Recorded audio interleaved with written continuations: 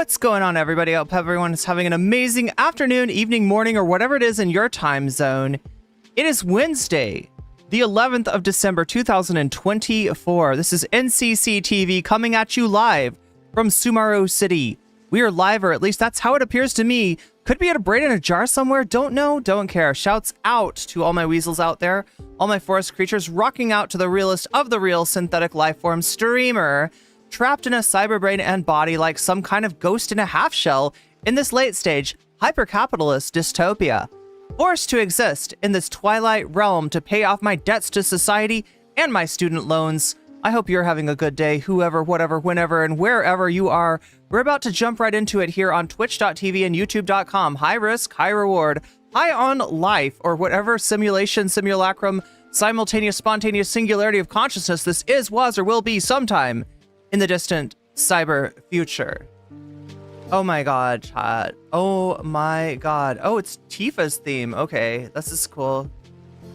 I'm getting to know the soundtrack even before I'm getting to play the game, so I don't know, chat, eventually. I don't know. Maybe when I get moved, we'll play some video games. That would be cool. I just need the pressure off of me. I don't know. There's so much pressure. I'm so busy, but I mean, it's cool. It's cool. I'm not complaining. I am definitely not complaining. It's just the most interesting life I could possibly be living, and I'm talking to the most interesting people I could possibly be talking to. So how are you doing, chatters? How are we doing today? Can we get some shaky gurgas in especially in Twitch chat? Hello, Anna? I'm assuming you're talking to my thumbnail. I'm just like, wait, do I look like Anna in any perceivable way? No, I don't. I don't. I've been compared to a lot of people, chat. Some of them I can deal with. Some of them I can't. Never been here for the intro. I'd love to hear Sam Cedar attempt that. I mean, Sam does what he can. He's got the Gowanus Canal. All right, and that's pretty impressive in and of itself. The industrially ravaged Gowanus Canal. Oh my god, chat, I didn't realize how tired I look. Just wishing Anna... Oh no. Oh no. New CA drone pilot, you're here to say the spicy things that I'm not allowed to say. You're like the voice of my id or something. I don't know. Sometimes. What are we gonna do? We're gonna try to cover up the fact that I have not been sleeping quite enough lately. Shall we? A little concealer. A little concealer. I usually don't wear makeup other than maybe lipstick and yeah, I guess occasionally concealer. Tired not to. We're gonna do this today because we got a big day ahead of us. We're gonna be talking about Majority Report. We're gonna be talking about TYT, and we're gonna actually get into the labor practices of TYT from the perspective of someone who worked as an independent contractor there. I've also, chat, is anybody familiar with the story? I've been seeing the story around of a TYT anchor quitting live on air, right? And I'm assuming that is Mondale that people are referring to. I found a clip of Mondale talking about TYT on, I think, the Ben Dixon show, but I haven't found the clip of the live on air resignation. So if anybody knows that, knows what that's about, knows where to find, saw the guy quit earlier. It was great. Damn. Where's that clip though? Anybody know? The mayor quit on another show? Yeah. Oh, so I've got the Ben Dixon show clip. What I don't have is like it. I'm assuming that Mondale Robinson quit like live on, what is it, Rebel Headquarters? Is that the show that is that the network channel that Mondale is on? Yeah, Ben Dixon YouTube is. I've got that clip. I've got the clip of Mondale talking about it on Ben Dixon. But since the story I've been seeing is TYT host quits live on air, I was assuming that that referred to live on a TYT network show. And that's what I'm missing. But of course, maybe it's just lost media. Maybe it doesn't exist, because I am sure that TYT is not wanting to platform their L's any more than they already have. It happened on Ben. Okay, so that's the reference? God, that's a weird way to title things, though. Right? If I see a... Look, I'm not telling other people how to do their titles. I know that YouTube's got a whole... You know, your title is really important, and sometimes the clickbaity nature of a title is necessary to get the video in front of the right audience or in front of a large enough audience, etc., etc. But with that title... to me sounds like you're saying that it happened on a TYT network channel. But I guess then I've got the clip. So we're good then. It's clickbait. Okay, well, look, I'm not going to begrudge anybody clickbait. I will criticize people when they're up to no good. The way that TYT is, the way that Jimmy Dore is, the way that, oh, I love this song.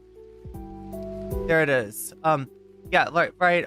That's what I'll criticize people for. I don't really get up people's butts about a little clickbait. What's a little clickbait between friends, right? What's a little clickbait between comrades?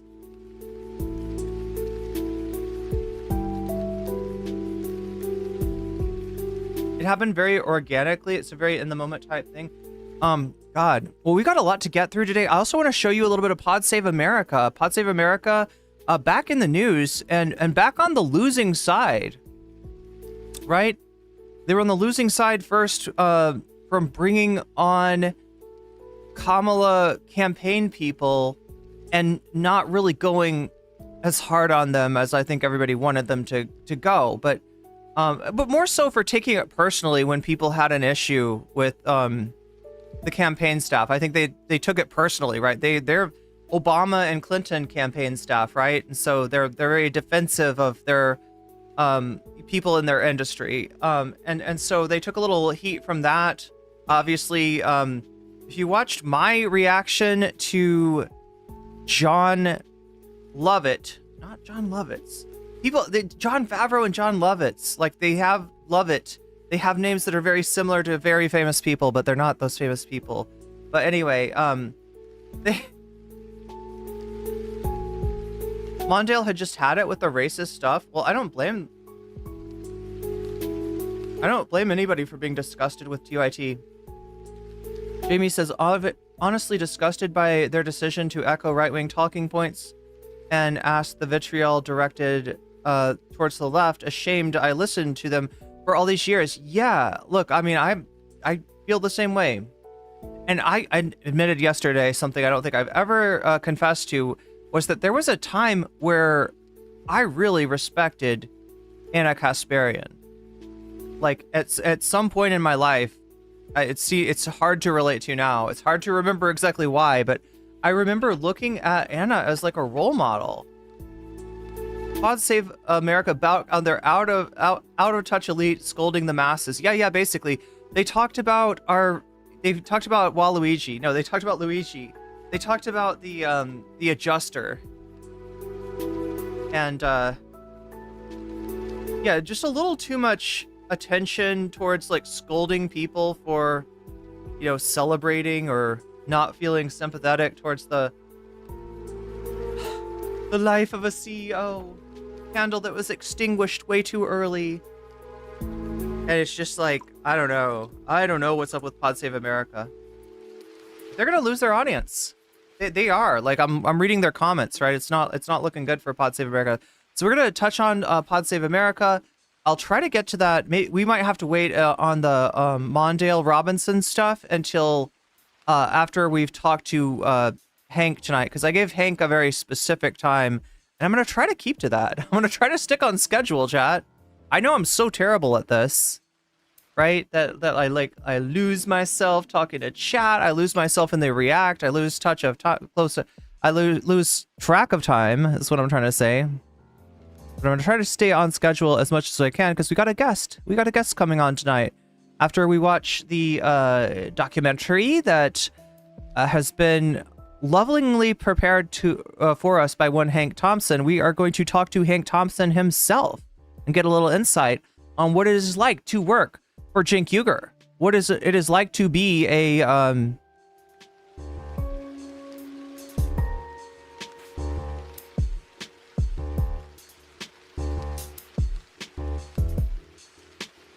contractor for TYT.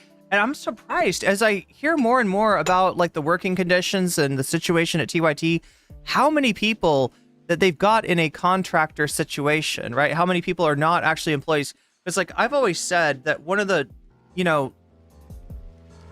reasons why I kind of understand people, taking a job at TYT is that like in this business, it's very hard to get a job. You are most likely going to be self-employed if you're working on YouTube. You're a contractor for YouTube, and that means doing your insurance on your own.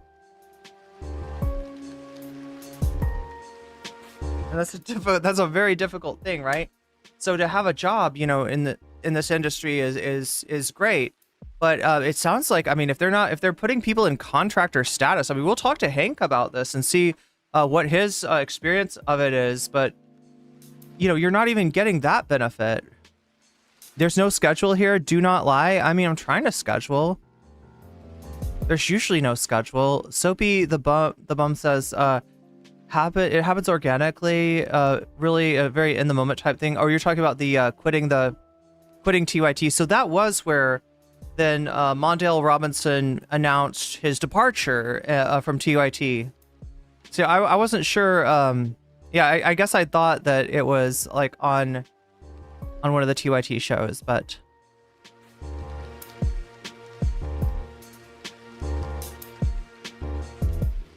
anyway, in the interest of like hurrying things along, I see you found the poll and you're voting in the poll. How many of you are voting in the poll? Looks like 40 of you have voted so far. 40 of you have voted so far. It looks like most of you are voting for Cavernacle versus Ethan Klein.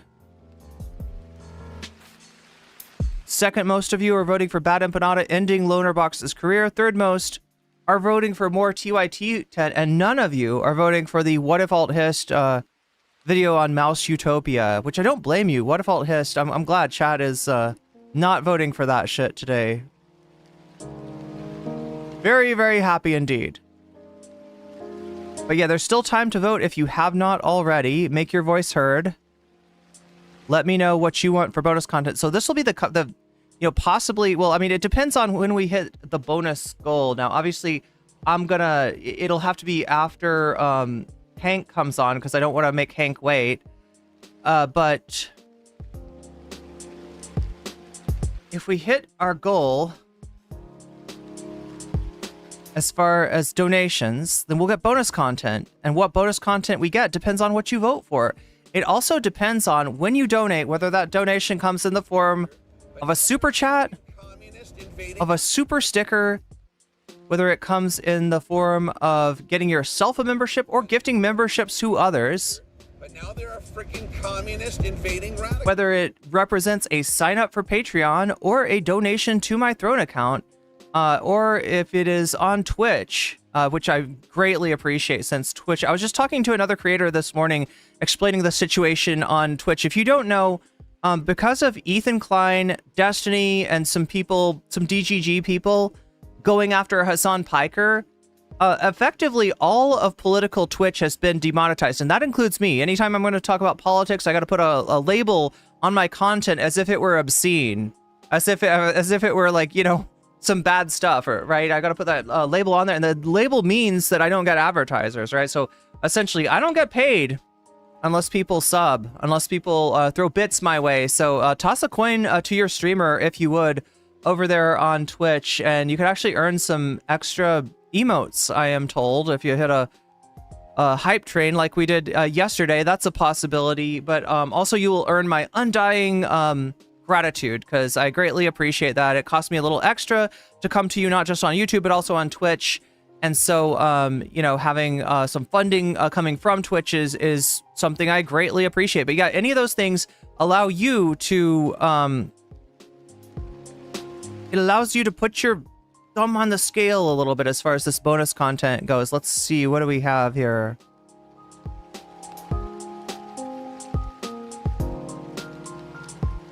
This music is great. I gotta play this game, chat, if I ever get time. Oh God, Brett Cooper. Brett Cooper. We need to talk about Brett Cooper. That's actually really interesting. Brett Cooper quit the Daily Wire. I don't know how we'll have time to get to that. Like I said, we got so much to get to. So much to get to today.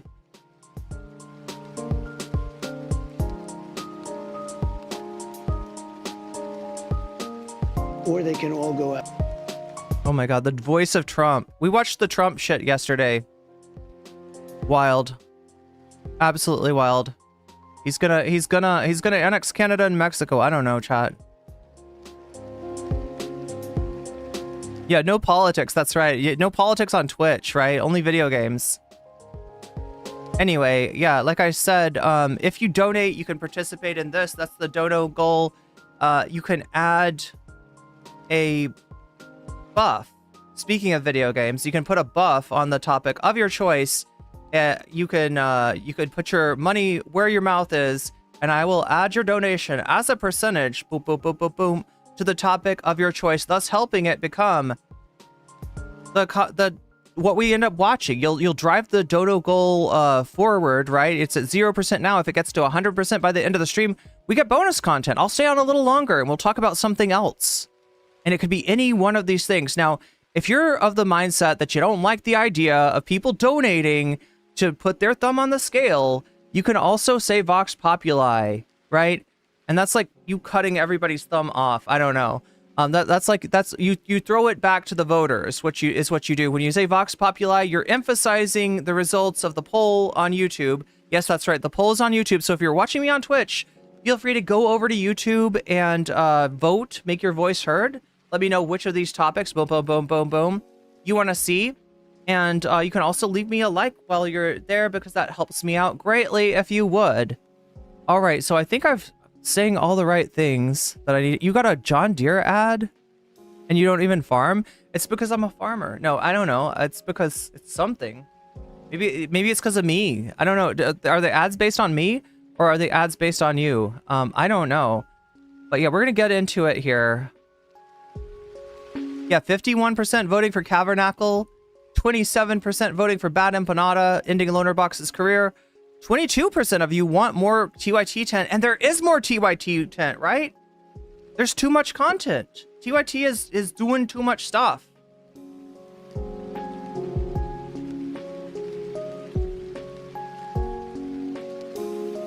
Oh, wait.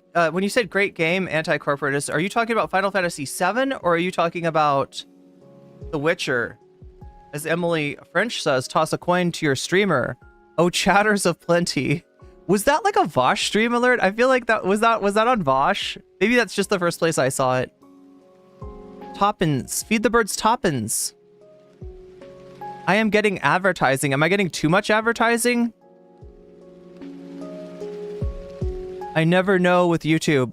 Yeah, so yeah, again, the problem with ads is on Twitch. All right, there's not an issue. Knock on wood. There's not an issue with YouTube. All right. I mean, and I don't want there to be, goddamn. There's an issue with Twitch, right? In that Twitch is no longer serving ads on political streams. If you mark your stream with this is political content, then you don't get ads. And it's thanks to Destiny, and it's thanks to Ethan, and it's thanks to Dan Saltman. And like, I really hope that the small streamers that got demonetized by this shit, I really hope that they all get together and do like a Gulliver's Travel to Dan Saltman. Wouldn't that be cool? Do a little Gulliver's Travel? You know what I'm saying? Like you just throw while he's sleeping, right? You throw the ropes around and you stake him down to the ground. You know what I'm saying? We could maybe do that. I don't know, chat. Like, these people think that they're so big that they're beyond any sort of accountability themselves. But I don't think that's necessarily true. I never saw that, Dwight. I've seen some gameplay of The Witcher through, I think his name was Jesse Cox, when it was out. The Witcher 2 was the one that I saw. It's only the song from The Witcher. Well, no, on The Witcher, they say, coin for your Witcher, right? And then Vosh's stream alert was always like, toss a coin to your streamer.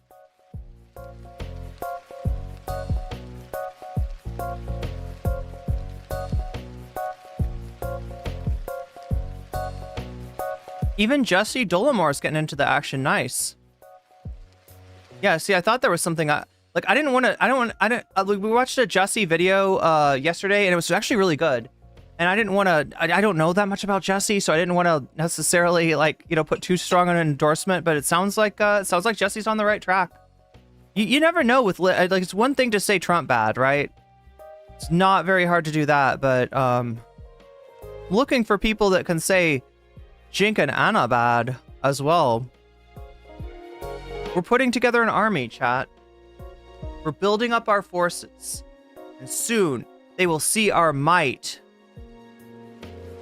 It's the coin. It's the song of the bard Jaskier sings. Oh, in the Netflix series? Okay. Okay.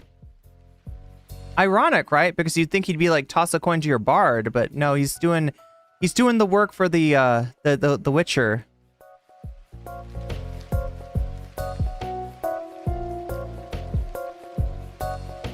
Witcher 2, yeah, that's the one I saw a playthrough of. I don't think I ever saw much from Witcher 1. I was not around for that. But I was a Jesse Cox viewer. I was a loyal Jesse Cox viewer at the time that Witcher 2 came out. And I definitely watched him play through that.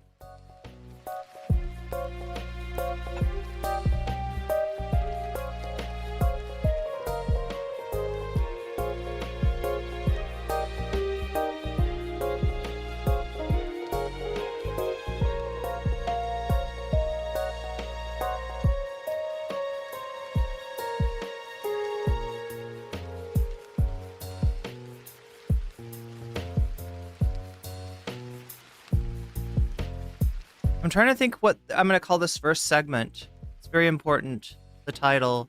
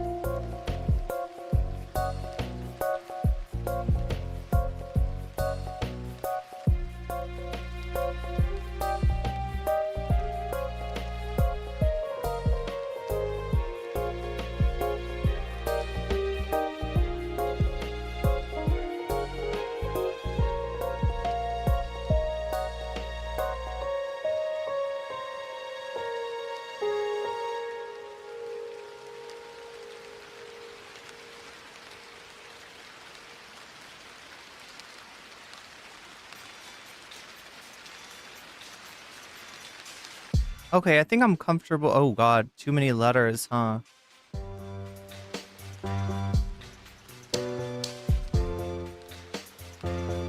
Wait, I'm misspelling Mangione, right? Oh no, I'm gonna sneeze, chat. I'm so sorry. I didn't mean to sneeze into the microphone.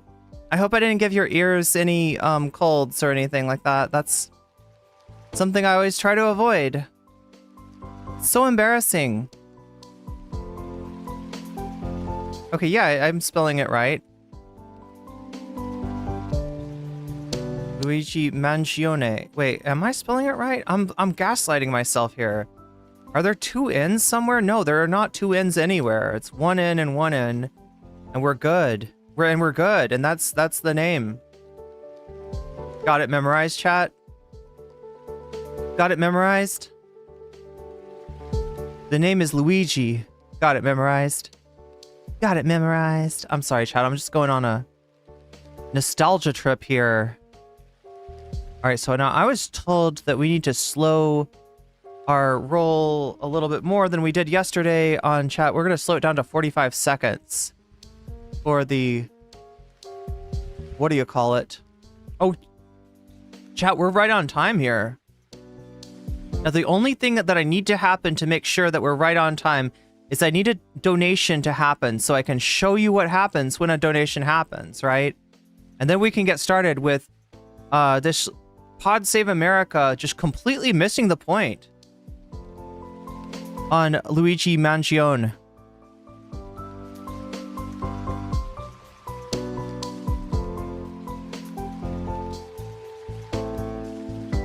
Oh my god, what is going on there?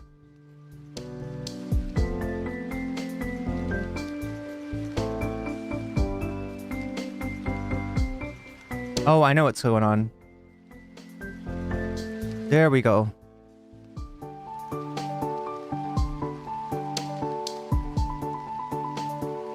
Can't wait for the Emma Vigeland segment. Yeah, that's coming up. That's coming up. We just got to get through this. We got to get the show. We got to get the show on the road.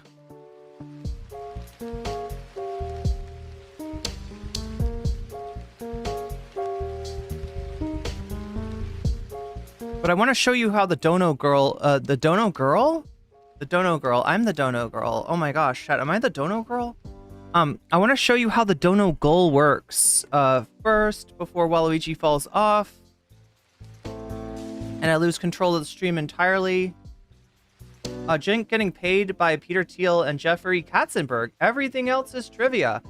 Those are two very important points. I will not disagree with you there. Narwhal by nature, thank you. Thank you for saving me with the lemon. Oh my god, this is where they meet. Is this where they meet? Wait, is this the story of where the lemon and the lime first meet? I think it is. That there. And then can I make that happen? There we go. Look at that. Thank you for the $5 super sticker. And look, when you donate, you can let me know in chat which of these topics is tickling your fancy. Which of these topics sparks joy with you? Which of these topics do you want to spend some time talking about after we are done with the main topic of the stream, right? Because I'm fully prepared to stay on a little bit longer if we hit the dono goal and to do any one of these subjects, right? Bad Empanada, Cavernacle, his new video on Ethan Klein, What If Alt Hist, Mouse Utopia. Yes, even What If Alt Hist, even though it's torture to me to cover What If Alt Hist, I will do it. Or more TYT 10. Yeah, because we, like I said, they've been busy. I never cover everything, right? There's a Charlemagne the God segment that I didn't cover yesterday, and I don't have time to cover today. And the only time I'll have time is if we hit the bonus goal. If we hit the bonus goal, sounds like bonus hole. That's true. Wow, I didn't realize that. Anti-corporatist.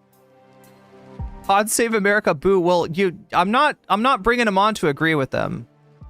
I'm not bringing them on to agree with them. Mice, please. Okay, so here's how this works. Let me show you. All right. So if you donate and you say, I want to see Mouse Utopia, then your donation gets turned into percentage. Look at that. $5 super sticker, 5% boost, 5%, what's it called in gaming? Buff. Yeah, it gets a buff. It gets a buff. And so if I look at the poll, which is right there, yeah. What if Alt Hist Mouse Utopia is at 3% right now, but it gets a 5% boost? So, right, it's getting 8% instead of 3% effectively because of your donations. So, yeah, the donations also drive forward the dono goal that is at 5% now. If it gets to 100% by the end of the stream, then we'll achieve some kind of enlightenment, and we'll get some bonus content as a result of that. And what is the bonus content? Well, it depends on what you vote for, and it depends on what you tell me when you donate, and you can let me know in chat.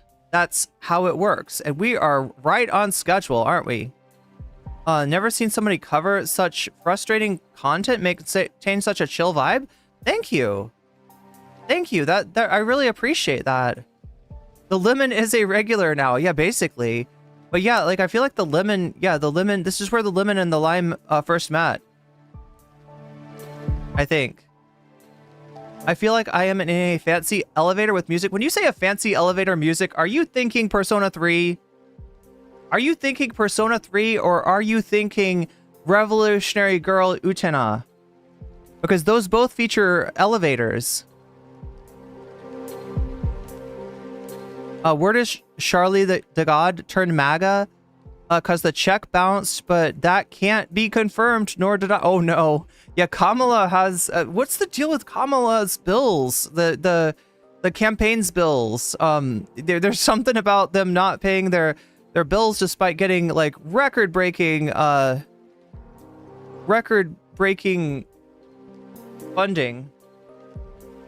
Anyway, so we're going to do a little quick segment going over Pod Save America's treatment of this Luigi Mangione situation. And really the first... Oh, yeah, I got to hit the buttons. I got to hit the buttons. That's what I got to do.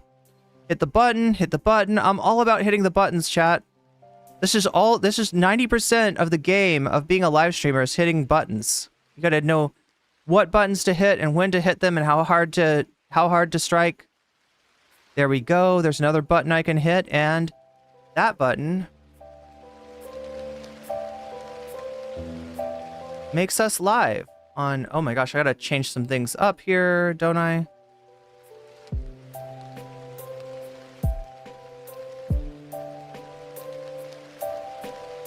Okay, what are we missing here? The video needs to go this way. Hi everyone, and welcome. I am nocommentchick. We're about to check out Pod Save America's coverage of the UHC. Let's just call him the adjuster. There's another word that we could use to describe the act that that Luigi Mangione did, but it's a word that YouTube doesn't like very much, so I'm gonna avoid saying it. But I think we all know what I'm talking about. I think we all know who I'm talking about. These are the Podjons. They're Pod Save America. They are former Obama and Clinton campaign officials. Good moments. They did call out Biden to step down when it became obvious that he could not continue to be in the race. They're sometimes very out of touch. And they've been out of touch recently in talking about their reaction to Kamala's loss. And we find them sort of out of touch again. So we're going to take a look and see what they've got here for us. Let's see, should I do this one? Yeah, that works for this, I think. All right, so let's turn off the Final Fantasy VII music. Even though I gotta play this game. I gotta play this game, chat. There's so many games that I need to play, but I'll never have time to play them. Anyway, we can't think about that now. We gotta do content. We're gonna cover Pod Save America. We are gonna take a look at the interaction between Majority Report and TYT. Majority Report has responded to what Anna said. Then we're gonna jump off from that because part of what Emma's talking about is TYT's labor practices, right? And I know someone who's got great insight on TYT's labor practice as one of the people who brought the union to TYT. So we're gonna watch a documentary from Hank Thompson, and then hopefully, if all goes according to plan, we're going to talk to Hank Thompson himself afterwards. So we got a whole day, busy day scheduled. I gotta get onto this. I've pressed my buttons. Now I press the button to start this. And we're going to get going on this Pod Save America content. What do you say? Welcome to Pod Save America. I'm John Favreau. I'm John Lovett. I'm Tommy Vitor. On today's show, Donald Trump sits down for his first major interview since winning the election and lays out his plans on deportations, tariffs, healthcare, political retribution, and more. The killing of United Healthcare CEO Brian Thompson crosses the barrier from cultural fixation to political debate, though it's still a cultural fixation. And in some incredible news, Syrian dictator Bashar al-Assad flees to Moscow, ending 2 generations of his family's sadistic rule. We'll get into what this means for the world and for America's new president. But first, we've been following the shooting of United Healthcare CEO Brian Thompson like everyone else, a story that now clearly has a political angle. Well, because he's running for the 2028 primary. Correct, yes. We don't know which party. As of this recording, Monday afternoon, LA time, police have a... Yeah, I mean, fun fact, you can run for president while incarcerated. Quote, strong person of interest in custody, 26-year-old Luigi Mangione, who was apprehended at a McDonald's in Pennsylvania with a backpack containing a gun, a silencer, fake IDs matching the ones used in New York, and a handwritten manifesto that didn't give the health insurance industry the best reviews. This was after the bullet casings found at the scene had the words delay, deny, and depose written on them. The reactions on social media, which is why this is one of the reasons why this is a big story, have ranged from people joking about the murder to celebrating it. United Health Group had to shut off the Facebook reactions to the announcement of Thompson's death after nearly 75,000 users responded with a laughing emoji. The reaction inevitably reached the point where politicians got asked about it. Here's California Congressman Ro Khanna on ABC. Is there some point to this vacuousness? Now, if you're talking about Pod Save America, you're not alone. The comment section is asking pretty much the same question of the Pod Johns. If you're talking to me, I can't help you. This week on Sunday. Let me just say it was horrific. I mean, this is a father we're talking about of 2 children, and my sympathies to the entire family. There is no justification. See, the thing is, I don't see anybody talking about how horrific it is that people are denied medical coverage resulting in their untimely deaths. I don't see anybody talking about how horrific it is that there are Americans forced to sleep outside with no shelter because the housing market has been commodified, all right? Now, I'm not a bloodthirsty person. I do not revel in the pain and suffering of other people, but I feel like the empathy is a little bit misplaced here. For violence. But the outpouring afterwards has not surprised me. Look, I, as a congressperson, had United Healthcare deny a prescription for a nasal $100 pump spray, and I couldn't get them to reverse this. So imagine what ordinary people are dealing with. The biggest denial comes when it's cancer treatment. I mean, people are getting denied on cancer treatment. And my view is very simple. Why can't we have a rule that if a doctor prescribes something and if Medicare, traditional Medicare, is going to cover it, then private insurance companies should be forced to cover it? I mean, it's absurd in this country what's going on. I think that's a good idea. What do you guys think of Ro's answer, and what's your general take on this story? So when I saw that the shooting had happened, I was like, okay, so here's what's going to happen next. I just was waiting for it. Like, there's going to be a round of people celebrating it. There's going to be a round of people criticizing the people for celebrating it. Then a round of people criticizing those people for not understanding the pain that people are experiencing in their lives. Everybody. Next thing you know, universal health care. Right. Right. It's sort of like Medicare for all or else. Right. That's the worst ideas I've heard. They're laughing about it, but for a lot of people, it is a serious situation, and it's about to be, it's about to be a serious situation for everyone. This is what's disturbing me about the Pod Johns, right? They've recognized now, like I don't remember if it's in this segment or if it's in the next segment that they put up, that we are in an anti-establishment mood in the country. Yeah, it only took you 16 years to see that. These are people that were involved in, like I said, the Hillary campaign and the Obama campaign, et cetera, et cetera. These are people that are supposed to put out their political feelers to understand, to put their finger on the pulse of the country and to know what's going on and to understand what kind of mood we're in.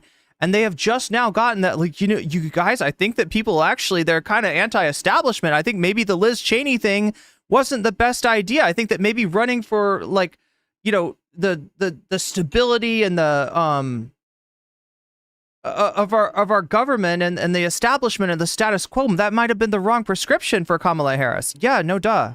The kind of like no duh. The way you demonstrate you really understand what's broken in our healthcare system is by performing this lack of empathy. That's how you demonstrate you really get it. And if you don't have that lack of empathy, that means you don't really get it. All of that. I'm sorry, but like empathy in the face, empathy for the CEO, when you haven't showed empathy for the people affected by for-profit healthcare in this country, and you don't realize that that is on the same level. All right, as far as taking people's lives, right? You recognize what happened to the United Healthcare CEO as murder, but you don't recognize what's happening to Americans every day as murder. That's the problem. That's the problem, love it. And just like you got voted off Survivor, your audience is not, they're not smiling at you right now. If I look at the comments right now, so that I was just sort of waiting for, and of course, like unfolded actually worse than I expected. It was all like what they're giving. Okay, and I don't want to say this to like, I'm not encouraging, I'm not trying to stoke like hatred, let alone violence against anybody, right? But they're giving pre-French Revolution noble. Like that's the level of disconnection that they're showing. And that's obviously a bad thing. all pretty ugly. The thing that I like, there was a lot of like earned vitriol. Like insurance companies, some are better than others. Plenty play games, even break the law to try to avoid paying. We have a cruel and broken system. But what do you understand that the cruel and broken part of it starts when we commodify healthcare? Do you understand that? Do you understand that right from the get-go, it's not a thing where it's like, well, it should be better administered, or there should be more regulations, or this or that. No, the problem is it's a for-profit healthcare market. The problem is that people are making money off of this like life-saving medicine. The problem is that some things should not be bought and sold, and people's lives are at the very top of that pyramid. Like that's what we have. Like this guy, well compensated, is a tool of a broken system.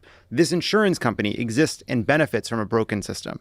And like that to me, like I want to have a debate about the broken healthcare system and why we have this ridiculous system where half the people get insurance through work. And look, if you're willing to allow that, you've also got to draw the obvious conclusion that it's not just healthcare that needs to be decommodified. And then the obvious conclusion that there's a fundamental contradiction between the needs of working people and the desires of the capitalist class. Which creates these incredibly convoluted and broken incentives where we have publicly traded companies that exist to create a difference between how much they pay out in health benefits versus how much they recoup in premiums. Like their job is to maximize that differential. We built a whole system around it. That's fucking stupid. That is terrible. That causes all kinds of harms. Like, I mean, I'm glad you see the perverse incentive in the healthcare system. I wish you'd see it in capitalism at large. But like the idea that we're going to associate the murder of a health executive with Medicare for all, to me, does not bring us anywhere closer to Medicare for all. We're not going to shoot our way to universal health care. And it ends up becoming a kind of vicious and negative and divisive debate, a debate we can win without kind of needing to resort to this sort of... I don't know about that. Now, look, I'm not endorsing what Mangione did as a method. Like, I'm not,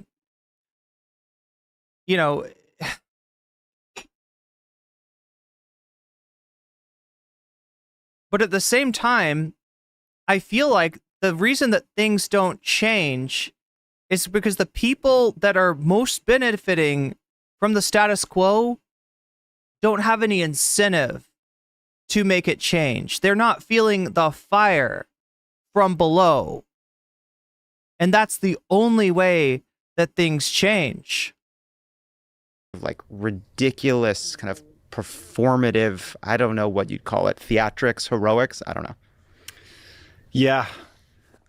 People can make jokes. The reason I don't make them is because I just think that people all have families and, let's think about it on a human level. And then also, deciding that we're tacitly supporting targeted assassination is the slipperiest of slopes in my view. And I saw people saying, well, United Healthcare is responsible for more deaths because they deny claims.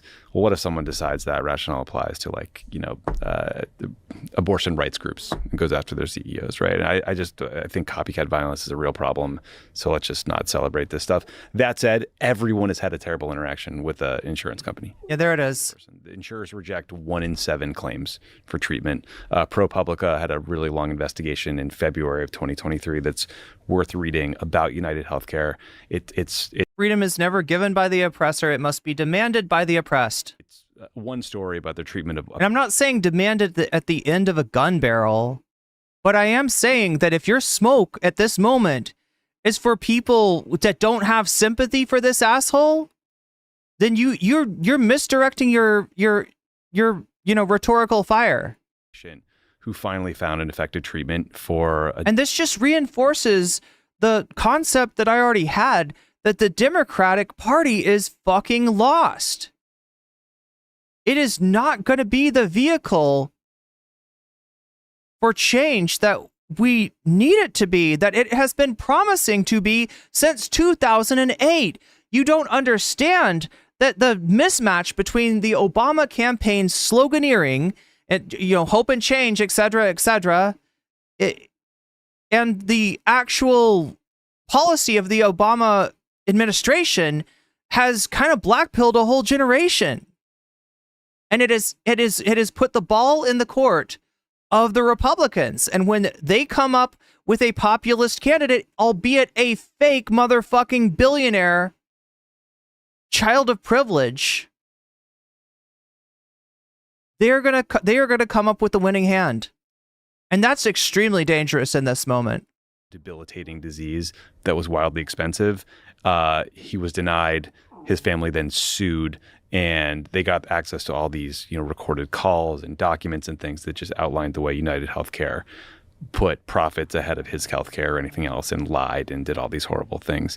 So, but I think the net effect of this incident is probably going to be that a bunch of corporate CEOs getting armed security and their customers pay for it. And that's, the frustrating part. Yeah, I mean, according to the and it's because you said bad things about the healthcare CEO. Oh my God, Tommy. New York Times, some people on talk about missing the point. Social media said that people who have information about the killing shouldn't share it with authorities. The hostel that he was staying in was cooperating with the authorities, and they got threats because they were cooperating. Some people posted names and pictures of other health insurance executives. I'm going to take the You are reacting. Was so peaceful up here, but now there are freaking communist invading radicals. You are reacting to organic outrage as if it was a logical and considered strategy that you could talk people out of, right? The neolib squishy centrist position that murder. That's it. Let's hear it. Murder is bad. Yeah. Also denying people life-saving health care because they can't afford it. Bad. How about that? Wow, that's incredible. How about that? Isn't that crazy? Incredible. Should out there. Incredible. Hope all them. Hope. Yeah, murder is bad, but here's the connection you're not drawing. They've been murdering us, and not just through healthcare. Capitalism has been murdering us to make sure we are properly incentivized to go to work and do our job and get fucking fleeced by our employers. Right? They put the pain of death on going unhoused. They put the pain of death on not being able to get medical care. And that is murder too, John. It's just not recognized as even violence, as even a crime. And it's happened a lot more than we've seen CEOs gunned down. So please, if you're gonna show some sympathy, for the family of the victim, etc., at least show some sympathy for all of his victims. While the murderers are caught and punished, also hope we pass more laws to make sure that everyone can get the health care they need without the insurance company putting them through hell, which insurance companies frequently do. Yeah, fresh hell at that. I feel like the other question, why do we have a system where I wonder what they cut out? All these people have horror stories, terrible stories about what it's like to engage with these companies. These companies exist to deny claims and make life harder. And, the reason is capitalism, love it. That's the reason the perverse incentives are there. Look, when you have a contradiction in the needs and in the interests of the capital class versus the working class, you get shit like this. Right? This is natural. This is part of the system. This is not a bug in the system. This is baked in. This is a feature. This is how it's supposed to work. This is by design. This is what capitalism does. And no attempt to nerf it down with regulations or a social safety net is going to take away that fundamental fact that even if when you get regulations, even when you get a social safety net, what happens? It gets clawed back. 40 years between Roosevelt and Reagan, 40 years to change the dynamic in the country from a Keynesian one to a neoliberal, neoconservative hellhole. Obama used to tell stories about what it was like when his mother had cancer and how you're dealing with the worst moment of your life and you're on the phone with insurance companies. Like, why does this system exist? And, the debate online, fine, it's not real life.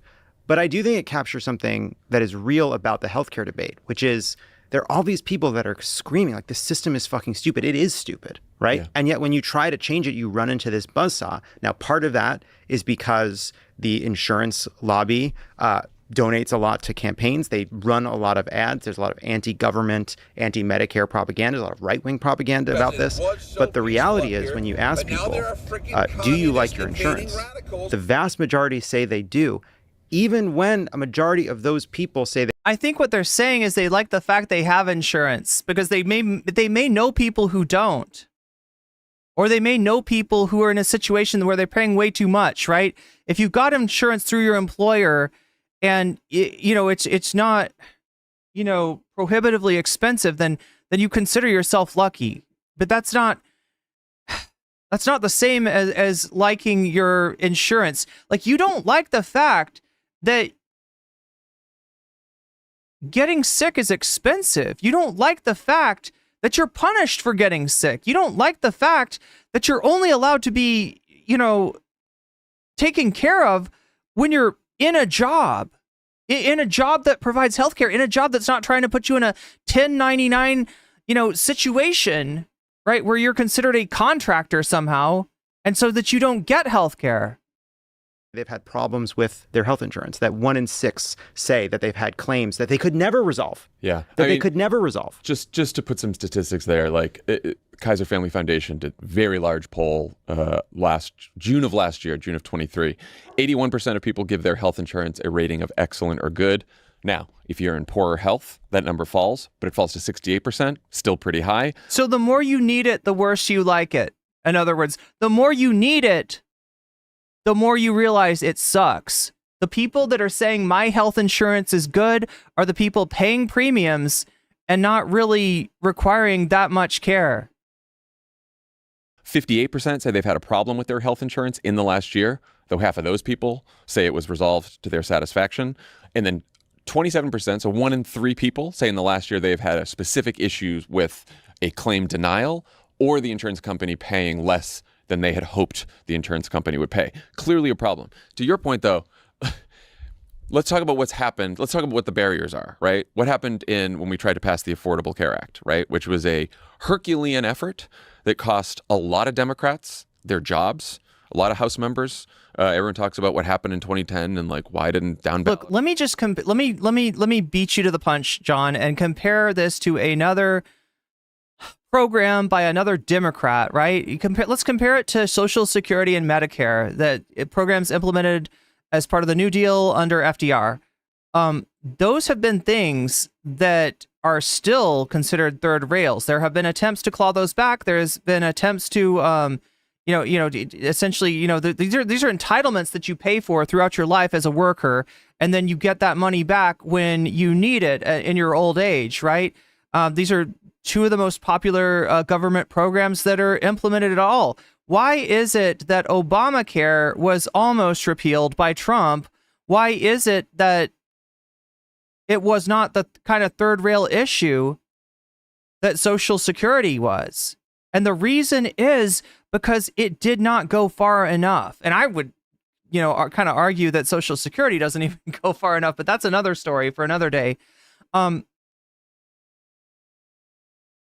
The conservative approach that the Obama administration took towards healthcare that was being described in the campaign as universal. Yeah, to me, universal healthcare means if you've got a health problem, then we've got a health solution.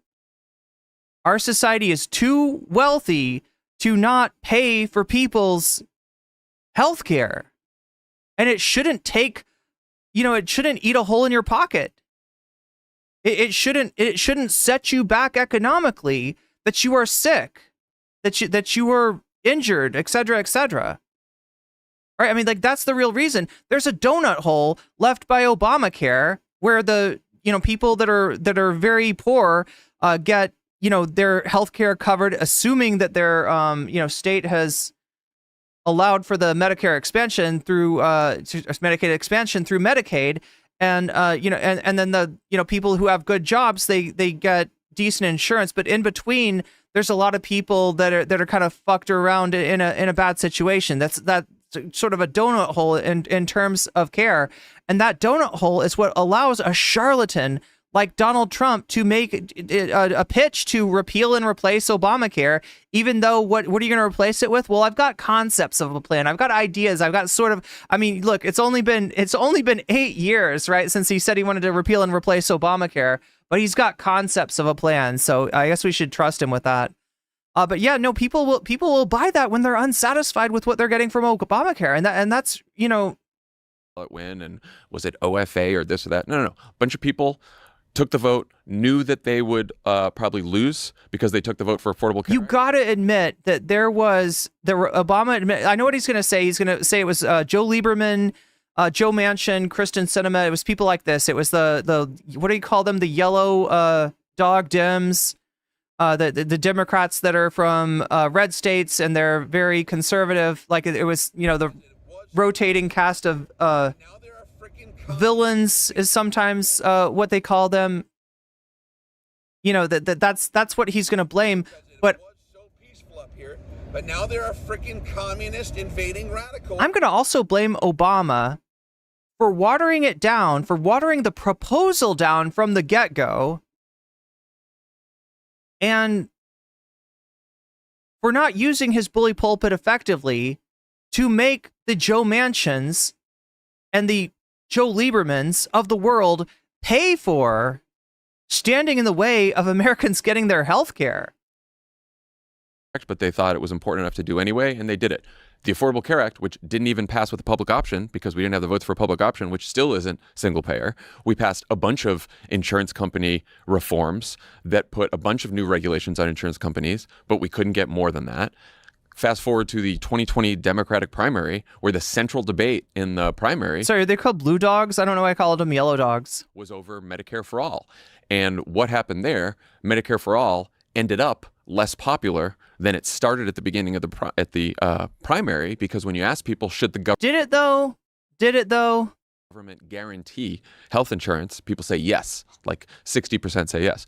When you ask people, do you think it should be a government-run system or a private insurance system, more people want private insurance than they do government. That number has narrowed now, but that's still... Because the government insurance isn't...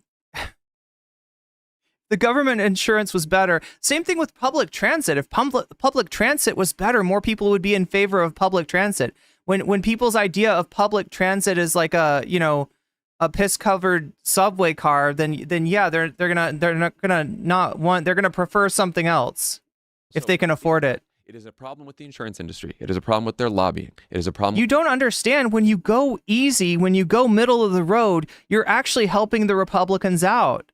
The Republicans' message is that when the government gets its hands on something, it ruins it. It makes it bad. Public is bad. If it's public, it's private, it's really good and it's prestigious. I mean, this goes for schools, this goes for transit, this goes for a lot of things, right? And they've been able to, because of the timidity, frankly, of Democrats, they've been able to sell this message that public means shitty, right? If you provide public services that are not shitty, you might see a different perception. But again, these Democrats are afraid of their own shadow, and they have been since the late 70s, early 80s. The money in politics is certainly a problem with the Republican Party, but it's also, we have work to do convincing people to change this system. Well, it's also, I think the fact that profit is in the healthcare system is the original sin here. Yes. Thank you, Tommy Vitor. Thank you, Tommy Vitor. We would all want to get rid of. But if we were doing it over again, we would have it without profit in the system. Single payer, Medicare for all type system. The challenge that you It's just funny that they don't draw the conclusion from there to Yeah, the fundamental contradiction of capitalism, that profit is also a problem when it comes to housing. And the profit is a problem in general. That is the original sin. Not just profit, but exploitation. So, look, I mean, we all know what profit is. It's when somebody sells a good or service for more than they pay to create it, right? So that is the capitalist, getting, fleecing you on one side, but not a lot of people think about exploitation, which is what happens when you go to work, and invariably the amount of work that you put in other words, your productivity, the amount of value that you're adding to the goods or services that your company is providing is always going to be underneath what you are getting paid. This is a fundamental law of capitalism. I could show you the equation if we were doing a lesson on Das Kapital, but I'm not going to bore you with that today. But this is this is how it works. That's exploitation. And you don't see the exploitation because of alienation. You don't see what kind of productivity you actually have. You don't see what kind of value that you're adding to your company. And so then when you are undercompensated for that value, you don't notice that you're getting ripped off. But these are two fundamental aspects of capitalism. Though, is getting people to trust that the government is going to competently administer that system is also a great challenge. I imagine that challenge was not aided by the rollout of healthcare.gov during the ACA fight and rollout in the second Obama term. So, well, and let's talk about why that was such a challenge, right? In 2013, as part of the Affordable Care Act, we said, look, if insurance companies try to give people these shitty plans that don't cover anything, where they're paying a lot of money, but they still can't get good coverage, what the government's going to do is say, we're going to cancel those plans. I'm sorry, but you're just telling me why your middle of the road approach doesn't work. And your conclusion seems to be it wasn't middle of the road enough. Maybe it did too much. Cancel those plans, and suddenly there was a fucking uproar like you wouldn't believe, because people said, I thought I could keep my health insurance if I liked my health insurance. Because of a line that you had to include when you were campaigning to reform the healthcare system, which is if you like your plan, you can keep your plan, which was going to be true for 98% of people. Well, and also the website didn't work too. Well, that wasn't great. But I was saying the bigger one was the real political problem was, why did we get all these cancellations? Yeah, and you went with all this shit instead of the simple formulation that healthcare is a goddamn human right. And now people are like, well, everyone hates their health insurance plan. Well, actually, no. We tried to cancel a bunch of really shitty plans that didn't do a lot to cover people, and there was a fucking uproar. So that's not to say that of course we should try again, but it is much more complicated with actual people. I mean, again, that's a problem with your messaging, but I also think it's a problem with you over-complexifying a fairly simple situation, right? The very basis... and this is me putting my hat on as a Democratic political consultant, of which I am not. I am not a big fan of the Democratic Party, especially the modern Democratic Party. But if you gave me that job and asked me to give them the best advice that I could, I would say, look, Maslow's hierarchy of needs, food, shelter, things like this, right? Things that people need should be guaranteed. Should not depend on your wealth, right? We should start off with a base of support for everyone. And the businesses are going to scream and cry about this because they're going to be like, but then there's no incentive for them to work. We want these people to come in and sign contracts with us where they get paid bullshit wages. And we squeeze them. We exploit them, right? And if we don't put the fear of death on them, if you go homeless, if you can't afford medical care, if you can't afford food, you're gonna die. If we don't put that fucking fear of death on them, then they're gonna be in a better position to negotiate their wages, right? Yes, they are, and that's a good thing. The other part of this is like, people also say they're comfortable with expanding insurance by the government. They just I do think okay, so half the country roughly has health insurance through their employer. That is the system we built. That is a convoluted, broken system that creates a bunch of perverse incentives. It means that insurers don't have much of an incentive to cover preventative care, because if you change jobs, you change insurers, creates a whole host of problems. Small percentage of people buy their own insurance, about 10%. The rest are either uninsured or in the public systems.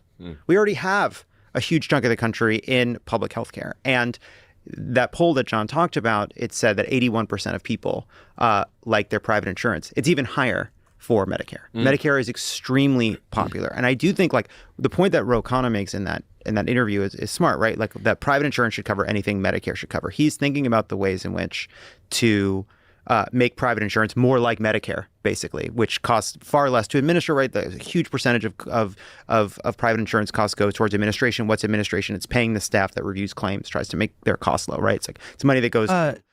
Let me read some chat here. Again, chat, I've got 3 chats, so pardon, I beg your pardon if I don't read all of your chats here, but I'm dealing with what I can.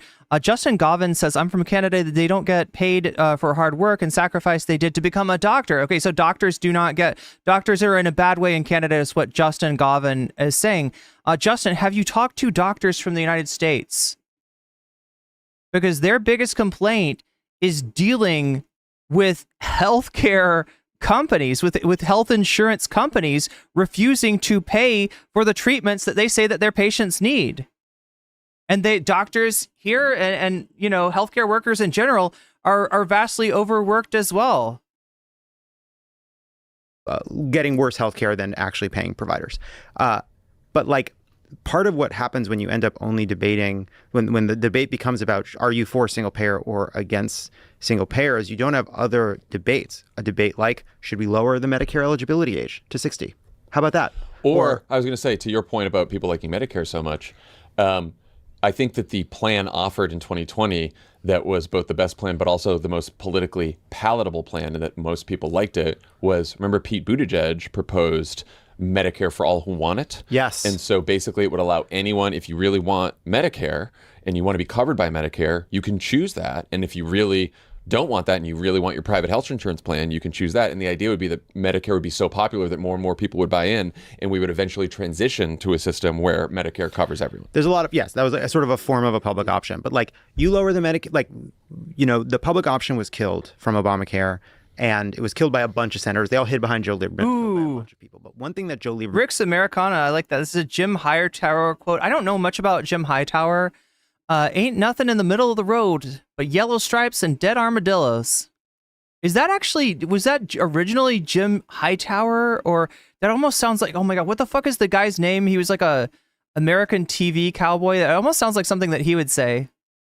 Personally killed was what's the dude's name, chat? Medicare buy-in for people, and that was just a policy to help. Like, if you were between the ages of 60 and 65, that is where your health, you're not yet in Medicare, but you still are in the age where you're starting to have more and more health problems. It's extremely expensive group to insure. If you get laid off when you're 58, it's incredibly expensive. Like, there's a huge bunch of problems that happen there. And Joe Lieberman personally killed a Medicare buy-in. But like, if we could get the Medicare age down to 60, it costs about $25 billion a year, a tiny, tiny fraction of the budget. And that alone would bring healthcare costs down for fucking everybody just by dint of getting this pool of expensive people to insure off. But like, these are the kinds of things I think we should be talking about, like simple fixes that get us on the road to Medicare for all.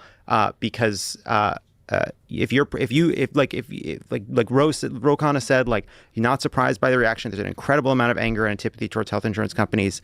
We should target it. We should direct it towards a political aim that. Rick's Americana, usually when you do a $5 or greater super chat, my TTS automatically reads it for you. So I'm going to read it out for you since it's not working for some reason. Hightower's title of his book is the armadillo thing. That was the title of his book, Nothing in the Middle of the Road but Yellow Stripes and Dead Armadillos. Either way, thank you for the super chat, Rick's Americana. I could actually help people as soon as possible.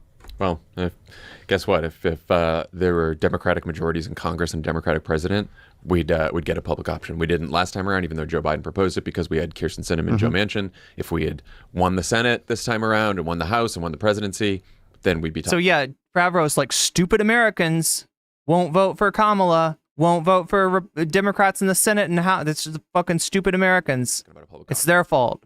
For a second term. And these should be part of the like this is part of the attitude that I fucking hate about Democratic Party officials. We talk about like, what are Democrats for? We spent a long it's Americans' fault for not voting for, what is our big, for not voting for the world's most lethal military, for not voting for somebody who stops talking about price gouging and starts talking about Liz Cheney. Agenda for the future, like these kinds of big changes have to be part of it.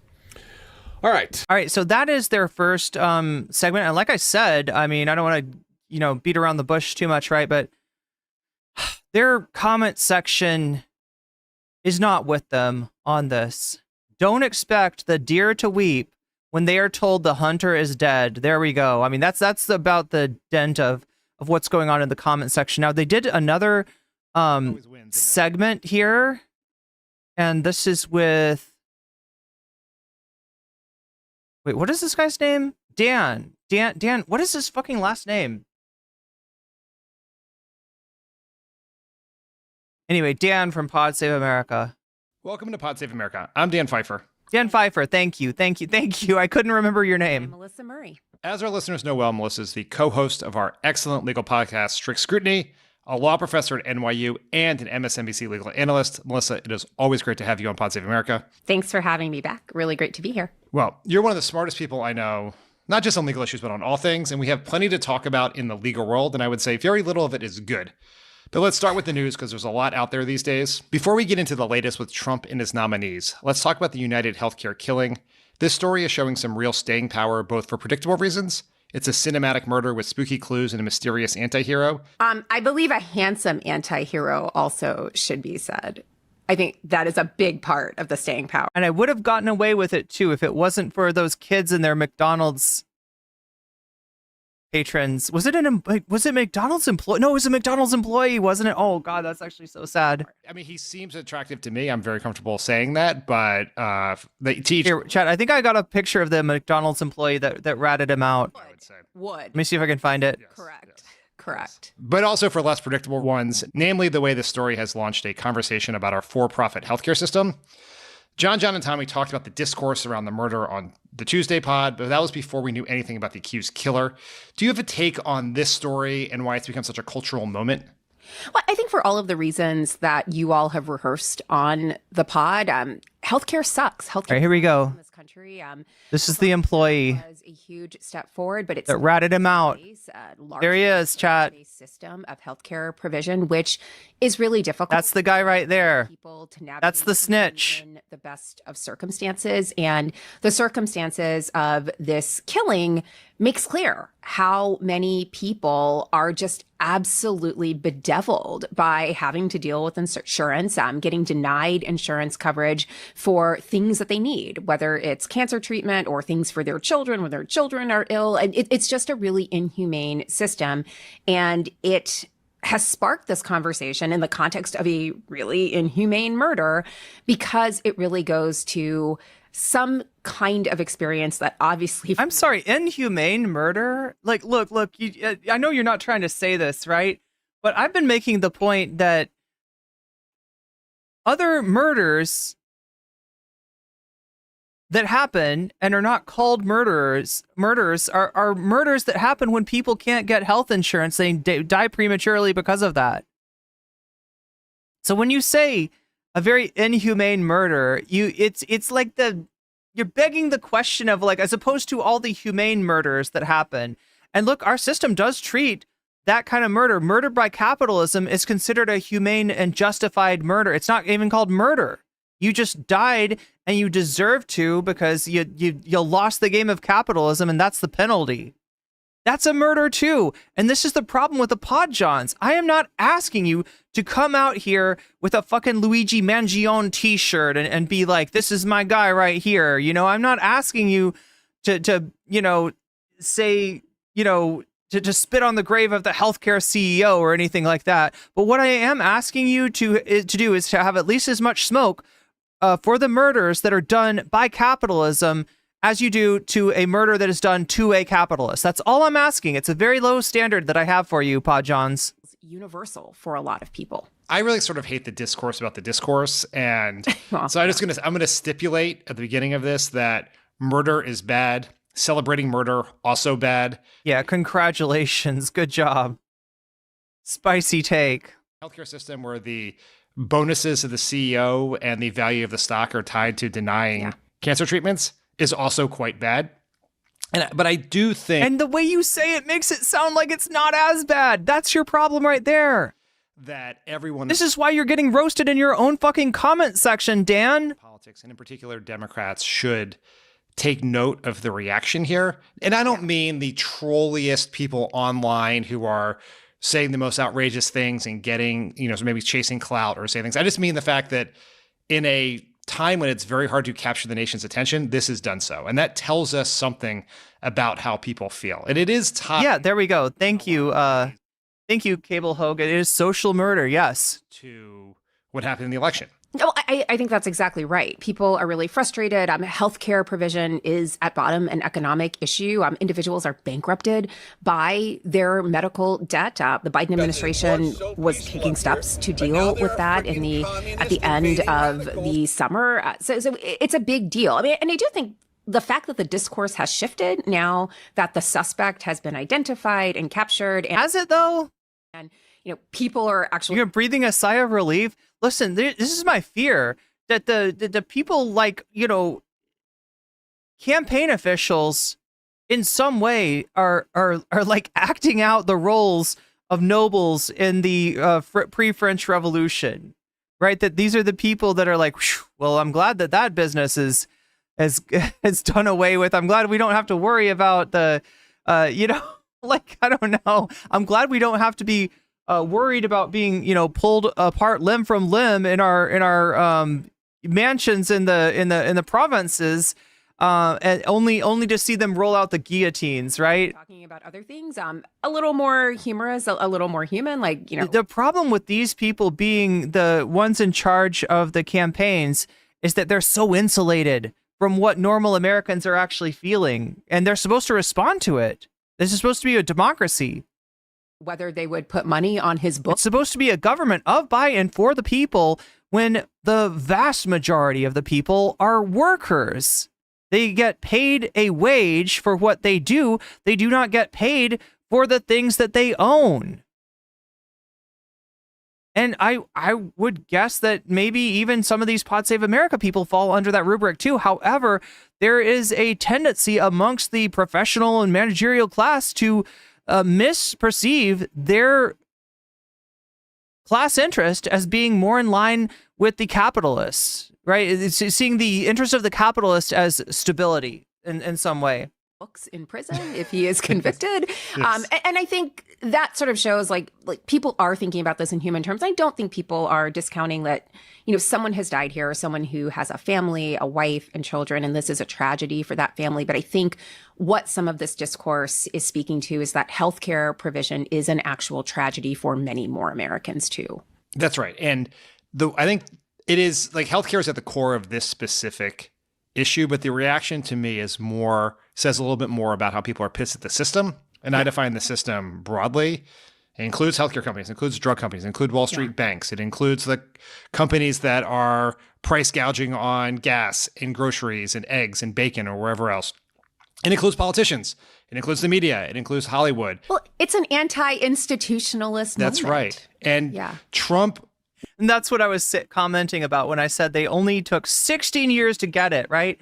At first, I think my comment was going to be it only took 8 years for them to get it, thinking that, it started in 2016. But really, I think the anti-institutional moment started back in 2008 in the financial crisis.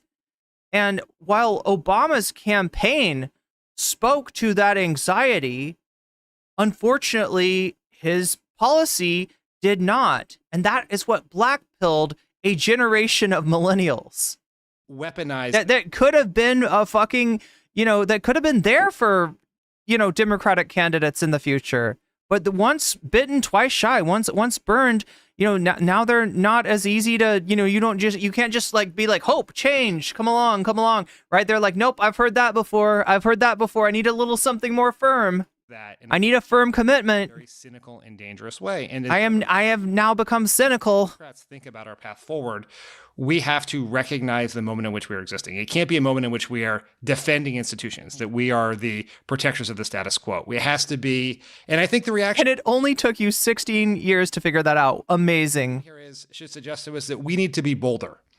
bolder in our messaging, bolder in our response, bolder in our policy prescriptions to speak to that moment. Because if we don't, these are the moments in which historically demagogues and authoritarians. I'm sorry, I gotta say it. We need bolder people in charge of whatever party is going to actually stand up to MAGA, which I've got my doubts whether that's the Democratic Party now. I know that's a wild thing to say, and that, you know, in some ways it's easier to imagine an end of the country itself than it is to imagine a two-part, like a system that's not Republican and Democrat, an America that's got a legitimate left party. But either the Democratic Party has got to be taken over, has got to undergo a hostile takeover by workers, or it's gotta go by the wayside. Taken power. We've just had that happen here, and we have to understand that this tells us the reaction to this is not normal, and it tells us that we need something more than a typical response to it. Only took you 16 years. I think that's right. And I think one thing that's been really interesting is the discussion over Obamacare in the wake of this. And, you know, I'm an older person at this point. So when Obamacare was introduced in 2009 as a policy prescription and then actually enacted, it was actually radical. I think now, many years later, yes, we can understand that it was essentially a kind of reform of the existing system, but that was a really big deal. So I don't want to lose sight of that, but it's been a number of years, it's been decades. It feels like people are on board with Obamacare. Maybe this is the moment to push even further and to think about a system that would address. Listen, the more that you get the former resistance advocating for, an expanded healthcare system, a more universal healthcare system, advocating for a rise in minimum wage, the harder it's going to be for Trump to pass his shitty agenda. But instead, so many of them are doing a Anna Kasparian and a Cenk Uygur, or they're doing a Mika Brzezinski and Joe Scarborough. They're rolling over and they're showing their bellies to MAGA. That's the exact opposite. They're like, well, we did the resistance thing before, so now we're just going to do the cozy up to Trump thing. Things that even Obamacare cannot. You're exactly right. It's hard for people who were not around in politics or paying attention to politics back then to understand how radical an idea it was, because the core principle of Obamacare, for as imperfect as the process was to get it done, was that there is a right to affordable health insurance in this country. It did not achieve that for every single person, but that was the goal. And there are reasons it didn't. The Supreme Court made it worse by affecting the Medicaid mandate. Republican governors made it worse by refusing Medicaid expansion in their states. There were problems in how the law was written. That's problems in the implementation of it. But it changed the conversation. And now the question is what comes next? And I hope that as a party, Democrats engage in that in a bold way. And it's not as simple as Obamacare plus as to Medicare for all, right? There's got to be something, there's got to be a broader conversation that includes everything in the middle. Yeah, I think that's exactly right. All right, independent journalist Ken Klippenstein published the shooter's full manifesto, which is really more of a memo, I would say. I don't know if you read it, but what did you make of the decision to publish it versus mainstream media outlets? Okay, so this is more of a media type conversation. As interesting as it is, I think we're going to look at something else. Now, there's a video from Secular Talk here. Boy, oh boy, do I. That's got people from other countries reacting to healthcare in the U.S. Also, thank you, Omega Star, for the 200 bits. You get a corgi. You get a corgi. You get a corgi. Oh my God, corgis are adorable. I have a segment for you guys here. Good googly moogly. Great googly moogly. Wait, is he affecting Frank Zappa there? There has been just a colossal, massive propaganda effort in the U.S. to pull the wool over your eyes and hide the truth from you about just how shitty our healthcare system is. And look, the health insurance companies, the big pharma companies, you got these giant industries. They give a lot of ad money to these mainstream media networks. And so you really don't get deep dives on just how wretched and repulsive and grotesque our healthcare system is and our health insurance system is, right? So this is going to be an eye-opener for many of you. Many of you already know this reality, but, for those of you that don't, you're in for a treat here. So first, let's start with this. You have Abba and Preach. They are Canadian YouTubers. They're going to talk about the U.S. healthcare. Oh my God, we were watching. Okay, I didn't expect him to bring up Abba and Preach. But now there are freaking communist invading radicals. To put these two into perspective, I would call them manosphere, but I would distinguish them from, the likes of Fresh and Fit, who they're constantly, at war with. They're constantly beefing with, right? So they're conservative, but they're not like, I don't know, they're not like straight up Nazis like Fresh and Fit. I guess that's they're I guess Destiny orbiters, sort of. They've done a lot of content with Destiny, if that gives you an idea, but they're more on the maybe towards the right of Destiny. Them here specifically, they're reacting to the United Health CEO getting shot and killed. Let's watch, and then I got some other incredible videos for you. Us who don't live in America, right? I go and I get injured. I go through the free healthcare program. Eventually I'll get there. Is it slow? Sure. Does it have its problems? Absolutely. In America... So, they're saying it's slow, assuming that shit is fast in America. I know people, in fact, I've had this experience myself, especially if it's something like physical therapy. You're waiting a long time to actually get it. It's just seeing your doctor. Half the time they're like, okay, well, I can get you in 2 months from now. And you're like, I kind of need to see someone right away. You have certain problems. If you don't have health insurance, you're looking at bills of 40, 50, tens of thousands. It's like absurd how much people sometimes have to pay medical fees. With that in mind, a lot of people have a lot of issues with the medical industry. Some people who need life-saving surgery or life-saving treatment can't get it because they don't have insurance and they can't afford to pay for it. The point of the insurance is not to pay. It's to make money. So they're going to find a way. Wait, Great Googly Moogly was on a football commercial? Look for all the instances of where it might have been or not been or whatever, and looking at the fine prints. When it's time to collect, they collect. But when it's time for them to pay out... You mean like a Super Bowl ad, or... Yeah. Let's see about that. In my opinion, beyond even this man or his company, this kinds of industry shouldn't exist. I don't think this should be a standard anywhere in the world, in my personal opinion. Hell yeah. Because I think health insurance stuff and how... And so now, do you notice how conservatives, some of them get this too? Functions works really well if you got money. If you got money, it doesn't mean that they don't have bad takes on a whole host of issues. It doesn't mean that this is going to get rid of their the fucking social conservative culture war brain rot. But pay for some of the best coverage and all that shit. It's great for you. It does mean that the barrier to getting this kind of legislation passed is actually lower than you think it is. But for everybody else, it's fucking trash. And knowing that, like, yeah, we can talk about this guy, people can hyper-focus on this, but honestly, that's an industry, in my opinion, I can't believe exists to this day. But that's me. And I'm not trying to sit here and say, universal healthcare that we have in Canada is perfect. It comes with its flaws. But good Lord, I've never looked at the American system and thought to myself, that's great. I could handle being a poor person in that shit. By the way, we talked about this. The way they prioritize who gets the care in single-payer systems is literally by need. Who needs it the most? They hop right to the front of the line, right? It is the most rational, logical way to determine who gets the care. Look at need, go based off that. In the US, we do what's called a wallet biopsy. Who gets the need? Who's got the most money, right? And so that's a shitty system. So are there, in some instances, some waiting that you have to do in Canada or other single-payer countries? Sure. But usually the waiting is more for elective procedures, right? And if there is some waiting for a necessary procedure, it's literally just, this is as quick as we can get you in, but we know you need the care, so you're hopping up as high as you can in that line, right? Whereas in the US, that's not how it functions. That's not how it functions. The wallet biopsy is the end-all be-all, and there are terrible wait lines here as well, and you could be on that wait line even for care that is absolutely necessary.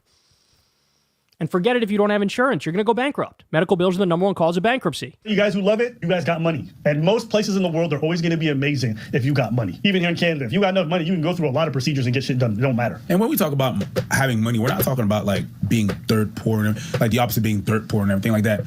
Just working class. If you're not well insured, we're not talking about like I ain't got no money to put. No, there's some people that have a roof over their. CJOJ, I would. You say they're not conservative. I would encourage you to consider the fact that the United States has an Overton window that's been artificially truncated, and that what we see as conservative, right wing and left wing are really two sides of capitalism, two sides of conservatism. They pay their bills. Everything is all right. They have a decent job. So, relatively speaking, from your point of view, while you might not consider their commentary on a lot of social issues to be right wing, I do. Some stuff happened. Yep. And it's done. It's really an injury at work, sickness, or an injury, a sickness, and they were good before that, and they had insurance, but not the proper insurance that covered whatever the hell happened. But only because I consider the totality of the actual political spectrum, not the McCarthyite political spectrum that is put forward on American media. When we talk about people that don't have money, it's not even the poor people. It's not even Section 8. It's not even all of that stuff that you're talking. It's mid-class, even higher class citizen. It's just like, yo, how many $40,000 bills can you pay? After how many months are you going to be all right? And if we think that in America, it's like, I think it's like the number for that is like 60% of people are living check to check. Yeah. So if you're considered good with the money, it can still break you. I have friends who refuse to go to a hospital because they know they can't afford it. 100%. So they've been walking for years with an injury like a shoulder that's like not in the proper spot or whatever. We talked about this the other day. U.S. could have saved 338,000 lives from COVID if we just had universal health care. 338,000 for the exact reason he's describing. Some people were really, really sick with COVID, and they were like, I should probably go to the hospital. But then they said, I don't have insurance. That could bankrupt me. I guess I'll ride it out. And then they died. Does that sound like a system that makes sense to you? Does that sound like it's how it should be? So that's a Canadian reaction to our healthcare system. They were reacting to the... But yeah, if you want to call them reactionary centrists or whatever, be my guest. Shooting of the United Healthcare CEO. But I got more for you. This is an older video, but man, is it important. Here is somebody on the streets of the UK talking to British people about how much U.S. healthcare costs. Now remember, where they're from. This is the channel Politics Joe. Anybody know about this channel? Everything is taken care of. It's just paid for with tax money, right? When they learn about the way the U.S. system functions, look at the shock and awe and disbelief on their faces. They cannot fathom that this is the reality for Americans. Here we go. 10 grand for a baby. Is there a price for that? Yes. Jeez, $100, $200? $2.5 grand. $80. $600. 250. More. Shut the fridge. More. £300. $600. $600. Yeah. Ambulance call out. How much do you think that costs? Zero payment. Zero payment? Yeah, zero payment. No. It costs $2,500. For real? Yeah. Oh, okay, cool. you know. An inhaler. $100. Yeah, you're pretty close. It's a bit more. 120. 250 to 350. For an inhaler? Yes. Man, so if you're poor, you're dead. I know that it's like public healthcare in the UK. Basically. In the US, fortunately, I'm able to get healthcare through my parents, their jobs, but like I carry an EpiPen, and I know that like the cost of that has just been rising. So like there's like very few companies that even compete, so it's sort of like a monopoly for the EpiPen. Even though like we have insurance, it costs my parents about a couple hundred, even with insurance. So 2 EpiPens, how much do you reckon they are? $80. Yeah, people always talk about the free market in a almost religiously reverential way. The free market's going to solve all the problems. The idea is the person that can make the best product at the lowest cost wins. And they don't recognize that that is not, that capitalism abhors a free market. That the strategies employed by Amazon, by Uber, by any number of companies are anti-competitive in nature. $600. $40. I'm afraid not. And until really recently with Lena Khan, which, oh God, that's another interview. Yeah, there's a good interview. Hassan talked to Lena Khan recently, but until recently, until Lena Khan was in there, this has been, there hasn't really been any opposition to this kind of monopolistic anti-competitive behavior. The U.S. has let it go. More? $100. More. under Democrat and Republican administrations. 250. More.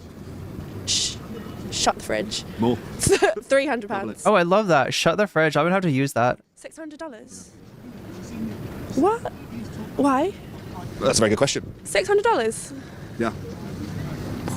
For me, it's more. Yeah, mind blown. Shortness of breath, so it wouldn't be like an immediate death situation, but like, so I've been fortunate I've not had to use it, but it's something like keep on me. Like I have my backpack right now, I have it on me. Cost of childbirth. Jesus. 50 grand, something ridiculous now? Yeah, see, I've blown the figures up in your head now, haven't I? Because they're large. It's the highest, generally speaking, is about 30 grand. Okay. Is that reasonable? You haven't? Not reasonable at all. It's just a luxury car. Like a benchmark. 100? 200? Dollars. Yeah. The average is about 10 grand. It can go up to 30,000. 10 grand? For a baby? Yeah, well, I guess. How much is your child worth? Yeah. Well, is that like the same everywhere? The average is about $10,000. Yeah. That's mad. Oh, no thanks. Okay, no thanks. In which case, the coil, IUD, contraception, how much do you think that costs? For one person to implant $1,000? Yeah, a little bit higher. Really? Yeah, $1,300. Oh. Mental. I wonder if you could tell me how expensive you think calling an ambulance out to your location is in America. I guess it depends on like where you live. It really does. Is there a price for that? Yes. Jeez. $100? $200? $2.5 grand. For what? Why? Give birth by C-section, and you would like to hold your baby after you've given birth to it. Actually, yeah, that's what you do. Yeah. You have to pay to do that? Yes. To hold my own child that I've been carrying inside of my womb. Sorry, I was. But now there are freaking communist invading radicals. Jeez. It's not actually that expensive. Right. Charging me, I'm going to punch you. Yeah. Not you, but the doctor. Like $100. $40. $40. For skin-on-skin contact. What do you think of the NHS? Literally the gift that keeps on giving. So this same channel, Politics Joe, shout out to them. This got 5.2 million views. 5.2 million views. This is an old video, though. This is from a long time ago. He did it again. I think it was during COVID. Again, just look at these reactions, bro. It says everything. For a person under 40 who stays in an American hospital for more than 2 weeks, what do you think the average medical bill is? I mean, after the ambulance being $2,000, what, 20 grand? More. More? It's way more. Oh. 10 grand. No. Way more. To be honest, I thought I was getting quite well then. Yeah. Okay. A lot more. 30 grand. No, more. Are you kidding? Yeah, no, I'm deadly serious. For 60 grand. 75 to 100 grand. $1 million. It's $1 million. $1 million? What? What, for like a stay in hospital? Yeah. Cost you $1 million? You know, but we're talking lots of medical care is being given to you here, Ralph. You know, you're being taken care of. Yeah, you're being looked after, but $1 million. I mean, like, considering here we get it for free. $1 million. Oh, shut up. Are you serious? Yeah. $1 million. $1 million. $1 million. That's a lot of zeros. It's $1 million, yeah. For a very serious case of COVID, yeah, you're in there for a long time. What, do they not have the gear or something to... How would you even have that money, like? And it can bankrupt people. Some people are like a broken bone away from just being completely broken on the streets. It's amazing when they get the few Americans they talk to, they're like, yeah, we're getting robbed and shit on and spit on and destroyed and lives are ruined and we're going bankrupt and people are dying. And they're talking about it very matter-of-factly, right? Whereas the British people are like, it costs that much? Bro, what? Disgusting, man. It's criminal. It's criminal. It's criminal. That's what I'm saying. In our country. It is criminal. And that's what the Podjohns need to pay attention to. They can, identify the act of murder as being criminal, but the kind of social murder that goes on all the time and this facilitated by dudes like the healthcare CEO, they don't recognize that. That as violence, they don't recognize it as a crime. They don't recognize it as anything. They somehow, they're not even paying attention to that. We need single-payer Medicare for all right now. And by the way, we should be talking about literal criminal charges for. There we go. That's closer to, yeah. Some of the health insurance CEOs and the big pharma CEOs. And even on the healthcare side, we got to be honest about that too. On the healthcare side too, there's some price gouging going on that bitch as well. Federal government, if you die of COVID, they'll contribute to your funeral costs. Great. That's kind of them. I mean, I guess you kind of get the money back, but They're like, yeah, I mean, we'll keep you alive, but it's going to cost you like an arm and a leg, pun intended, and then you're going to die, and here's $9,000 to die. Have you had to pay for any health-related costs in relation to COVID during the course of the pandemic? No, I've had COVID and I haven't had to. No, sanitizer, but sanitizer isn't like expensive, so like I hadn't had to pay for anything. That's so if you're broke and you were to like, I don't know, die of COVID, or if you were to have COVID and it was kind of like the kind of severe symptoms, you probably wouldn't afford to survive. Because I had to self-isolate and I was getting sick pay for self-isolating, which was quite nice. Free tests on the NHS. So in other words, when she got COVID, she was making money.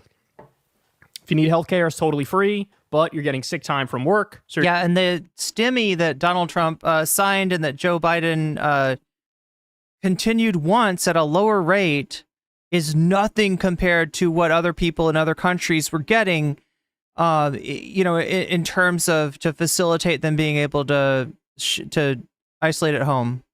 You're getting paid. Guys, it doesn't have to be like this in our country. It does not have to be like this in America. It doesn't. And the more people get educated, look, I'll say it again. I said it in a previous segment. I'll say it again. Do yourself a favor. I don't care if you're a left-winger, centrist, a right-winger, part of MAGA. I don't care if you're far-right. Do yourself a favor. Go watch the Michael Moore documentary, Sicko. Don't care what your thoughts are on Michael Moore. Put that aside. However you feel about him personally is irrelevant. Go watch the documentary, Sicko. Then tell me your thoughts on healthcare. Just how screwed over we are. The multi-billion-dollar propaganda machine in this country has brainwashed some Americans into thinking we actually have it the best in the world, bro, and everybody else is getting screwed over, bro. So to give you some more, you guys have seen this before, but it's super important. Medicare for All would save $450 billion annually while preventing 68,000 deaths, new study finds. $450 billion, because you're getting rid of the unnecessary, rapacious, for-profit mafia middleman who's price gouging. But understand that for us, that sounds great. You know, if there's $450 billion that we're paying and not getting anything back from it, we should get that back. But that $450 billion is somebody's profit, and that's why we're not getting it back, because that person has more power in our system, in our democracy than we do. For no fucking reason, getting in between you and your doctor. You're getting rid of that. And also, the administrative costs in Medicare for All would be 2%. For current Medicare, it's 2%. The administrative cost for private healthcare is 18%. 18. European versus American healthcare. Discover the differences in healthcare between Europe and America, modern European U.S. healthcare comparison. So, there's a chart in here somewhere. Here it is. The U.S. we spend about $13,000, $12,500 healthcare costs per capita in this country. The average developed nation, they spend $6,400. So we spend double what other countries spend on healthcare, and we have worse health outcomes, tremendous number of medical bankruptcies, and 68,000 deaths every year. It's a scam. Health insurance is a mafia in this country. Wait, isn't the Peterson Foundation kind of conservative too? So if anything... Ranking U.S. healthcare. So every couple of years, this group called the Commonwealth Fund does a study of a bunch of the developed nations and their healthcare systems. Virtually every year, we come in dead last. One year, they studied 11 different systems. We were 11 out of 11. One year it was 7. One year it was 9. Dead last. The only thing we're good on is the care process, they say, right?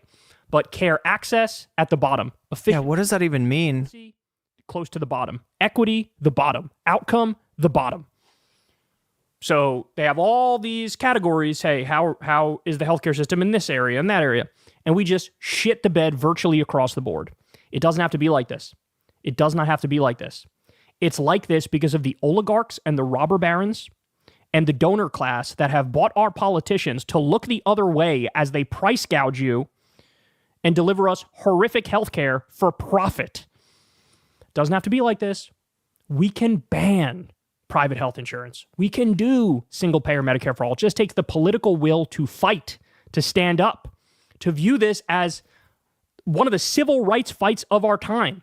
Look, in the United States, we've been conditioned to think of capitalism and democracy as being hand in glove. These things go together, right? A free nation is a capitalist democracy. I would encourage you to think of the capitalism as a fox and the democracy as a henhouse. And when you have a fox and a henhouse, no matter how many barriers you try to put up, nature finds a way, and that fox is going to eat the hens at some point. These things are antithetical. They are not symbiotic. That's what it is. Look at those reactions. And what, even in a situation where, let's say, we woke up and we realized, you know what, God, the idea of healthcare not being a human right, that's ridiculous. Everybody should get healthcare. It shouldn't take money out of your pocket. If you get sick, you get healed, right? You get medical care. And that's just the way that it is. We could do that. And after a certain amount of time, if we keep the capitalism, if we keep the fox, it's going to get back into the hen house. It's going to get back into the hen house, right? This is a problem that we need to take care of either sooner or later. And the later we wait, the harder it's going to be to take care of that problem, the stronger that fox gets, and the more damage that's done. Capitalism is one mode of production. It is better than the mode of production that it replaced, which is feudalism, right? We don't want to go back to kings and queens. But it is worse than whatever mode of production we go to in the future. And we need a revolution in order to move past this stage of human existence, which is kind of a sad state. And healthcare is a great way to see how sad that state is. Anyway, Chad, I think we've spent a long enough already. So if you're watching me on the Shorts channel, right? If you're watching me on Shorts, we're about to end on Shorts, all right? We're going to continue on, though, on my channel on the full screen mode. So I've got 2 streams up right now. One of them is on Shorts. The other one on mobile, on whatever you want to say, right? And the other one is a full screen, it's like a normal YouTube stream. So I'm going to give you the URL right now. Boom, boom, and boom. I'm going to put this up for you, and I am going to invite you to join us on the other side. I'm going to be ending the short stream, but I'm going to be continuing to stream on that link. So go ahead and click that, and I'll try to make it as easy as I can for you to get switched over. Let's put a redirect in there too. So hopefully this will redirect some people, and you can join us on the other side of this. So anyway, if you're leaving us now, thanks for hanging out. I've had fun talking to you about a very important subject, and make sure to drop in some other time as well. If you want to stay with us, click that link, and you will join us on the other side. And we're going to be talking about TYT. So if that sounds interesting to you, join us over on the full scale stream. Until later, though, for the rest of you. So.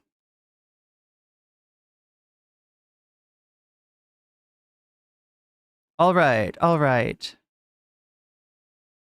I'm only a little bit late, chat. That's pretty amazing.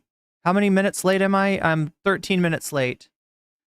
Oh well. So we need to get moving. Let me check and see where we're at.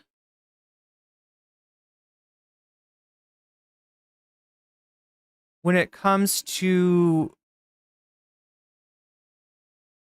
the poll. So right now, more TYT tent is winning. Wow, things changed. 142 of you have voted so far. Of those 142, 36% of you are voting for more TYT tent. 33% of you are voting for Cavernacle versus Ethan Klein. 24% of you are voting for the Bad Empanada video where he ends Lonerbox's career.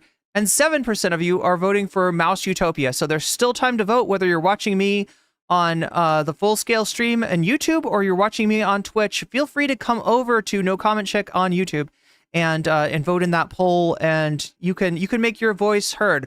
What's another way that you can make your voice heard? Well, I'm glad you asked. When you donate, you can let me know in the chat which of these topics, let's see here, which of these topics right up here, above my finger, which of these topics tickles your fancy, which of these topics you want to see next. And when you do that, I will actually turn your donation into a percentage, which I will apply as a buff to the topic of your choice. So you will actually help your favorite topic come out on top potentially. Yeah, right. You're going to add a buff to the topic of your choice. Well, you'll actually add percentage, if that makes sense. That goes for whether you are doing a super chat, you're doing a super sticker, if you're getting yourself a membership, if you're gifting memberships, if you are contributing to me on Throne, right up there, helping me keep the rent paid, or you are signing up on Patreon. This also goes, and maybe even goes double, for if you're on Twitch and you're getting a sub, which helps me out greatly because YouTube, yeah, thanks to Ethan Klein and Destiny and some other nasty people, YouTube is no longer serving ads on channels that cover politics. So I don't make any money unless you donate to me through getting yourself a sub, through gifting other people a sub, or through using bits. Yeah, any of those things are considered donos, and they allow you to kind of put your finger mildly on the scale in favor of the topic of your choice. We got a lot to go over tonight, chat, but if we hit the sub goal, as soon as I'm done talking to Hank, we could go straight to the bonus content. I know some people complain that the bonus content usually comes super late at night. If you don't stay up for the entirety of the stream, then maybe you miss that. I'm going to try to get to it early if I can, especially if we hit the sub goal. Yeah, the earlier we hit the sub goal, the earlier we can do the bonus content. So that is another reason to support this channel. Anyway, yeah. So the next thing we've got is MR. MR fun. Isn't there like a joke about this? Like the OSAR, MR pit? I don't know. There's some kind of joke about this, isn't there? It's not a very funny joke. I think it's a joke that my history teacher told in class in high school. So, yeah. There we go. There's the link. There's the link that I need.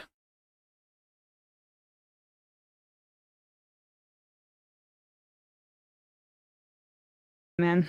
Toronto, David, but Sam. All right. All right.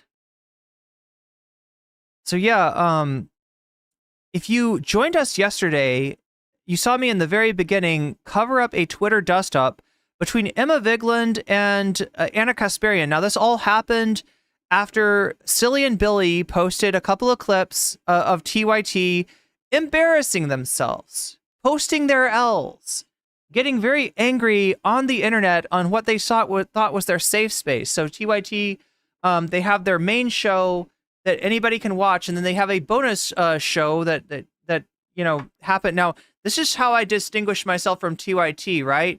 My bonus content gets shown to everyone. If we hit the bonus goal, everybody gets to see that. TYT, their bonus content is only for their paying members, and so they feel themselves to be in a safe space, and they like to get things off their chest. They like to vent. They like to complain. They like to talk shit. And TYT was very much doing that yesterday. Let's just refresh our memories for a moment. See if I can pull these up on what these clips were, right? Now, this was when actually our friend Christina, Cosmopolitics, caught some strays from Anna Kasparian as well, just for commenting on Emma's post, right? Anna went after Christina. TYT, they love to punch down. That's something they have in common with Ethan Klein. So yeah, taking a look here at Silly and Billy. Oh my gosh, look at this, chat. I want to show you this. They've got t-shirts now. They've got Silly and Billy t-shirts for the Vanguard. Look at that. That's awesome.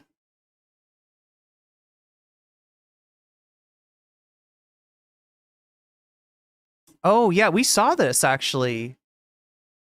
We're going to get to the labor question in just a bit, right? It kind of comes off of the discourse that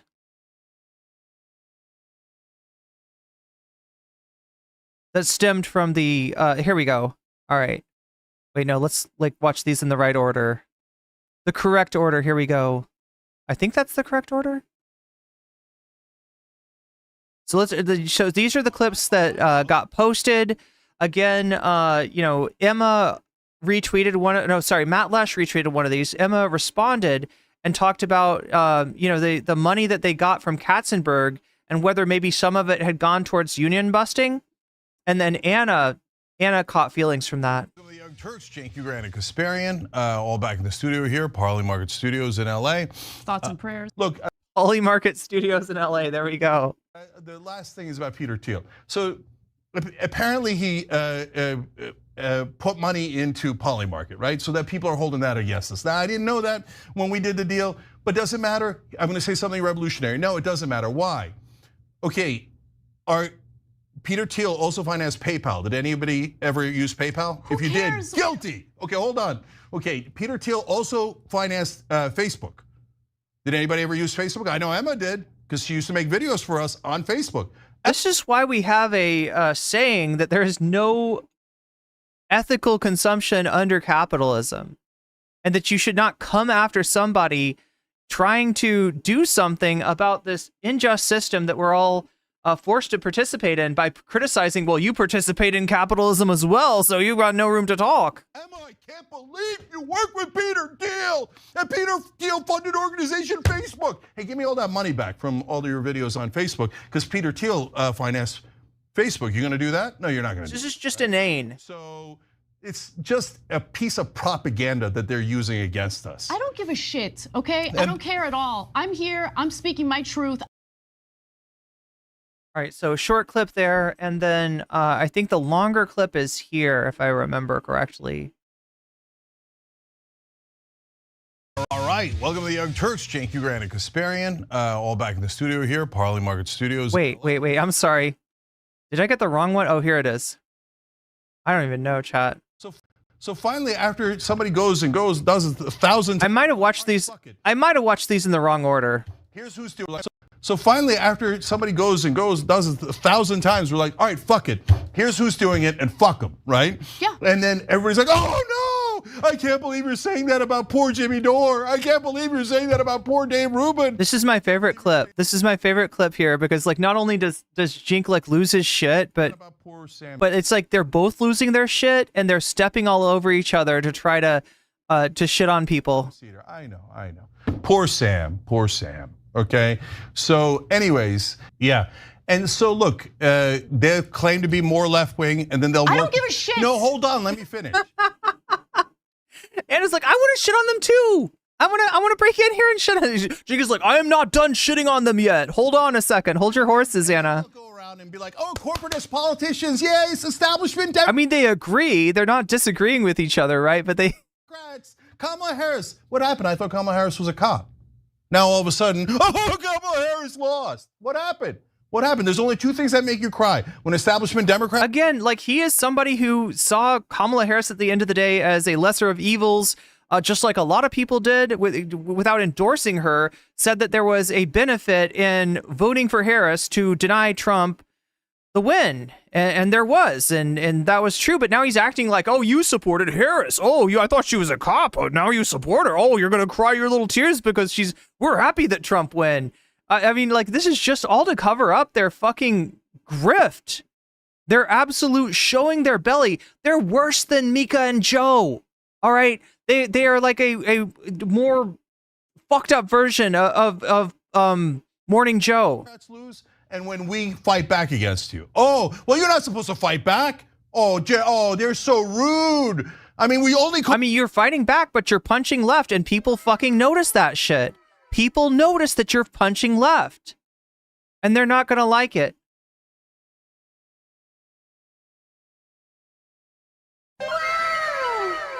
Omega Star, thank you for the 5 gifted memberships.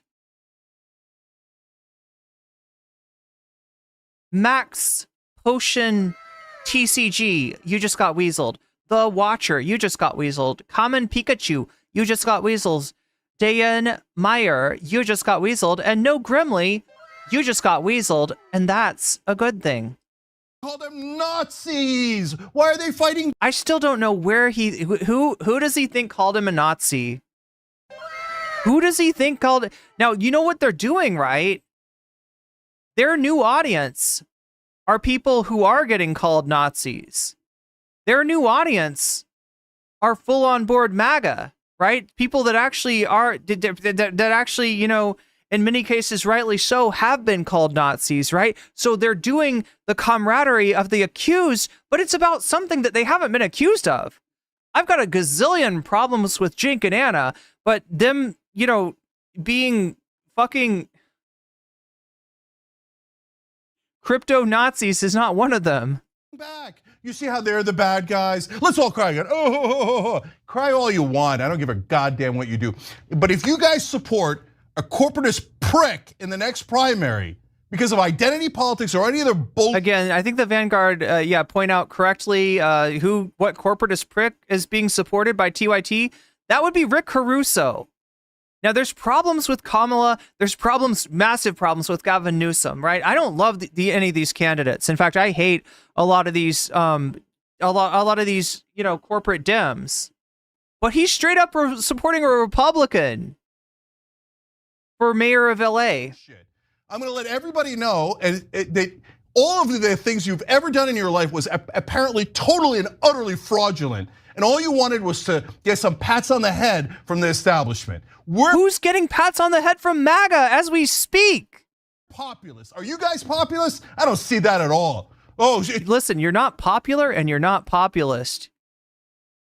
You are cringe, Jink. You are a clown of the world.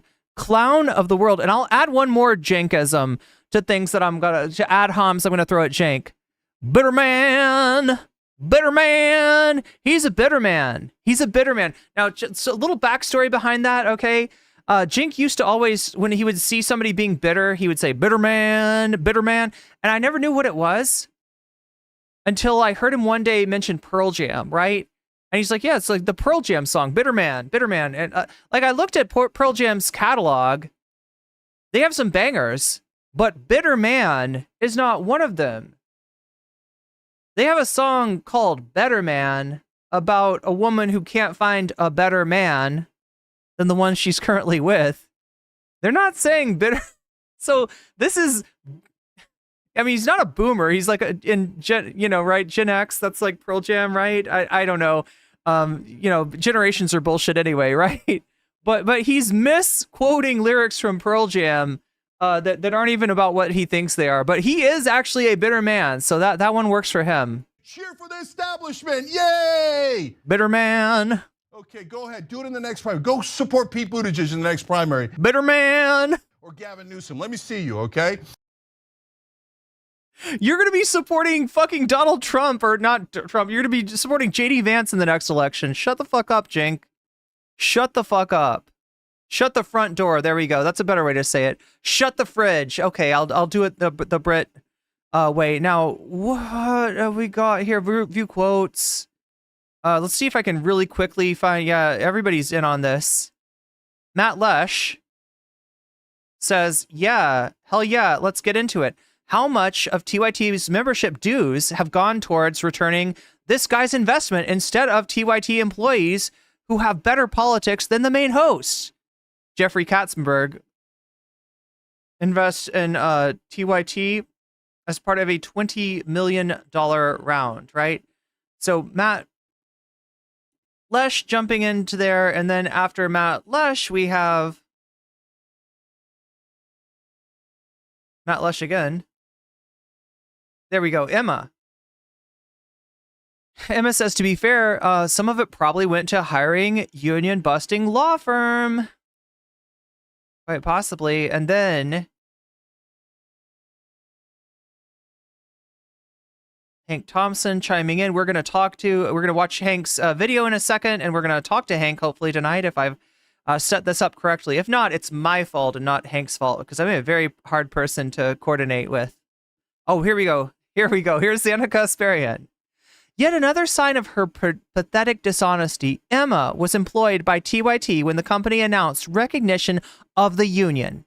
These cheap shots to make herself look like a class warrior crack me up. Class warrior is something that like Morning Joe says about Bernie Sanders. That's something that Chris Matthews would say about Bernie Sanders.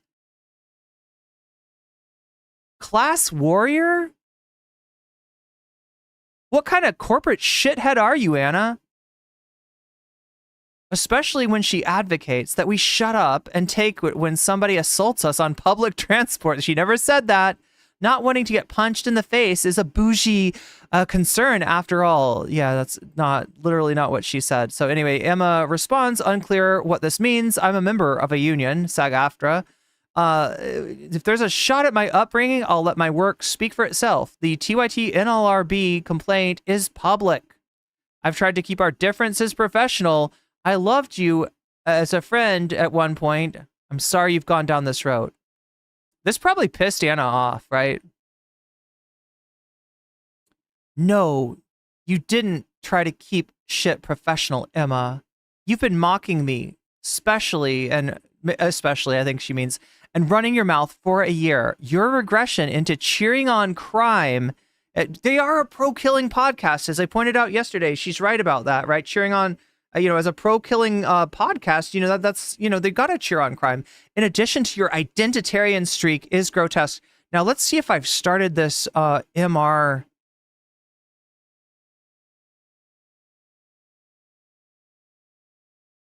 What do we got here from Hank?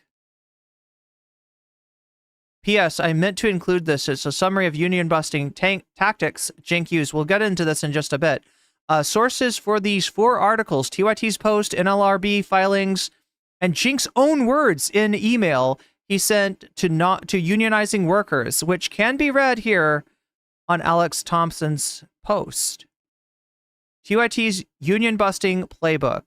Rejecting card check. There's a Bernie emote there. Withholding raises and bonuses. Captive audience meetings. Captive audience is when you bring in your workers to try to convince them not to join a union. And they're a captive audience because they're at work. They have to come. Challenged composition of bargaining unit, insisting on a second election more favorable to the company. Emails. These are classic union busting tactics that they're employing here. Emails from a CEO pleading not to unionize, claims that unionization would bankrupt the company, claims that wage increase. So before they accepted unionization, as Anna's trying to say, they claimed that it was going to break them. They claimed that they couldn't have a union. They claimed that nobody would have a job if they got a union. They fucking lied to their workers, it sounds like.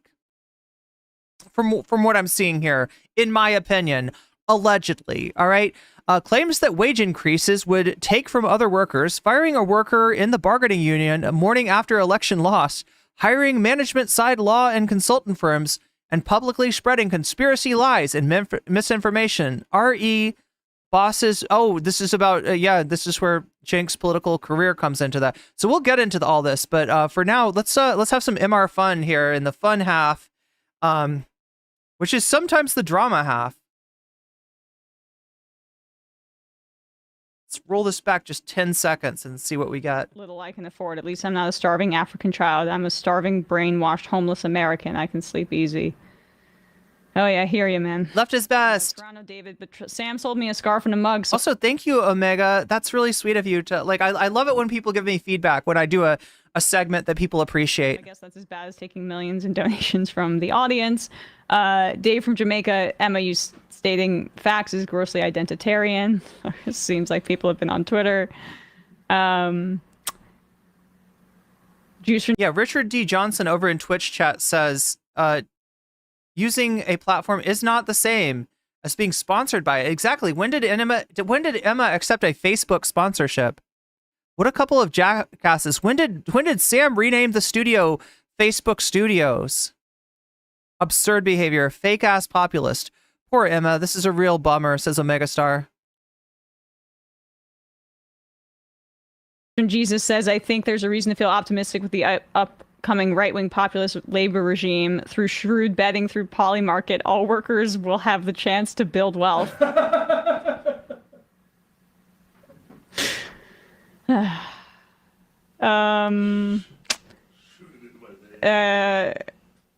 Gerard Depardieu, all you max left griffers at MR just need to wait to see the populist right response to this. Then we will know whether or not they were ideologically serious.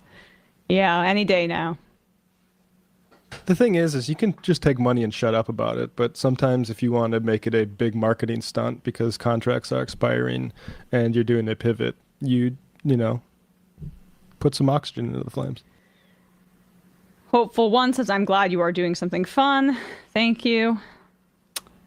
I don't know what that's in reference to. Perhaps it's my plans tonight, but to be honest, it's more Gowanus Studios. Hell yeah. I'm doing it as a favor. I'm seeing this Brought to you by the industrially ravaged Gowanus Canal. Christmas show I've seen now like 12 times, so I don't know.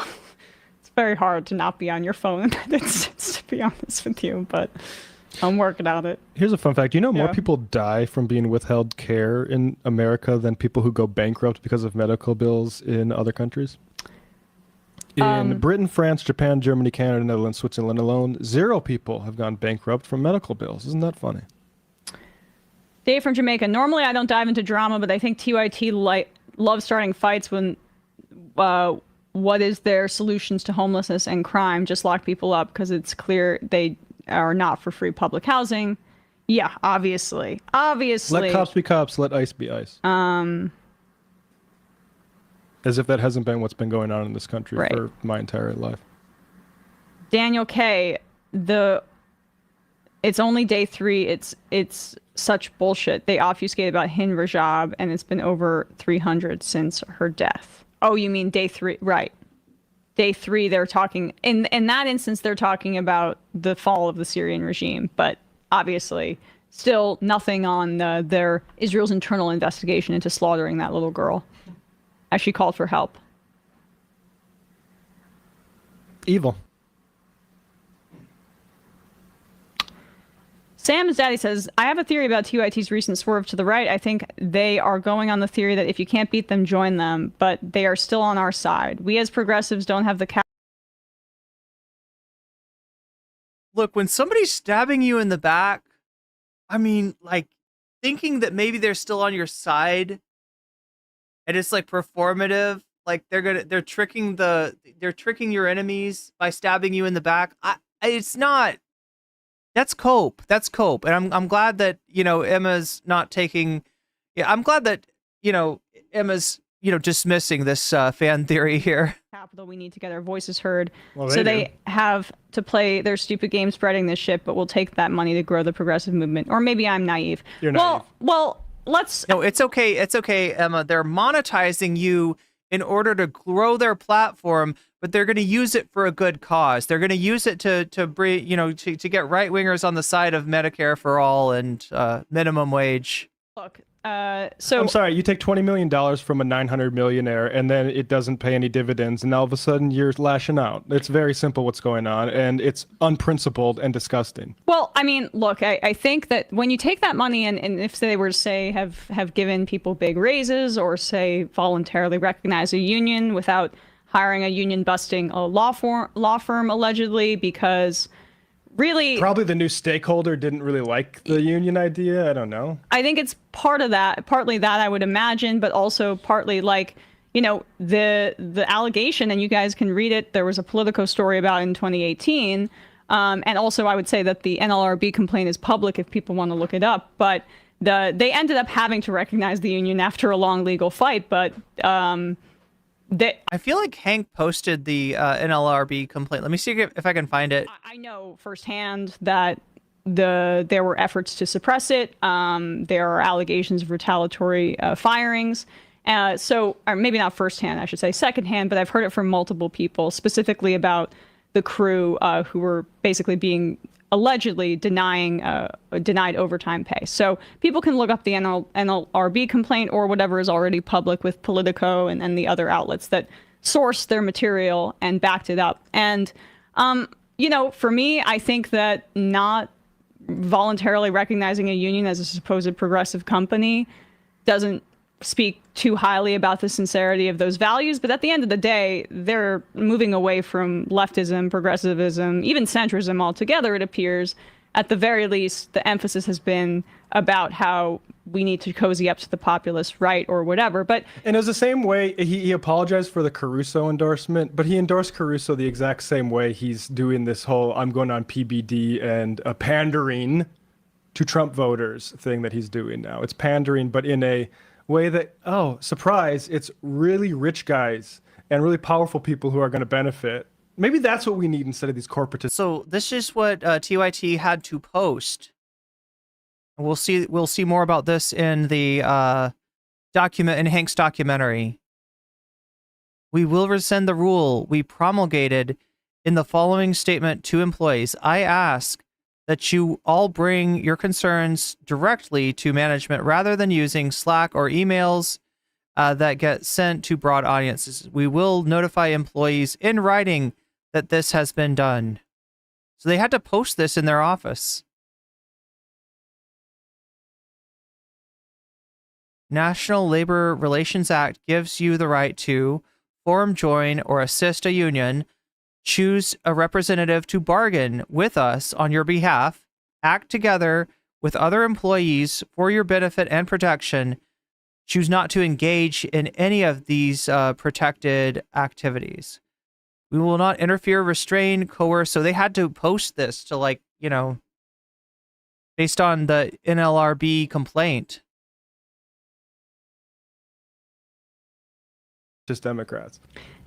So, I mean, we had, honestly, because we're being accused of attacking them all the time, we had I had not spoken publicly about my feelings about their union busting. I'd spoken privately to a lot of people before, and I appreciate all the kind words that I got, and some people gave me some information I didn't know, actually, last night about it. So just because I didn't want to start beef, and we get IMs about things, we tried to respond in the best way that we could, and then recently we've been playing that funny sound drop just because we didn't. It's shameful to have sold a progressive show studio to a crypto casino, regardless of who's Peter the Thiel's investor in it. involvement. Yeah, it's a overseas betting market that isn't even legally allowed in the United States, and to sell the naming rights of a progressive media company to a corporation, I would call that corporate media. I don't know about you. When we made the Peacock thing, that was to get a new employee, pay employees. It wasn't this sort of thing where we're trying to start a whole bunch of properties that we own. So the guy who had $900 million and noticed that we had a lot of paying members and thought that was a good business opportunity, got his stake involved.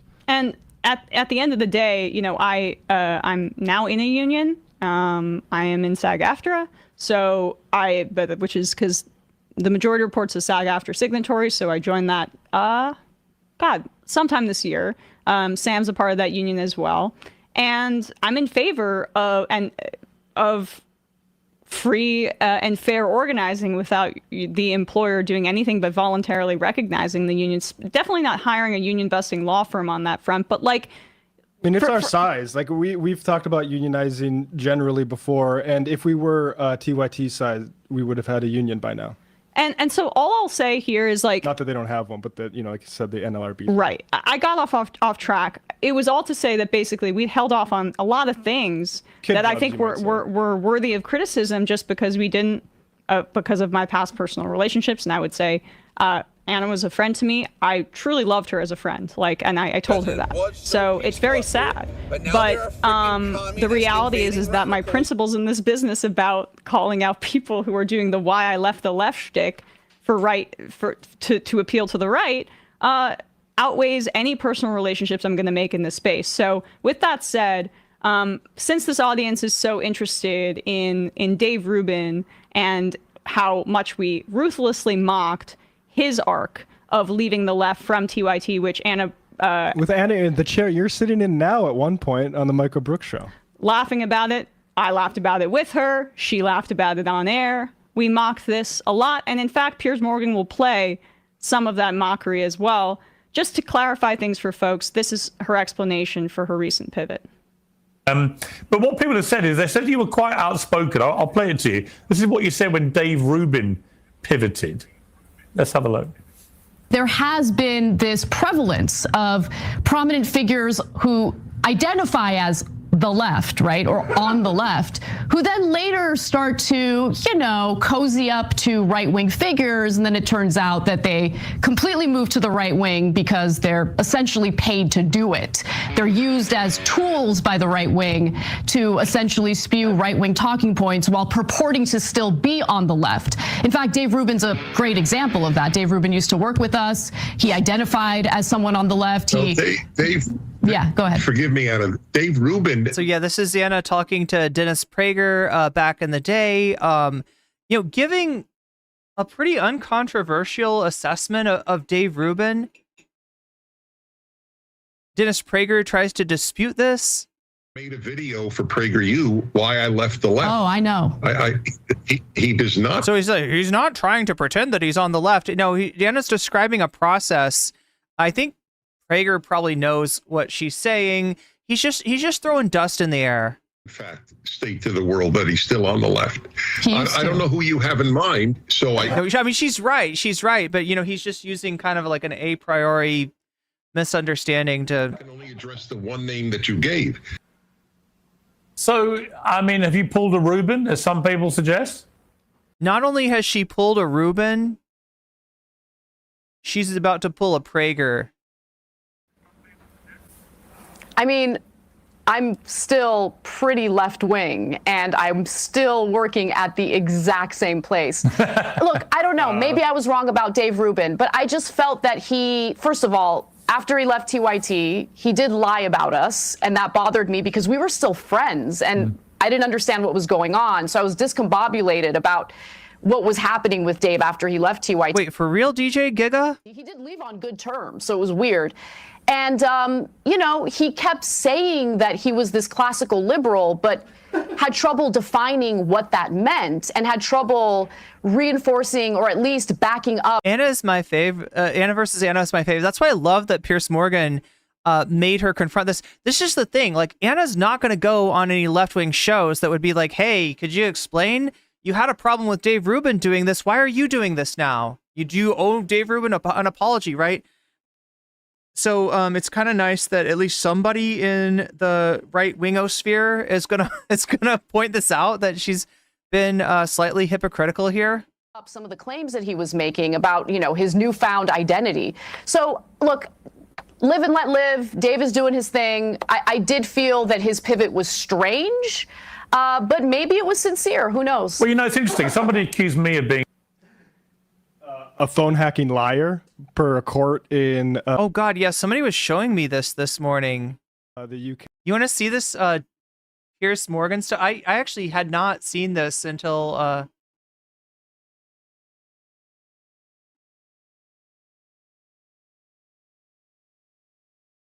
Until Vamp sent me this link this morning.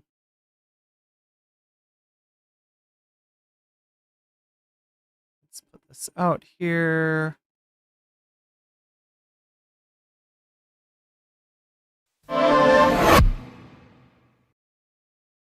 I cannot prove that he who knew what at what time, but looking at his style of editorship, I would say that it was very unlikely that he didn't know that it was going on, because as I've said, there wasn't very much he didn't know about. As I think he said yesterday in his testimony, he took a very keen interest in the work of his journalists. Show business is very close to his heart.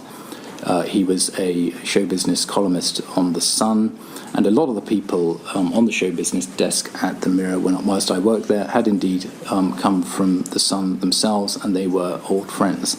And nothing really that happened on that desk happened without Piers knowing about it. Was this a practice which, if we may add a third newspaper to the mix, was taking place within the Daily Mirror before 2004?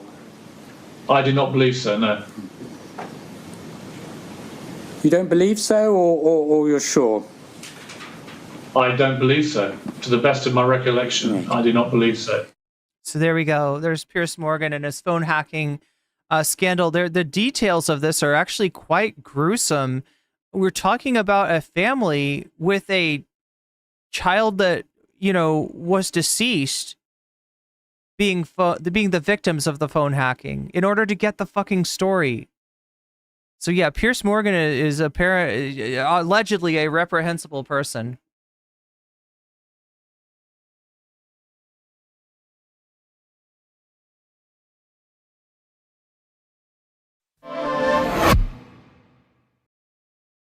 You said in your book, and you confirmed in your evidence to the inquiry earlier, that the first you ever heard of the practice of phone hacking was on the 26th of January 2001. Is that correct? Yes, that appears to be the case, judging by the entry in the book, yeah. You were the editor of the Daily Mirror in August 1998, weren't you? Yes. And you remember, no doubt, Una Blackman, who was one of your editors. Is that correct? Yes. Were you aware, Mr. Morgan, that she was contacted by someone in August 1998 with a major news story about how mobile telephones could be hacked? No.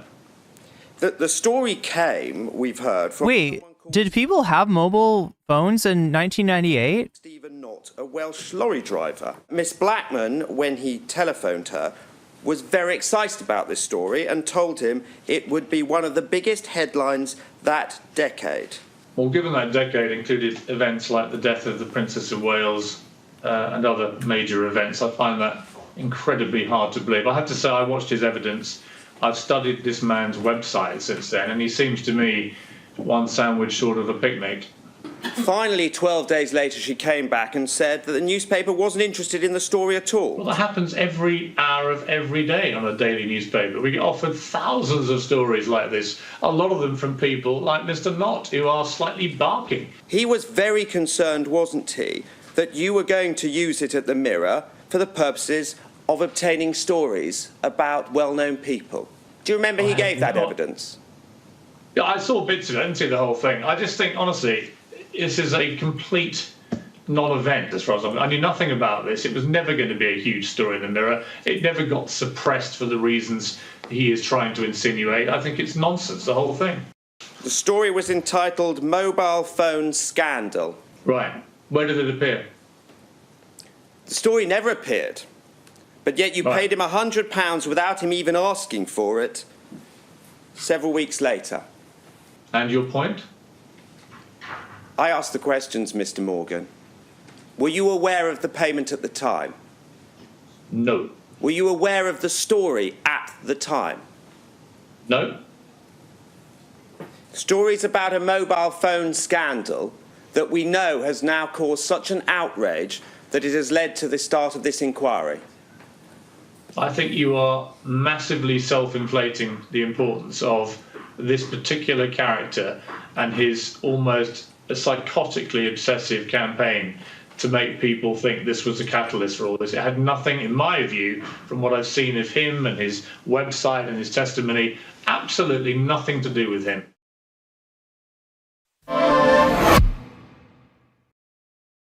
I've been asked to ask you about a lunch at Trinity Mirror on the 20th of September 2002. Mm-hmm.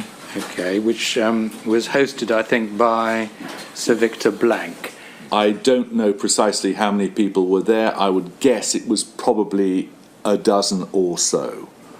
The other people there were Sir Victor Blank, as I say, who was the host, who I think was the chairman of Trinity Mirror, Piers Morgan, the then editor of the Sunday Mirror, a woman whose name I've unfortunately now forgotten, Ulrika Johnson, Philip Green.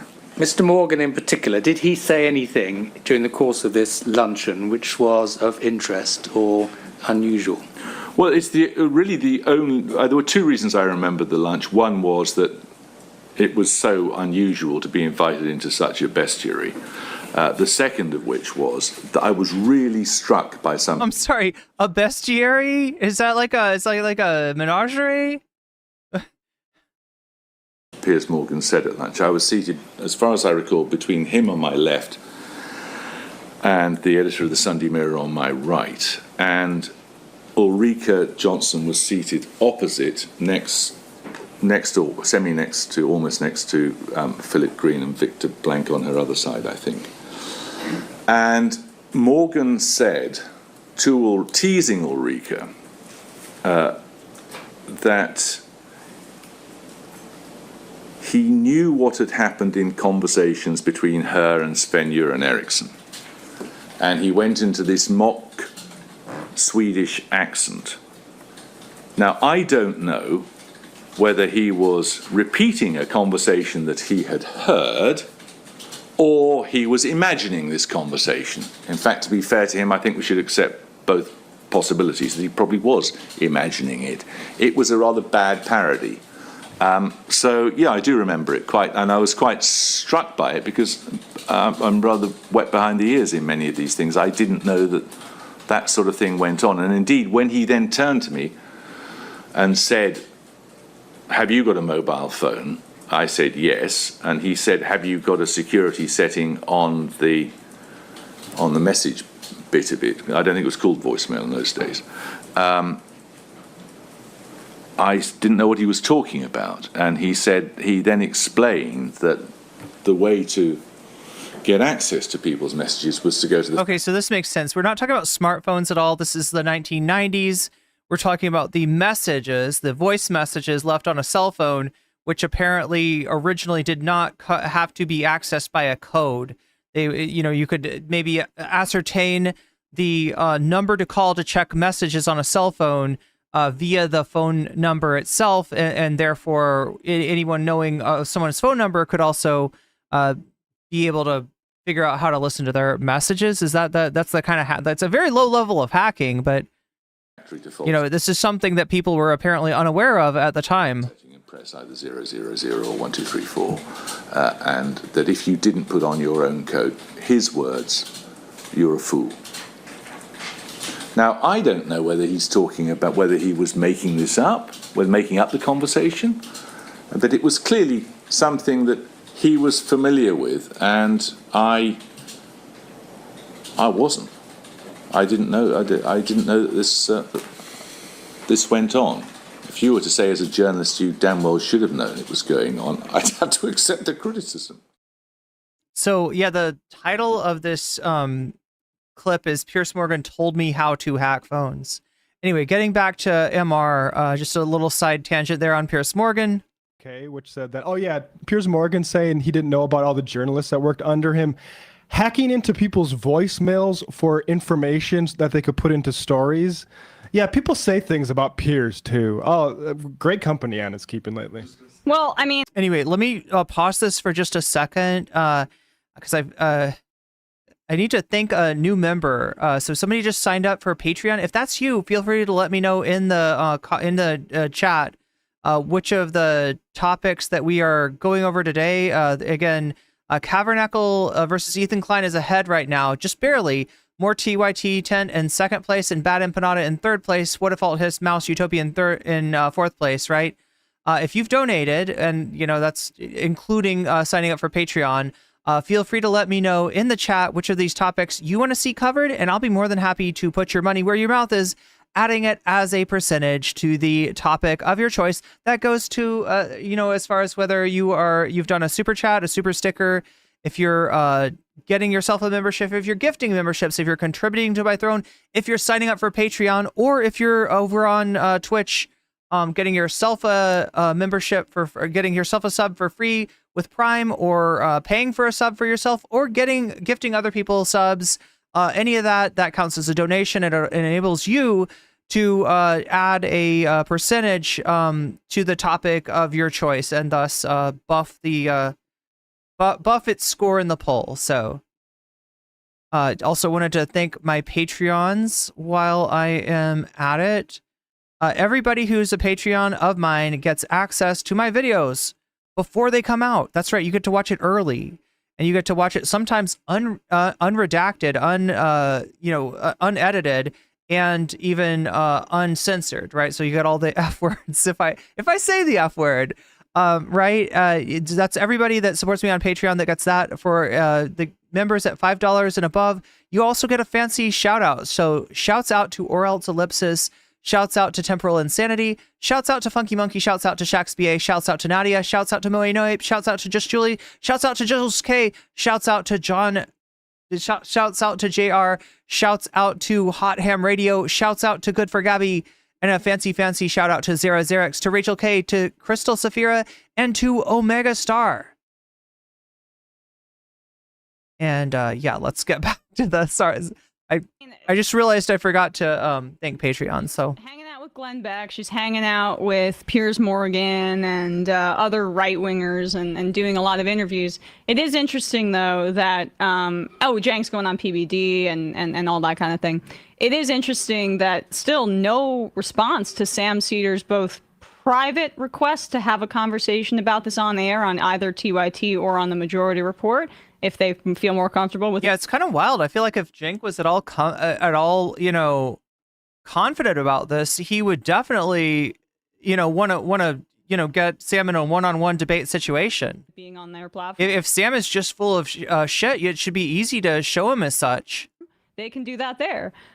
So Sam asked that of Cenk in the summer, and then publicly, I guess, 2 weeks or so, basically said we can talk about this in a conversation. No response, but... do I condemn hummus? Only certain brands. Only certain store-bought brands, which I will not mention on Twitch. For fear of getting banned. To go to Glenn Beck's studio and have a conversation themselves. So, I think... They are taking the what they have been credited for through years of good work with a lot of good people. They are packaging up that for the marketplace and advertising it through picking a lot of fights. They've been doing this for a long time. We, 2 years ago, put a video up. The original title of that video was Anna Kasparian is not transphobic, where we tried to talk about the birthing person bullshit in a way that was constructive and could kind of maybe lead in a proper direction. Yeah, I'll go one step further. I feel like you were way too kind. And there were people saying that MR was treating TYT with kid gloves. I mean, it's understandable given their prior relationship and given their, attempt to be constructive. But MR was actually put in a bad position by TYT when they come out with a video that's called TYT is not transphobic. And then TYT goes full transphobe. That makes MR look bad. So if anything, to criticize that they're worthy of criticism here, it's of being too good of faith, not of trying to stoke drama like TYT is doing. And Matt is right that they use this shit to advertise themselves. They cause fights with the progressive left in order to advertise them to their new constituency, which is the MAGA right. And any video that TYT does in on trans rights, trans people, trans anything, you can see it in the comments. There's nothing but transphobic garbage in those comments, right? That's their new constituency. That is their new audience. She didn't listen to any of that, and instead got mad that somebody said that we were treating her with kid gloves. Because the truth was, we have been. For my entire career here at Majority Report, it has been a tongue-holding exercise for like Wolfpack, fucking harebrained. How many packs are we going to start to get money money out of politics? They have not been called out for their ridiculous behavior. Yes, there's so much there. There's so much there. There's so much just sitting there. Brianna Wu. Like, explain yourself, TYT. Explain yourself. Like, it's one thing to be like, okay, look, I mean, this sounds weird, right? But we started a PAC to try to help get money out of politics. But, like, what do we got? Wolfpack, Rebellion PAC? How many PACs are there? Political Action Committee. In other words, money in politics. We have been. How about one that pays Brianna Wu 5 figures for deny a genocide to post on Twitter? I think that one's Rebellion PAC. You think we're mean? Oh, you need to understand that actually they're not mean. They're nice. Maybe too nice, right? If you want to criticize them for anything, criticize them for being too nice. Criticize them for assuming that their friends are not going to stab trans people in the back like the way that they did, right? But no, you cannot criticize MR for trying to blow this up into drama. They were trying to avoid drama. So it has been based on what I have asked for, really, in part because of and because of my personal feelings about the situation and because of how sad it made me. I'm not somebody Trust me, you can ask my exes. I didn't break up with a lot of people. I stayed in way too many relationships for way too long because I tried to make things work for quite a while. That's not what happened here. So for us, I have plenty of wonderful friends in my personal life. I know you do as well, Matt. I don't need to put my Joe Destiny says hummus is smushed up chickpeas, right? Yeah, pretty much. Relationships ahead of my professional. Little tahini, little lemon juice, some salt, maybe some cumin. Integrity. It's kind of inappropriate to do so. Even though in terms of like closeness, there are very few people in this field that I felt as close to as her. And at one point, I would say she was my best friend in this industry. But I have to, cut bait at this point because she also made an accusation that I heard that I called her sexual assault titillating, which if I were to be charitable, I'd say she was listening to one of those like stupid crime right-wing podcasts that she seems to be a fan of these days, and they cut it up in a way that was misleading, or she's just lying about me because I would never, ever, ever do that. My case has always been that like some of these tough on crime narratives specifically, like it doesn't even make sense. And what they're counting on is their parasocial relationship with their audience. And there has been a dynamic established, right? People that they're close to, people that they're friends with, people that were, I guess, in the Majority Report's case at one time or another, kind of part of their network, have gone to the right, have gotten weird, like Jimmy Dore did, right? Have become, people that they don't want to work with anymore, right? And they're trying to sell the narrative that this is what's happening with Majority Report. Majority Report has, they're making a power grab. They're doing a clout chase or something like that, and that Emma's this horrible person that's like, oh, is she trying to titillate people with stories of her essay? No, that's not what Emma said at all. That's not even close to what Emma said. Right? The titillation is not like, sexual in nature. It's a titillation of racism. It's a titillation of racist instincts. It's a titillation of audiences like those of Actual Justice Warrior, a quote unquote black crime YouTuber. And I'm sorry, Sean, if you don't like being called that, that's what the fuck you are. That's who your audience is. That's what they want to see. That's what they're looking for, and that's what you're fucking giving them. Because you are a first-class scumbag.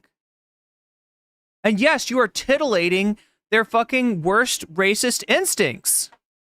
When a white woman is the subject of harm, are titillating to some people on the right who like to imagine themselves as white knights saving white women from the hordes of black poor. Literally AJW.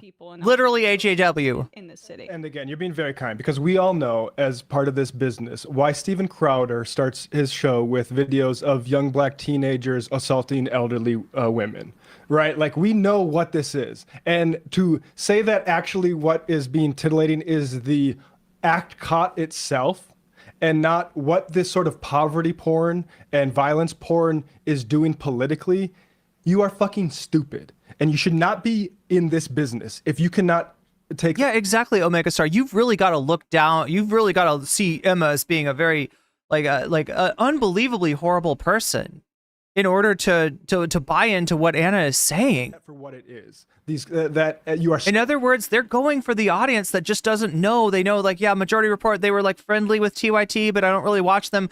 Probably because it's too brainy. Like, let's be real.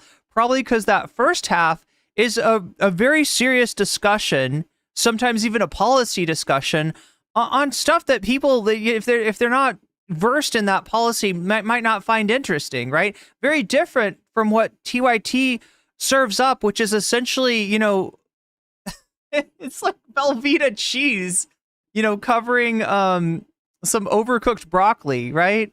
As opposed to MR that gives you your vegetables. Stoking crime narratives, and people should watch the Jose Not a J video of TYT. But that's what they're going for. Their audience that has not interacted with Majority Report yet, can be have the wool pulled over their eyes and been told, look, yeah, Emma's like this. She's a horrible person. She said Ellen was trying to titillate people with her tales of being essayed. Pushing Beverly, if you could maybe pull that up, I want to put it on screen. They keep trying to distract from the real issues and are making the audience that is loyal to them dumber. The thing about Peter Thiel is not that Peter Thiel's a poly market, it's because of you promoting betting. The thing with this Jose and crypto. The thing with Venezuela, the Venezuela gangs and the slum in Colorado is not that gang activity happens in slums. It's that the neglect that has led to those conditions, which, by the way, there were gangs that weren't Venezuelan in those slums before that. But that when I looked into this, like Aurora, Colorado, I did find that it is one of the, has a very high crime rate compared to the rest of the story. So, there's definitely crime going on there. There probably is gang activity going on there. But some of these claims that were made about the Venezuelan gangs that supposedly had infiltrated into Aurora, Colorado, were made before the wave of Venezuelan immigration. It's just like the dates don't match up, right? Jose absolutely showed TYT for the sloppy journalists that they are. That all they're doing is providing titillation for racists. A news story, because what is a news story for this is we want to stoke fear of immigrants. So yes, this is the video that everyone should watch, and TYT can keep pretending that it's they found a gang member in a slum, as if that's vindicating of this. They took a line, hook, line, and sinker from a law firm representing a slumlord to point to immigrants as the problem and not the overall conditions that lead to any sort of gang activity, any sort of violence in places like this that is unaddressed. And it cannot be addressed simply by cops and border patrol. But here's the video. This is Jose. Where did Emma supposedly say this? I don't think Anna was specific, and that's, she doesn't want anybody to check on her. She doesn't want anybody to check and see, she if there was a real thing where Emma had said this, then that Anna could show the video. Anna could put the URL to the video in the description of her video, right? There's so many ways that she could have done that. She wasn't interested in her audience. She doesn't want to give her audience a way to fact check this, right? And, like Emma did say something about titillation, but it wasn't in regards to Anna's essay. It was in regards to the kind of, racist crime content that she's doing, very similar to that of AJW. How the Young Turks pushed a right-wing propaganda story, and it would be nice if our communicators could actually address one of these issues directly instead of saying, she used Facebook, or look there was a gang member. They're distracting from the point, and they're banking on stupidity of remaining viewers. And so, welcome to the Majority Report, everybody who's flocking from that fucking sinking ship. And I feel really bad saying this. Well, I for feel all the people who are good at that network, which is most people that aren't the hosts. So many wonderful, wonderful people that. And look, chat, that's the best that we can hope for. Is that look, TYT is a sinking ship.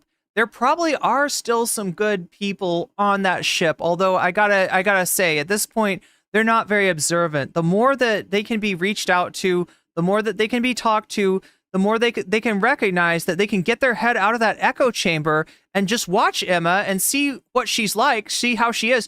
That she's not a monster that's gonna make an allegation that Anna's trying to titillate people with her own essay. That's absurd. That's gross. Somebody that does that is gross, and frankly, I don't think it takes very much of. I think you could watch just a little bit of Emma to see that she's not that person, right? Once they step outside of that echo chamber and see that the reality, it's like the vaults in Fallout, chat. Do you get me?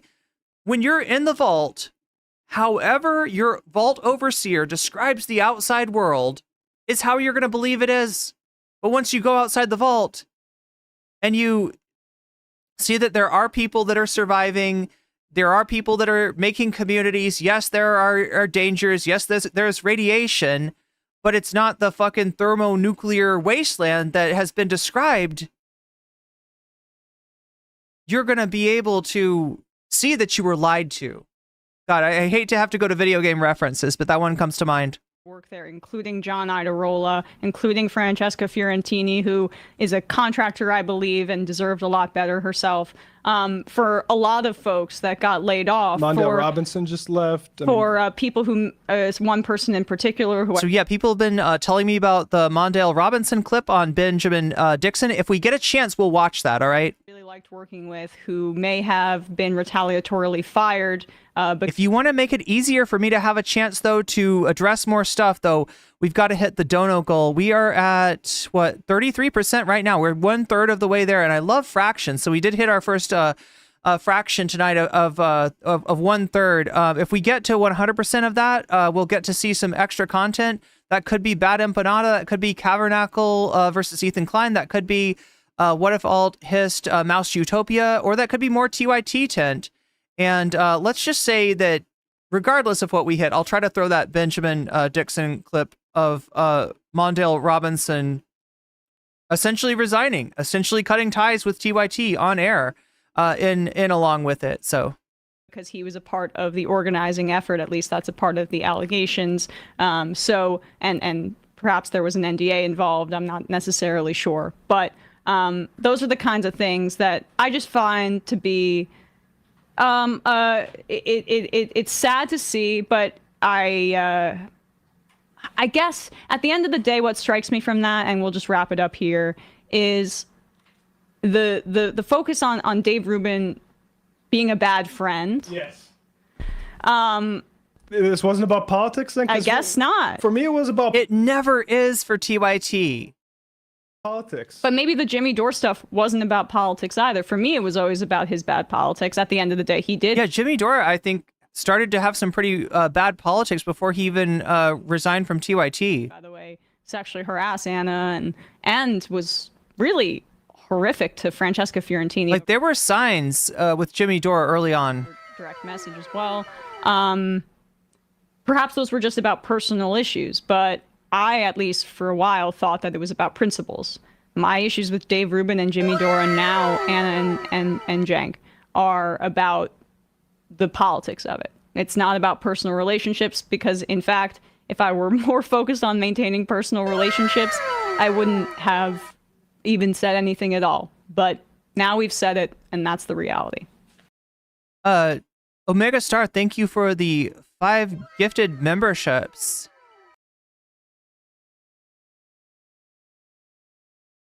See if I can read those memberships off really quick. Amber Station, you just got weaseled. Minnow, you just got weaseled. Sam Genely, you just got weaseled. Cop? Interesting name. You just got weaseled. Simp Man, you just got weaseled. And that's a good thing. Yeah. And people can look up that NLRB complaint if they would like themselves. It's publicly available. Not a great thing to have out on a progressive network. Maybe hold back on the crypto casino thing for you. You know what it is, though? Can we do this Brett Cooper thing? Oh, yes. So I just want to point to a little coincidence that's going on in the seasonality of these things. 2 years ago, our boy Steven Crowder was taking the fight, or preparing to take the fight, to Big Con, having all this conversation with Jeremy Boring about how, what was it, like $50 million? I can't remember what it was. There's a lot of money. Wasn't enough for him. A year later, Candace Owens. Oh God, yeah, I want to cover that Brett Cooper thing, because that's really interesting, and I'm curious in what direction Brett Cooper will be going. But yeah, if you don't know, Brett Cooper has left the Daily Wire. I feel like they somehow get back to. Let's just go ahead and watch this, because I feel like they actually do get back to this TYT subject, and then we'll watch Hank's documentary. Owens was having her big beef. Big Tech is in bed with Big Con. Oh, I see. I thought you were playing it. Candace Rare Owens. Bradley sound drop. Yeah, no, it's unexpected. Then the year later, Candace Owens right about the time contracts start expiring, was portraying herself as an anti-Zionist and having Norman Finkelstein on. And then once she got back into the fold of what her next conservative project was after the Daily Wire, she got back to, it's all the Marxists that are making Israel be really bad. The Marxists, Judeo-Marxists, of course, she said. And now we have another one. Brett Cooper, who is the person who was doing numbers at the Daily Wire, really, I think, like kind of terrifyingly so, makes this announcement after a little bit of an absence that was causing people to question where she was. Hey guys, some of you have heard the rumors online, and the rumors are mostly true. Today, December 10th, will be my last day hosting the comment section and working for the Daily Wire. It is not true that I am being forced out. It was my own choice to leave. And believe me, this is bittersweet. I have had the most unbelievable 3 years helping to craft the show, building this community, and telling stories and sharing the truth every day. So I wonder how many people know that of all the Daily Wire hosts, your Matt Walsh's, your Jordan Petersons, your Michael Knowles, et cetera, right? Brett Cooper is bringing in the most views. That's probably as much as we need to see. You can't take anything she's saying for face value. I would just scroll down, Bradley, to the following tweets where she is promoting, here's my new channel. It's empty right now, LOL, but content is coming soon. I would just say, like, media shakeups seem to happen at this time of year when there's contracts expiring and needing to be signed. I think what happened here is a capitalist organization. You might call it Big Con. As Steven Crowder once did. Exploited a young woman for her talent, built a channel off of it, and she came to them saying, hey, I'm the only one that's really growing here.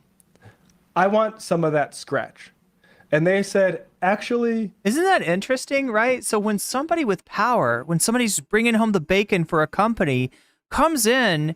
and it's time to, it's time to negotiate a new contract, and they say, hey, I think I should get more. Usually the answer would be, yeah, we want to keep you. You're doing good work. You're one of the only reasons that people are watching this platform. Yes, let's cut you in for more money. Why is it that when Brett Cooper, a young woman, comes in with that request, that I don't know, something about the Daily Wire, I don't know, something about an organization based on like Matt Walsh, Jeremy Boring, Michael Knowles, there's something a little not... We're gonna put the producer in your chair, but you can go start after signing this NDA to get what, some sort of payout, you can go start your own YouTube channel. Yeah.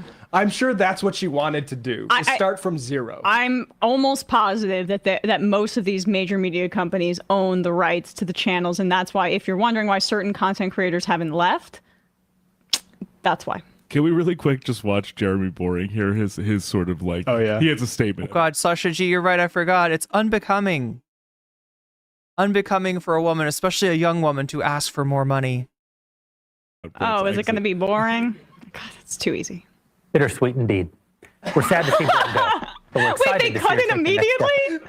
Can you go back a little? Go back so we get the full cut. Oh my God. So they barely let her. So her statement is like a minute and a half, and now time for Big Boss Man to And take over. now for some final thoughts from the God King himself, Jeremy. Ew.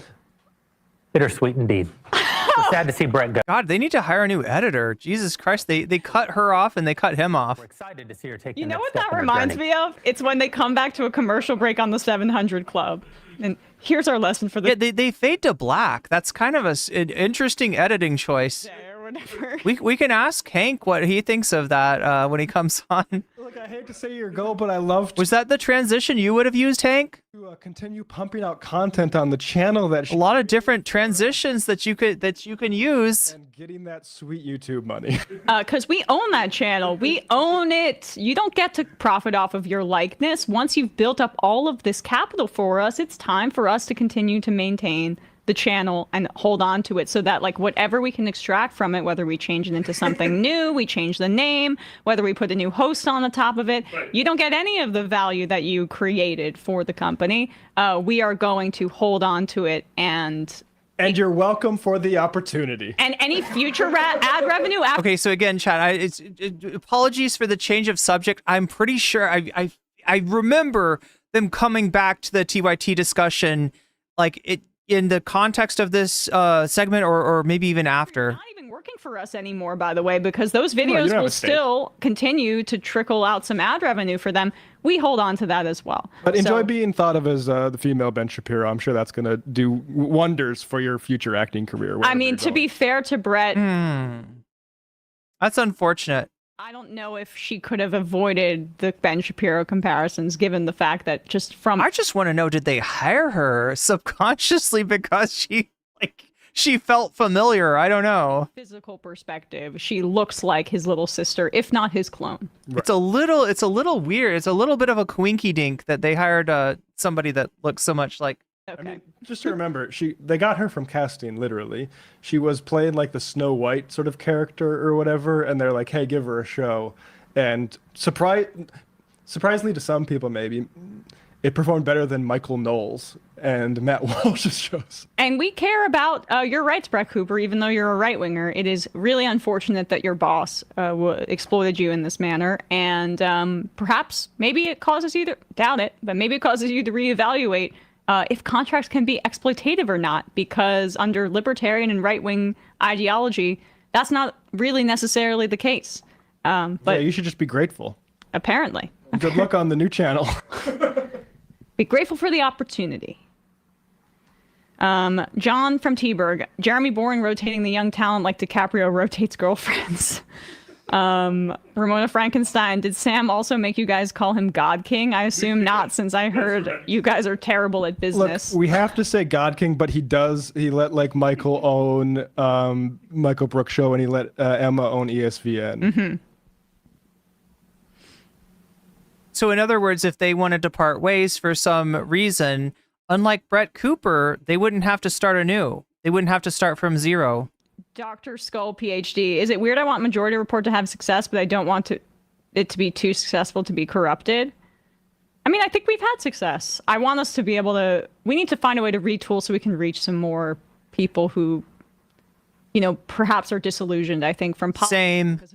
Same. Yeah, retooling is a great thing. We're the Majority Report. We can get very popular because what we speak to speaks to a majority of people. We don't have to worry. Hopefully I'll get a chance. I'll get some time to retool at some point. Corruption, unless we start taking... It's not a size thing of audience. Are you going to start taking meetings with 900 millionaires and endorsing billionaires?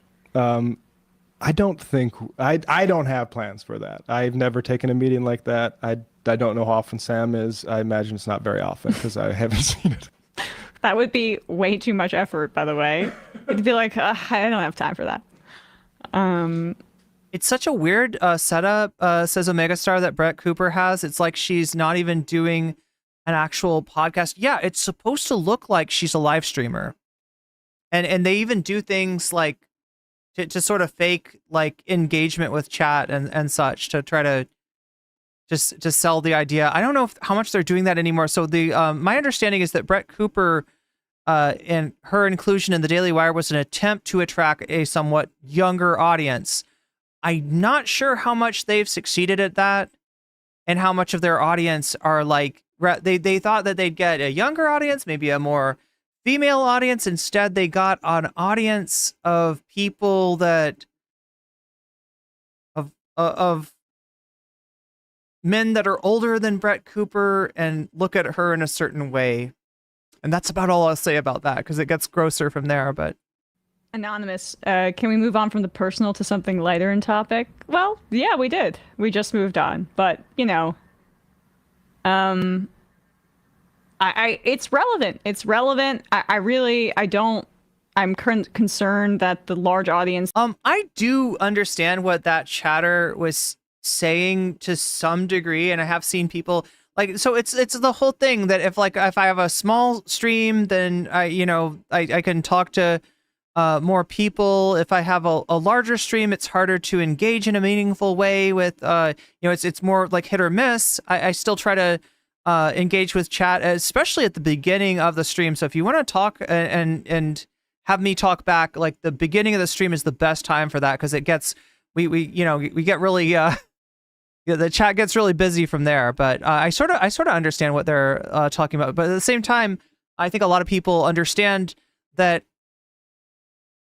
if I'm saying something good, if I'm saying something important, there's an imperative for me to say it to a larger audience. So that's what I'm shooting for right now. And plus to kind of, take off the pressure of the people that support me. The more people that I have supporting me, the less that the people, feel that pressure. The more that it's kind of spread amongst a whole bunch of people but yeah, no, I massively appreciate the audience that I have. I massively appreciate the amount of support, the amount of engagement, right? Most people, chat, do not get per person in chat the amount of comments, the amount of likes, the amount of support in whatever form that it comes that I get, and I'm extremely grateful every single day that I have a community that supports me and that wants me to get bigger and be more influential. But yeah, no, it would be funny if she got a fake raid on the stream. That would be hilarious.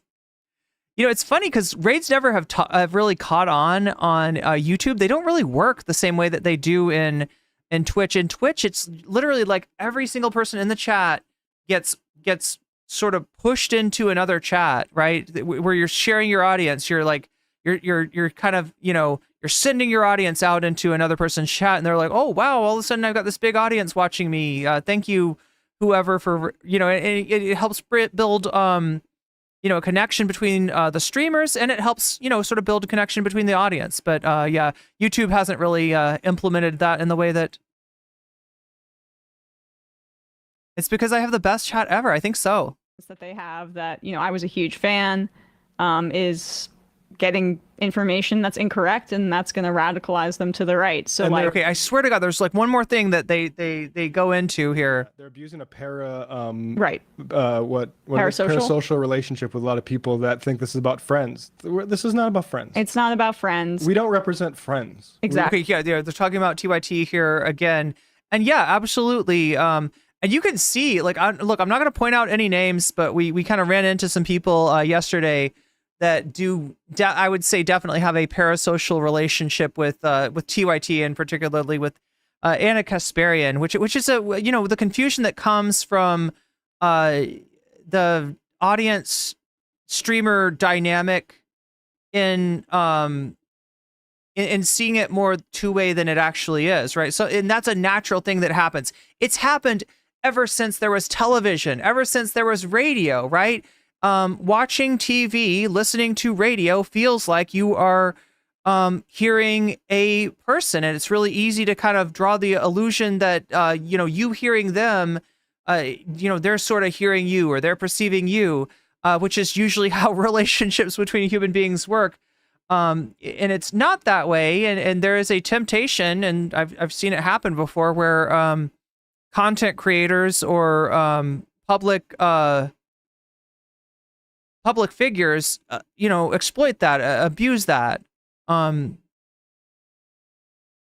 Like we can, and like, you're definitely seeing it with TYT. Friends behind the scenes. It's much easier when politics align. I'll tell you that. And so that way, if you're thinking of Anna Kasparian as not just a political pundit that you're watching, but she's like a friend of yours, then somebody that's mean to your friend, you're gonna make certain judgments about them. Well, I know Anna. She's great. She's nice. If Emma's being mean to Anna, Emma must be a horrible person. And when Anna tells you that Emma's, accusing her of titillating the audience with tales of her essay, then that, you tend to believe that sort of thing. So it is personal to a degree, but only right now, because we've basically, I feel, in my view, not been as aggressive because we were trying to give a lot of benefit of the doubt. But since the project now seems clear, I think that gloves are off, basically.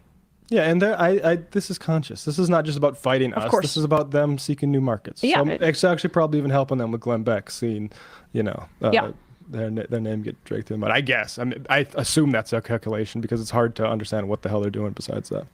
Niall from Trinidad said, oh, shoot. But look, I'll give you something better than a parasocial relationship, all right, chat? It's something called solidarity. It's a solidarity that I feel towards you as a human being in this late-stage hyper-capitalist dystopia that we're both trying to navigate. And that's real. And those bonds do need to be forged, right? Just lost the IM. Did you see a TYT anchor quit on air? I did not see that. Okay, so yeah, hopefully we have time for that. To the right or something like that. I mean, again, I think a lot of people might have even taken exception earlier, but I imagine people's contracts are close to it. They're talking about Mondale Robinson there, so hopefully we'll get a chance to see that. Just a pure shot in the dark. But I imagine that is having effect on some people. Milo the dang Bilo said, I am the left has been said by no one on the actual left. I am the Senate. That's what it's so funny how yeah, if you hear somebody saying, I'm the real left. The left just is like people we interview. Yeah. That are organizing and like doing actual work. Media is, you only call the media the left when you're trying to fucking sell it. That's exactly right. We're a megaphone. And to the best of our ability, we want to highlight the kinds of people and issues that we think are going to make a difference. And not sort of co-sign Greg Abbott's border policy on Glenn Beck's show. So gross. So gross. Let's quickly And if you want to see my take on Anna's co-signing of the border policy on Glenn Beck, that was it Monday? I feel like it was Monday. Look back a few lives. In fact, I'll try to update the live stream list so that you can keep track of that easier. Yeah. Let's quickly do 15. Okay. So there we go. That's what I wanted to see. I told you there was a little bit more about Anna and TYT. So we got to keep going. We got to keep pressing on, chat. We have got.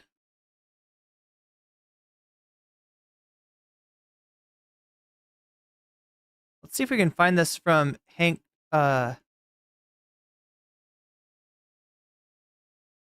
Himself. Wow, much Twitter, many posts. No? Oh my gosh, no. Try again. Just click on Hank's. There we go. This is what I want to watch with you next, all right? On February 12th, 2020, a group. So, yeah, again, this channel is Winners and Losers. It belongs to Hank Thompson, who hopefully we're going to get a chance to talk to in just a bit. And he's made a documentary. He's in the process of making a documentary about his experience as a TYT employee, his experience with TYT's labor standards, his experience with the unionization process, you organizing a union at TYT, as somebody who was being, from the sounds of it, and definitely in his opinion, mistreated as a contractor, and forced to work in intolerable conditions. So let me give you Hank's URL in case anybody wants to give Hank a follow. There will be more good stuff coming from Hank in the future as well. And he's actually got a lot up on his channel as it is. We've watched his channel before. I think it was a Hassan. He covered a Hassan live stream. Hey, what's up, Hank? You've been posting a lot lately. That's right. Much Twittering. So yeah, we're about to watch the first 45 minutes of Hank's upcoming documentary, which you can support. And by, I believe, on Patreon. And I'm thinking it's going to be getting a lot more attention now that it's been brought into the light by frankly, the argument that Anna got involved in against Emma, right, has kind of brought this to light. So yeah, we're going to take a look at this, and then we're going to talk to Hank. And oh my gosh, we're a little bit little later than I thought we would be, but we're still going. So yeah, Let me check the poll once more. Looks like, oh wow, we got a really close race here between Cavernacle versus Ethan Klein and more TYT tent. So there's more about, yeah, we got TYT talked to Charlemagne the God the other day, and that's what's available for more TYT tent. In third place, we got Bad Empanada ends Lonerbox's career. So if you want to see Bad Empanada come with receipts against Lonerbox, choose that one. And we also have in last place, What If Alt Hiss Mouse Utopia. This is supposedly What If Alt Hiss magnum opus. What If Alt Hiss is kind of a unique individual, let's just say, on the right, who has got a decent sized audience and is just spouting some absolute incoherent nonsense, right? I feel like his stuff would make more sense if it was Chat GPT, right? It's that bad. And yeah, there's plenty of AI on his, in the creation of his videos. So that's at 10% right now. But yeah, go ahead and vote if you haven't already. 222 of you have voted so far. If you're watching me on Twitch, feel free to come over to YouTube and vote. The channel is nocommentchick. You can come over, you can vote, and if you would, leave a like for me as well, because that helps me out a lot, and I greatly appreciate that. And if you have donated already, as we're 48% of the way towards the dono goal, feel free to let me know in the chat which of these topics is tickling your fancy, which of these topics sparks joy in you, and I will put your money where your mouth is, adding it as a percentage to the topic of your choice. So you'll actually get to buff one of these topics and give it a few extra percentage. Now, if you feel like that's not fair, I don't like the idea that people can donate and they can make something win when it wasn't winning otherwise. Okay, I hear you. You can also say Vox Populi, in which case what you're saying is you want your donation to debuff all of the donos, and it will if you say Vox Populi. So, that's your option if you've donated already. If you donate in the future, you can do that too. Just let me know in chat, and I'll try to see it. Mods, if you see me miss anything, feel free to at me or get my attention anyway. You can, and we'll really want to see the What If Alt Hiss thing. All the other, yeah, everything's good. Everything's good on here. So, yeah. So anyway, with no further delay, and again, donos, things that count as donos are if you're doing a super chat, a super sticker, if you're getting a membership for yourself, if you're gifting memberships to other people, if you're signing up for my Patreon, if you're supporting me on Throne, if you are getting yourself a sub on Twitch either for free with Prime, or you're paying for one, or you're donating subs to other people, any of those things, that's a donation, and you have every right to let me know which of these topics is resonating with you, and I will put your money where your mouth is, adding it as a percentage to the topic of your choice and helping you get the content that you want out of the content vending machine. Anyway, let us endeavor to get into this is the first 46 minutes of the upcoming documentary from Hank Thompson, who we will then talk to. Hank is a former TYT employee, and Hank, if you like, again, I think I told you, between 7 and 8, and it is like 15 minutes until 7. So I might bring you in like halfway through this thing, just to make sure that you're, that you're coming on in a reasonable amount of time. So yeah, I don't know if you're East Coast or West Coast, but it can get pretty late if you're on the East Coast. So. Of workers at the Young Turks came forward with a union. This Twitter page pops up out of nowhere, right? And it's TYT Union. They'd used card check, an election process in which 50%, little help, Bernie. If 50% of workers in a bargaining unit plus one sign a card saying they want to join a union, they will have a union. Oh my gosh. I don't know why these aren't showing up, but yeah, thank you, Crystal Safira, for the coffee super sticker. End of discussion. Actually, no, this is my coffee mug. There we go. End of relationship. After 9 days of silence, the company formally rejected voluntary recognition, saying they were prepared to voluntarily recognize the union, but only after a second election was conducted on terms more favorable to the company. While they wanted people to believe they were protecting the democratic will of the workers, it was in fact, as labor journalist Sarah Jones pointed out, classic union busting. Their statement was, Put another way, total bullshit. What followed was a period of union busting that seemed right out of the union busting playbook. Every single tactic was a tried and true technique for disrupting solidarity, save one: publicly smearing the workers' integrity, intelligence, and motivations by... So again, this is going above and beyond the expectations for a union busting company. Like this is TYT being a little bit worse. Accusing them of being in a conspiracy with Cenk Uyghur's political opponent. And again, what is the connection that we see between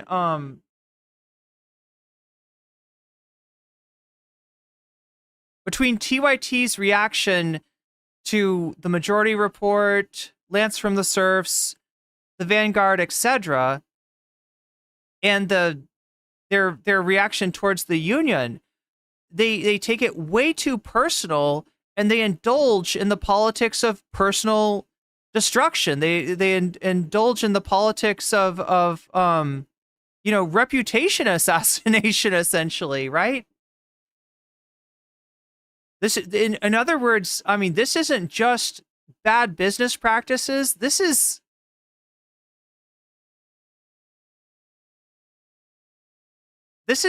are bad people.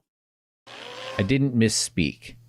They accused their own workers of being part of a plot to disrupt Cenk Uygur's political ambitions. See how narcissistic that is? And I would argue that like it's looking more and more like a lot of Cenk's political activity doesn't have to do with like a legitimate concern, for workers, for people, but has to do with Cenk's ego. What makes this unique is that most CEOs desperate to avoid a union are not talk show host politicians like Cenk Uygur. So this tactic stands out and is the subject of this video. The other tactics, all documented in these 4 articles, none of which the company has refuted, might seem so familiar because, as NLRB filings would later reveal, the Young Turks hired 2 anti-worker management-side law and consultancy firms. Since the home of progressives is largely member-funded, it stands to reason that the audience deserves to know how much they spent on union busting, if any. How much member money did TYT send to these anti-worker law firms? Do they even have a right to know? Perhaps not. Shh. Best not talk about it. 18 months later, Cenk Uygur described his own union busting as merely a bumpy start. Our relationship got off to a bumpy start in the beginning.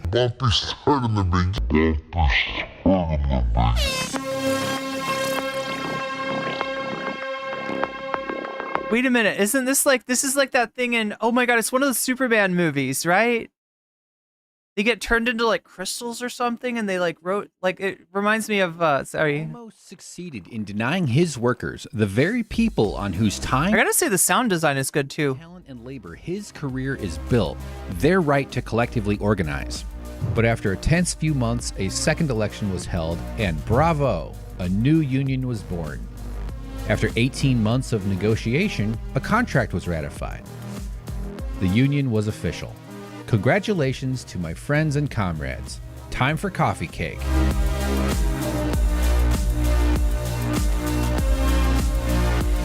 Yeah, even the squirrel gets the coffee cake. Wait, where did squirrels come up this morning? With slivered fucking almonds? That is a proper real coffee cake, yes. Yeah, the slivered almonds, they add to the texture. Right, it needs something crunchy in there, so... Hi, I'm Hank. I worked at TYT as well as for the Jimmy Dore Show in various iterations over the years. I was a I'm sorry. I'm just like, I feel bad for you. I feel bad for you working for the... Although, I mean, Jimmy Dore went through a transformation of his own, but... Member before I began working for the company in 2013 as a video editor and lizard massager. Okay, now that is Premiere Pro, right? I was on the ground floor of this organizing drive. Our effort. Oh my god, it's the marijuana. I forgot. These are some old school TYT references, right? So if you don't know, the marijuana is an iguana that they had in the TYT studios, right? And sometimes they would use it in the promotion of TYT. You would see the marijuana and you would hear its thoughts, right? Which I love because like it's basically a talking animal movie. It began in early summer of 2019, away from the watchful eyes of managers, of course, eventually leading to the first in-person meeting with the IATSE representatives at my apartment one day before work. During that meeting, we felt the long absent presence of hope and the possibility of one day being respected by our employer. Solidarity was becoming action. It was glorious.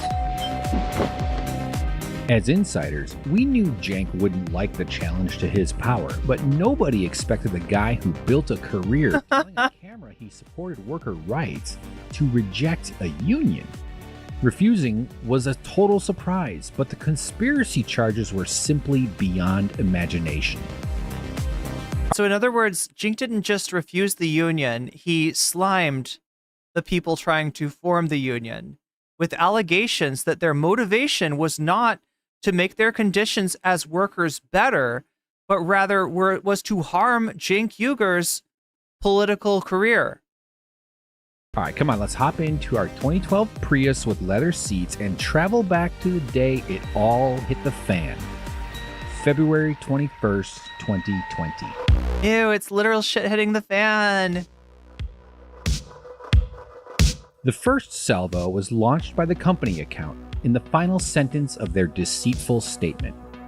The fact that IATSE has failed to respond to TYT, instead opting to issue misleading statements, suggests there are other motives at play. Other motives at play? What could that mean? Having been laid off a month prior, and because I refused to sign the massive NDA upon which my severance was contingent, I laid out a worker's perspective. Unlike TYT, I told the truth. But I have no reach. I'm just a feeble red shirt compared to the stars of this story. Cenk beams in to spread the lie at 12:15 p.m. First, he denies that they had refused voluntary recognition, which is a flat-out lie. He then points out that IATSE had endorsed Christy Smith in this race, insinuating that TYT Union was a puppet regime of the establishment forces arrayed against him. More bullshit.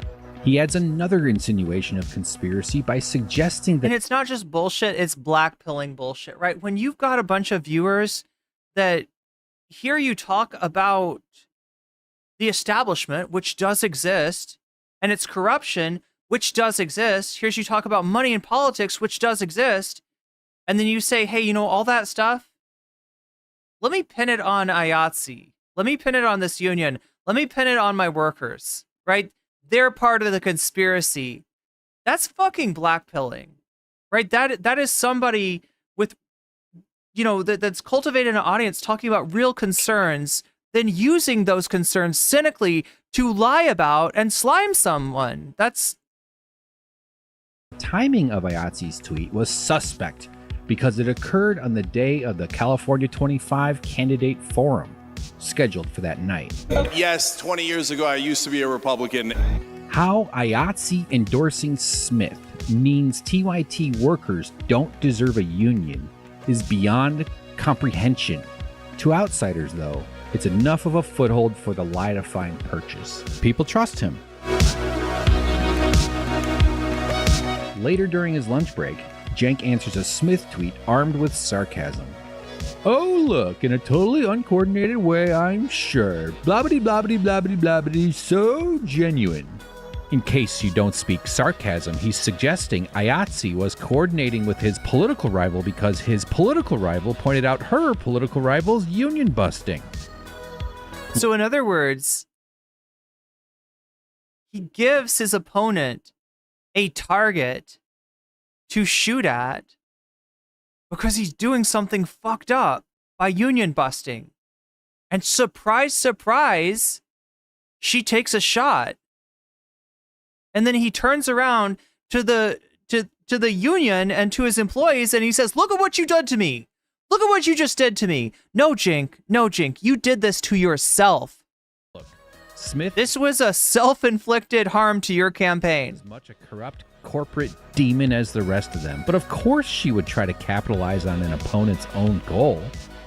She'd be a fool not to, and she owes Jank a big thank you card for the gift of becoming a hypocrite union buster.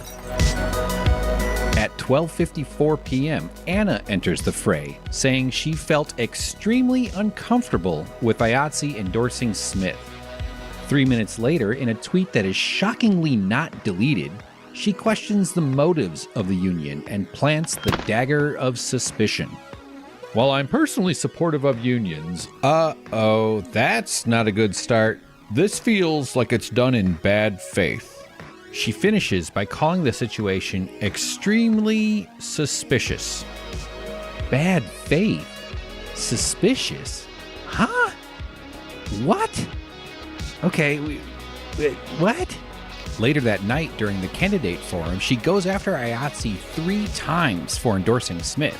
Had workers at her company, the very people on whose time, talent, and labor her career is built, not been attempting to join IATSE, it's unlikely she would have targeted IATSE during the forum. They were in her sights because she was on Team Jank. She then tweeted erroneous information about the union claiming to represent a majority of workers, which was not at all true. Producers were not in the bargaining unit, nor were hosts. Although,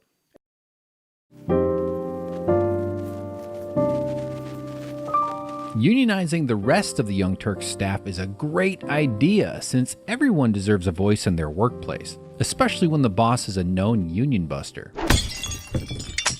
As a worker, Anna's had personal experience with how scary asking for a raise can be. I don't like freaking asking for raises or negotiating. That's why I have an agent. My agent negotiates that stuff for me because I can't do it, right? So, well, it's an uncomfortable process for everyone. The worst. She's right. It is the worst. Since very few have a private union, an agent, a company-wide union would elevate everyone out of the intimidating subjugation Anna's agent helps her avoid. Doesn't everyone deserve better? Or at least not the worst? Unionize TYT. Make videos out of it. Be proud, be honest. Teach and inspire others to do the same at their workplaces. And don't worry, hungry capitalists. Socialist content is a proven moneymaker. Just ask the himbo-in-chief himself, the internet's top stream boy, where no take is too hot, no shoulders too big, no foe too paw, the socialist with the mostest, TYT's former head of the nepotism department, Haas Russert. Haas, buy TYT, make it a co-op. Buy TYT, make it a co-op. This is you talking from your dreams. Buy TYT, make it a co-op. You're incepting Hassan. Buy TYT, make it a co-op. You're dreaming, Haas. Buy it. Buy it. Buy it. Lead the charge, Anna, and hit me up. I'll bring coffee cake.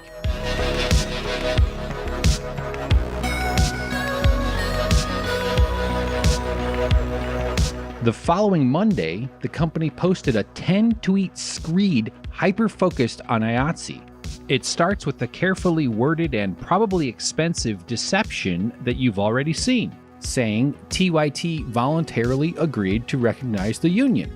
It's the same BS from their first message, in which they offered and were prepared, but this time they say they agreed, all indicating that it hasn't happened.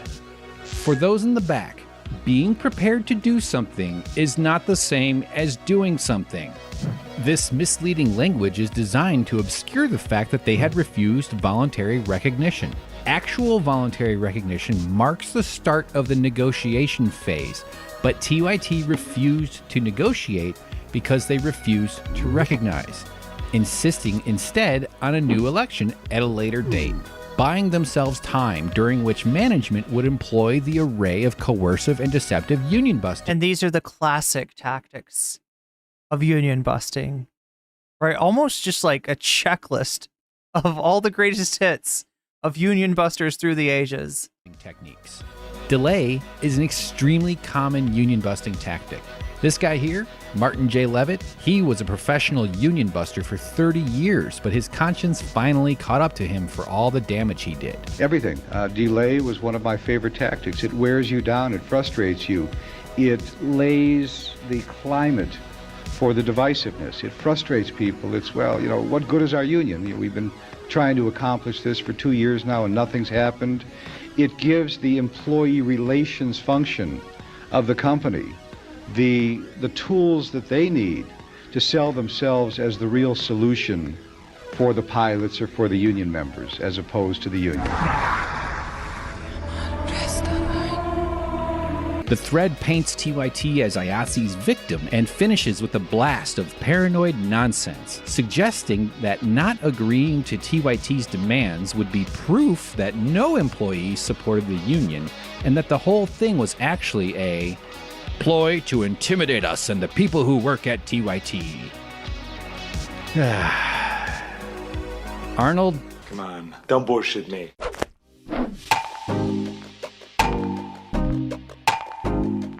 With over 1 million followers among these 3 accounts, the company narrative was out of the barn. Confusion. Let's look at, sorry, those are followers on... With over 1 Twitter followers, yeah. million followers among these 3 accounts, the company narrative was out of the barn. Confusion and suspicion spread like tater tots in a food fight. While no shortage of randos made the mistake of trusting Jank, so too did those with platforms of their own. A few examples from the Young Turks cinematic universe stood out. Jeff Waldorf of Waldorf Nation expressed suspicion and understandable confusion. The Humanist reports Mike Figueredo withdrew his support for TYT Union when the conspiracy reached him. He's against cahoots. Didn't know about them, but I'd love to lend my support to workers everywhere. I actually just deleted my tweet. I learned the union they're partnered with is in bed with Christy Smith. Oh, so yeah. So much so, he stayed on management's side even after a worker from the very union he was talking about showed up in his mentions.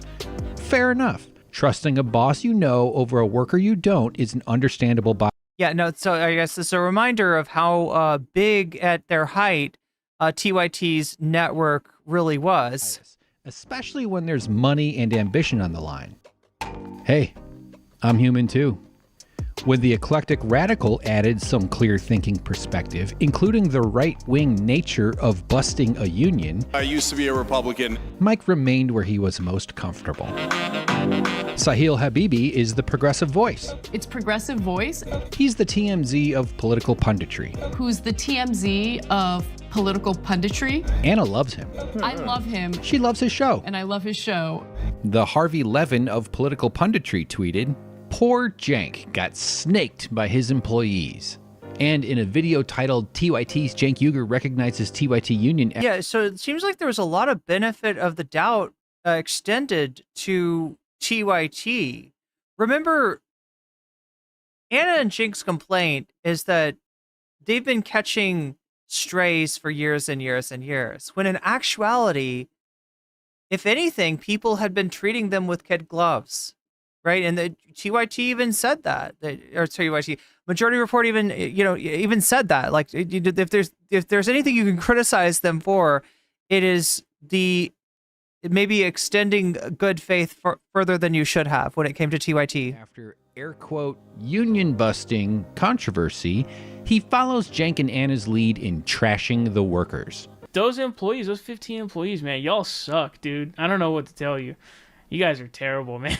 I mean, thanks for laying out all this damage for your quest for, I don't know what, you're puffing up of whatever.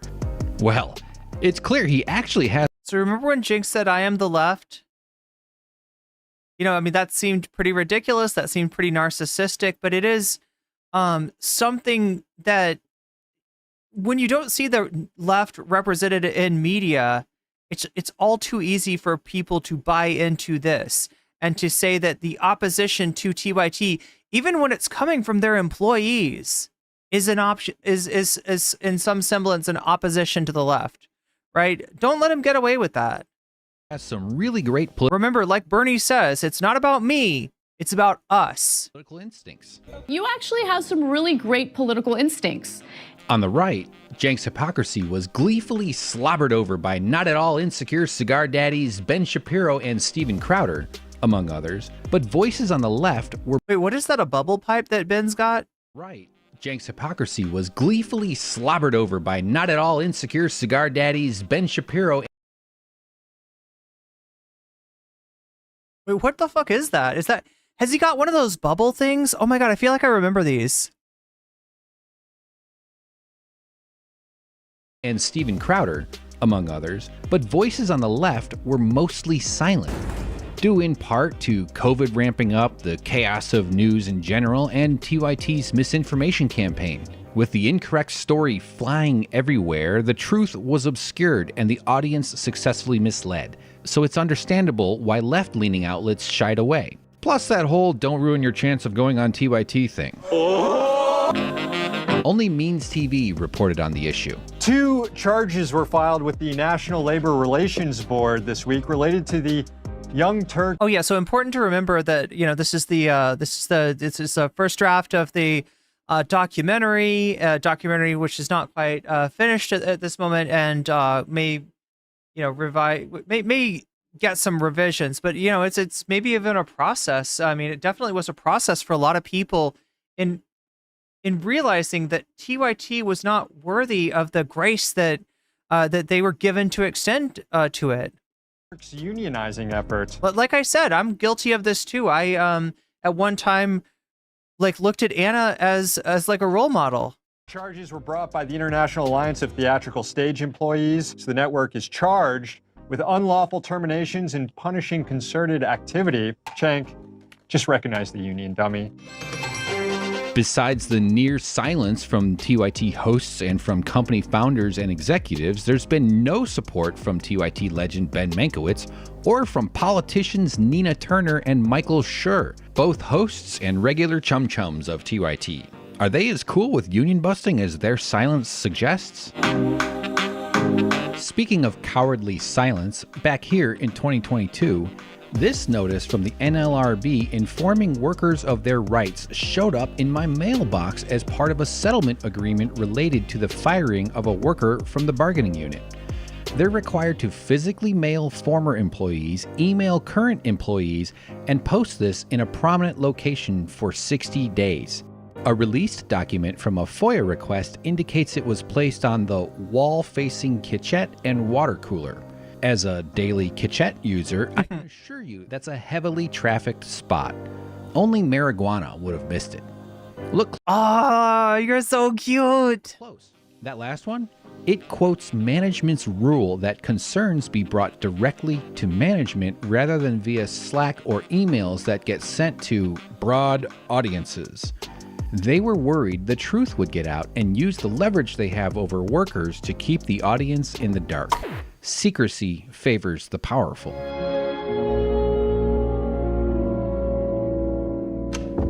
For 60 days, evidence that a prominent progressive CEO violated labor laws sat on the wall by the coffee machine and nary a peep from any of the journalists or hosts at TYT. Themselves literally on the other side of that wall telling a camera about employers who abuse workers and violate labor laws. Ethics be damned. To say nothing of the broad audience, it seems like something the paying members of TYT deserve to know, doesn't it?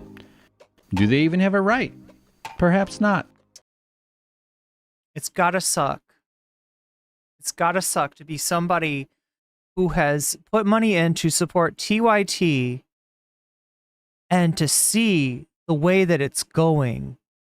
To see, like, and look, like, I mean, this is, you know, I can remember when I first heard that Cenk was going to run for office. I was excited, right?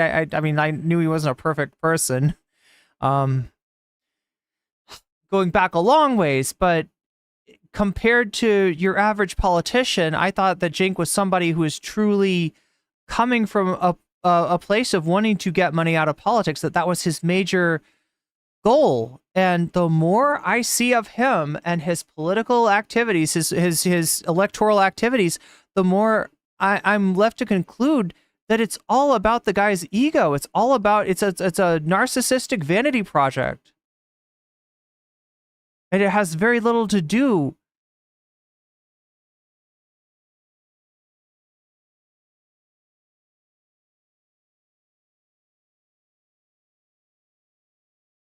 It has very little to do with money out of politics.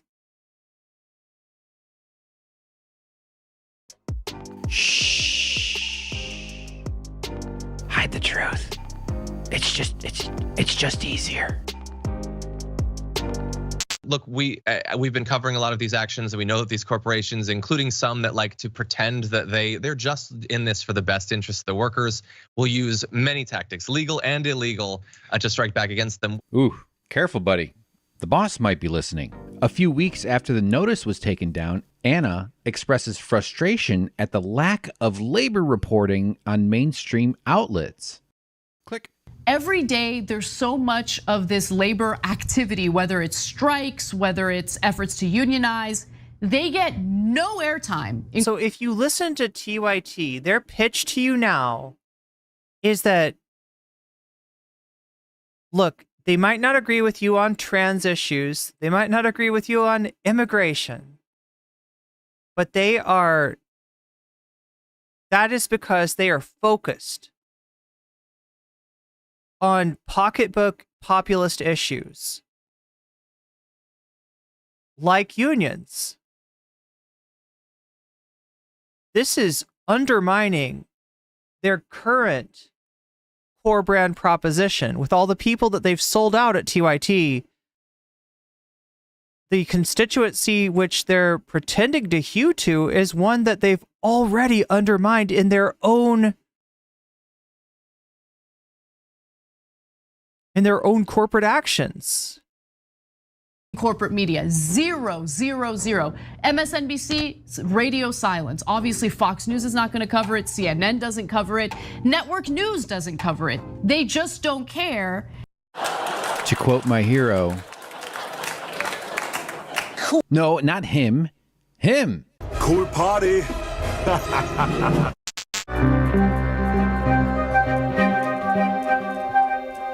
This was May of 2022, but hold up. We're missing some critical context about who calls the shots at TYT. For that, let's travel back over 2 years to the very beginning of Cenk's campaign, mid-November 2019. We're talking ethics. Yeah, Nathan Drake really putting it into perspective there. She went from hosting a show with a Jacobin and working with Michael Brooks to talking shop, yes, with Glenn Beck. Since very few politicians are also daily talk show hosts, Cenk's surprise run for Congress raised legitimate concerns. Something that's important to me is our credibility here at the Young Turks as a media company. Cenk assures the audience he's going above and beyond. When I'm a host on the program, I can't comment on my district or my race. Not only, look, actually, legally you can, but I don't want to. And I don't want you to either, because I think it's important for us to, maintain our credibility and to, remain objective when it comes to reporting the facts. 100% right. So who decides what airs? I handed off editorial control of the show to Anna. She already was the executive producer of the Young Turks, so in that sense, we were already 90% of the way there. But also, Judith, who's a wonderful head of programming for us, now has editorial control over other parts of the network that are not the Young Turks. Hey, you gotta do the right thing. We've gotta do the right thing. Even if you don't have to. Even if we don't have to, we should do the right thing, and we're going to. Anna assumes her new role with trademark self-assurance. I have full editorial control on this program now. There's obviously a conflict of interest if Cenk had any editorial control, and he does not. So I'm gonna go ahead and ask you a question that's probably gonna make you incredibly uncomfortable. A month later, Cenk goes on the Useful Idiots podcast with Katie. Oh God, with Matt Taibbi. And Matt Taibbi. At the time, I mean, in some ways, this is a similar story with Matt Taibbi, going from the reporter on the beat of the financial crisis to Elon Musk's handmaiden. Fellow media titan turned politician Michael Bloomberg had been criticized for his policy forbidding Bloomberg reporters from covering their boss's campaign. Asked about his approach to similar ethical issues, Cenk adopts a contrasting tack. And I've given over editorial control to Anna for the flagship show, The Young Turks, for the TYT network. And we've told our reporters, you are allowed to cover the campaign, and you're definitely allowed to cover it negatively. Negatively? Well, gosh, that sounds ethical. So you cover it any way you like.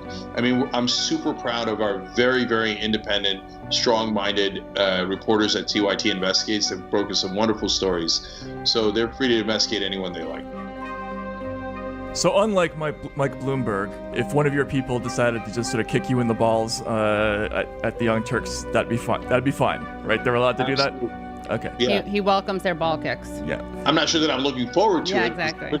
They're pretty tough on folks. So, but yes, we're independent media, so no holds barred.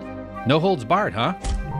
Well, over 3 years later, there has been zero coverage of Cenk's union busting, no correction of the conspiracy lie, nor any mention of the NLRB cases on any TYT show or outlet.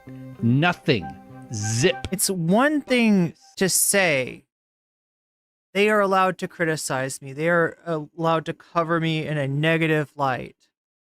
It's another thing to actually facilitate a work environment where that is anywhere close to true.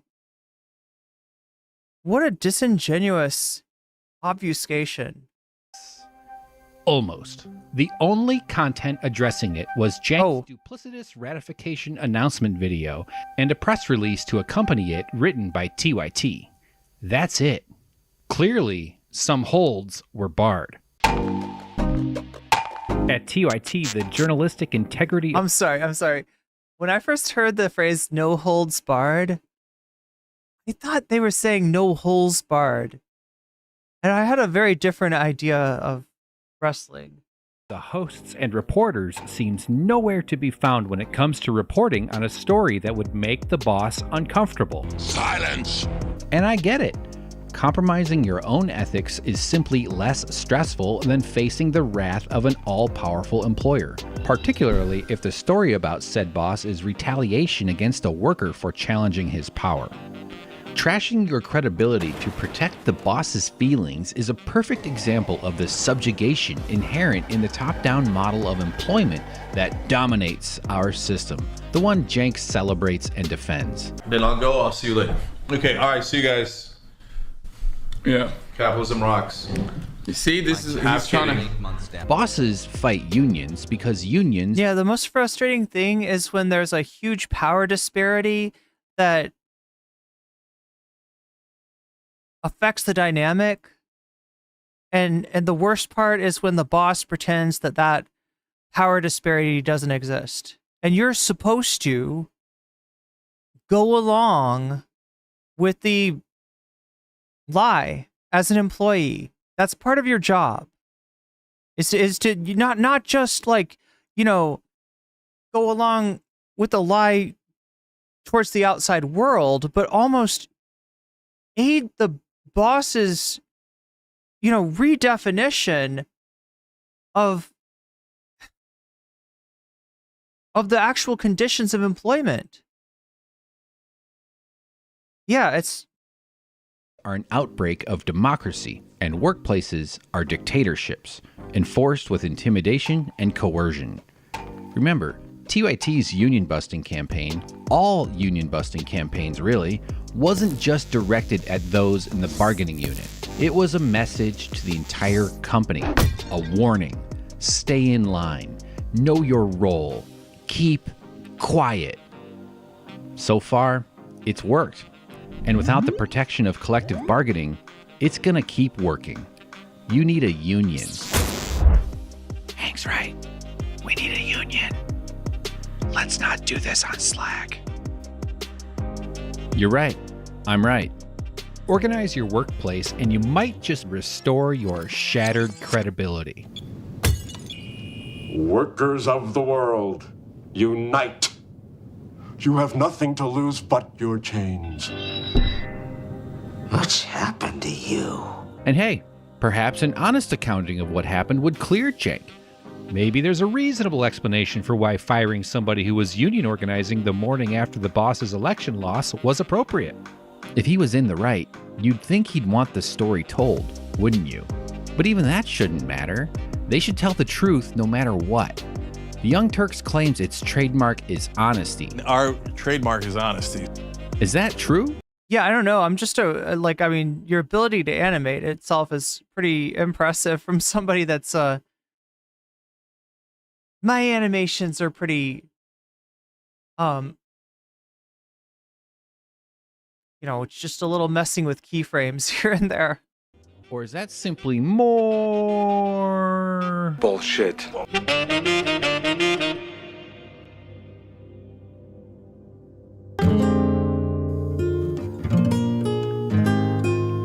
Besides insulting his workers, Cenk's lie proves he doesn't think much of his audience either, as a moment's thought reveals how illogical the conspiracy theory is. Okay, if you look at this a little closer, their insinuation suggests two potential derivations. One, we were in on it. We were complicit with Christy Smith and the Democratic establishment in trying to disrupt our boss's election chances. That's ridiculous. Two, we weren't in on it, but we were duped. We were tricked by the Democratic establishment and Cenk's rival, Christy Smith, into forming a union at our workplace in order to disrupt the boss's political campaign. Equally absurd. There's a third explanation that you probably already figured out that I'm going to tell you in a little while. Hank, you said you want to say something? Yeah, thanks, Hank. So let's break the logic down here a little bit. This conspiracy theory is premised on the idea that the only reason the union formed was as a response. That's his campaign ad? Oh my god. There's something fundamentally unserious and unprofessional about everything that Cenk Uygur does. To Cenk running for Congress, suggesting that had he not run for Congress, there never would have been a union at the Young Turks. That's absurd. We started talking amongst ourselves in secret in early summer of 2019. And had he never run for Congress? John says Anna claims that Harris pandered too much to the right, but all TYT ever does is pander to the MAGA right. Yeah. Like, look, as bad as corporate neoliberal candidates are, as bad as the Democratic establishment is, there is something worse out there, and it's the thing that Cenk and Anna are ingratiating them to right now, themselves to. We still would have wanted to have a union. Definitely. Emails viewed by Political, however, show that conversations between the staffers and IATSE date back to April of 2018, and they began scheduling a meeting with the union on November 5th, 2019, more than a week before Uygur declared his candidacy. Cenk thought it was a prank and made it about his campaign and not his workers, said one staffer organizing for the union. He couldn't believe his workers wanted to unionize and spoke to why we needed it. Good point, Hank. Second, even more ridiculous. This is what I mean, is he's living in a kind of narcissistic delusion, right? That includes like a better work environment than what actually exists at TYT. And then he's using that, self-deluded notion to justify his union busting activity. And part of working with somebody like that is that you are also responsible for amplifying the delusion and not doing anything to bust that bubble. Ridiculous. This conspiracy is premised on the idea that he would have rejected the union. Cenk spent 20 years telling a camera how important it is for workers to thank you for the super chat, John. up for themselves, how CEOs screw over their employees, and how corporate culture is rotting society. He's communicated to his audience the importance of workers having unions. The Young Turks is called the home of progressives. So in order for this conspiracy, for this plot to work, you would have to have confidence that the pro-union guy would say no to a union in the middle of running for Congress. That's ridiculous. During our discussions, we never considered the possibility that they would reject the union. If anything, it would have been a gift to his campaign. Nice point, Hank. He could have told the people of California 25 and So the way that they try to talk about the union now, as if they are cooperating in cooperation with it, as if they always wanted it, and as if they're having unionized work staff makes them good people. Like that could have been the reality if he had only, well, not even only, if he had not fought tooth and nail to keep the union out. that he's a man of his word and a man who lives his principles, and that he would govern like that as a Congress boss. Hank, you said you had something? Yeah, I got something. By the way, good job, Hank. Oh, thanks, Hank. After all was said and done, Cenk came in 4th place in the election. He got 6.6% of the vote. So even if he had run on his principles and embraced the union, it might have bumped his election results up to 7, maybe as high as 8%. In hindsight, I bet he wishes he had never run for Congress. But certainly Cenk never blamed his staff and the union for his electoral loss, did he? Hank? Hank? Hank? Hank? Hank? Hank? Hank? Hank? Hank? Hank? Hank? Hank?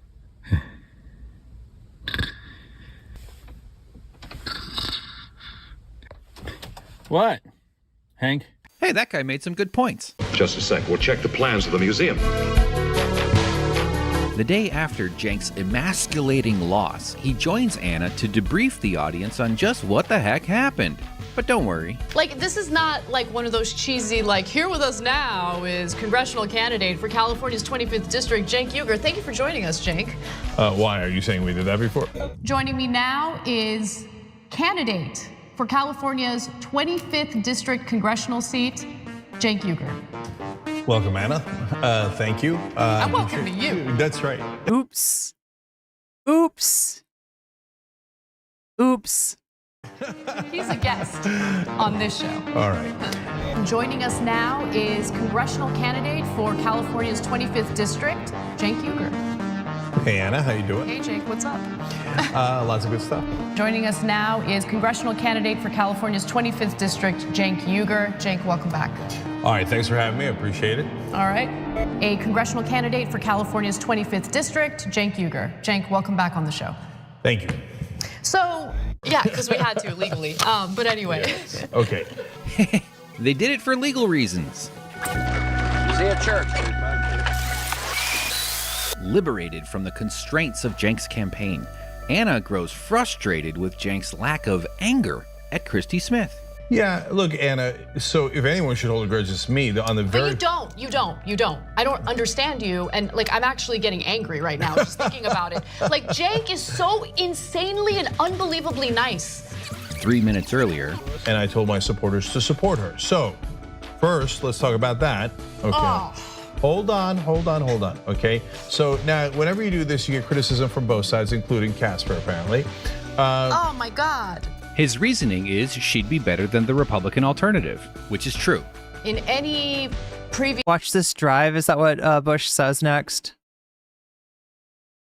year, I might have agreed with you, but She knows too much. knowing what I know about Christy Smith, knowing about the dirty games that she played, I see. I don't like where this is going. about the acts of intimidation she engaged in to try to get you to drop out of that race. Anna remains unpersuaded. I don't think that's a hard question at all.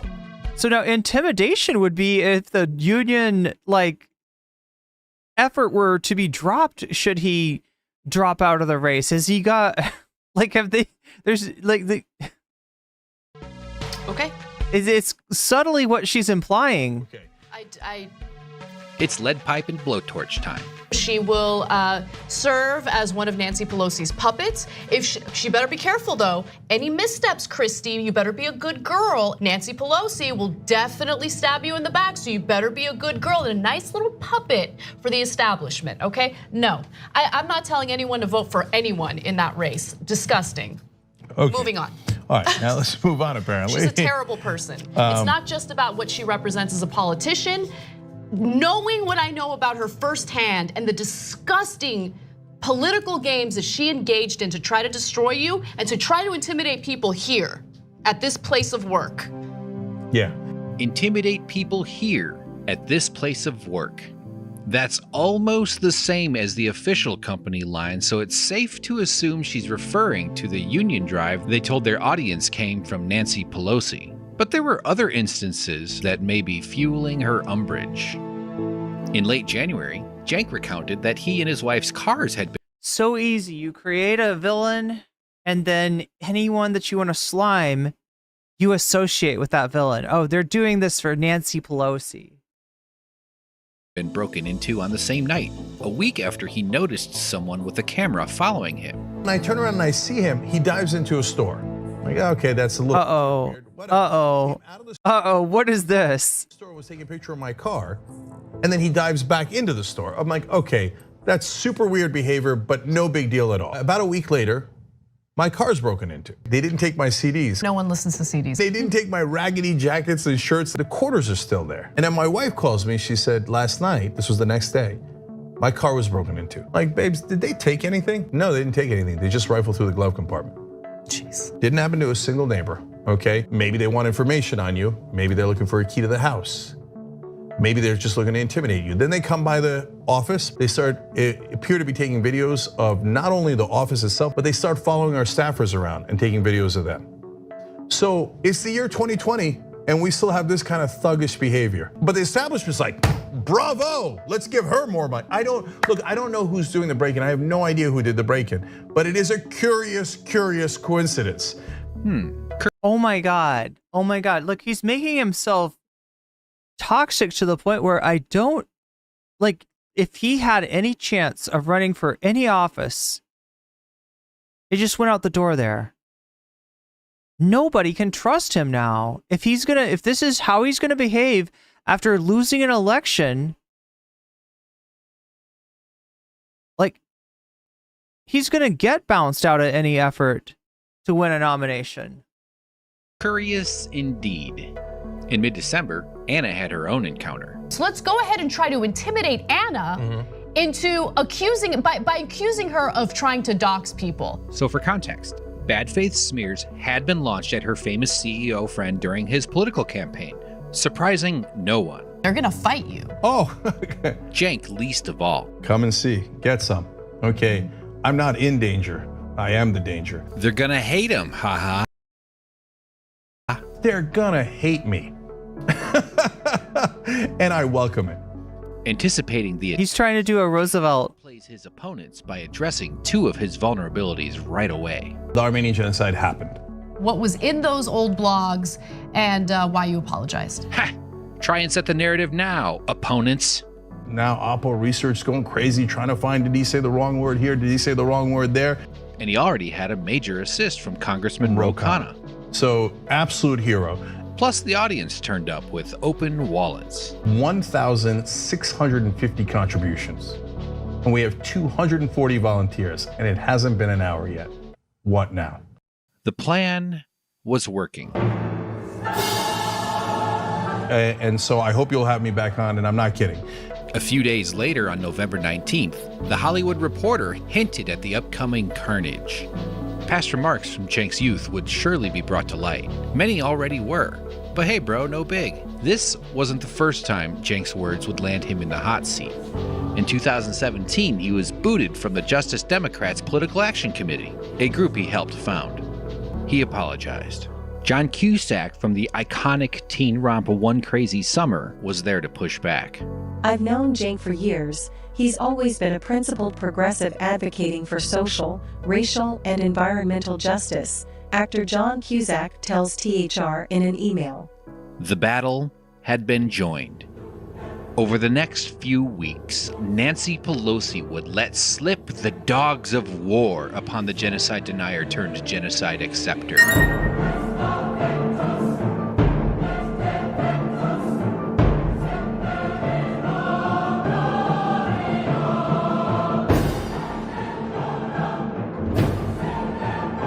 Undeterred, Cenk forged ahead, buoyed by the support of the TYT Army and an assembly of loyal allies. Nina Turner joined Ro Khanna, both national co-chairs of the Bernie Sanders campaign, in endorsing him. Then, on December 12th, Cenk proudly announced he scored a huge endorsement from then presidential candidate and legendary hoopster, Bernie Sanders. Bernie Sanders endorsed me. He hits the free throw. Wait, is that free throw, right? Senator and presidential candidate Bernie Sanders is now retracting his endorsement of California congressional candidate Cenk Uygur. Check this out. Zoop. It goes backwards. Now in studio, congressional candidate for California's 25th district. It's Cenk Uygur. Yes. Okay, I think I did that right. You are the co-chair of the Bernie Sanders campaign. Yes. He made a controversial endorsement for someone who's running for Katie Hill's seat in California, for Cenk Uygur. Hey, look, at least she didn't say Shaky Gurga. Today, the 2020 presidential candidate from Vermont. He is an absolute legend. Received immediate blowback. Immediately there's blowback, of course. I mean, we're talking about really gross things. Establishment media is attacking 100%. This is the LA Times reported on quite a list of this. Over Uygur's past homophobic. Several shocking and sexist comments. Okay, now, look, on one hand, like, I don't like the idea of bringing back something that somebody wrote in college and, you know, using it as this is who they are now, right? People can grow and people can change, obviously. However, I have personally seen some of the gross shit, some of the bigoted shit that Cenk said not even that long ago.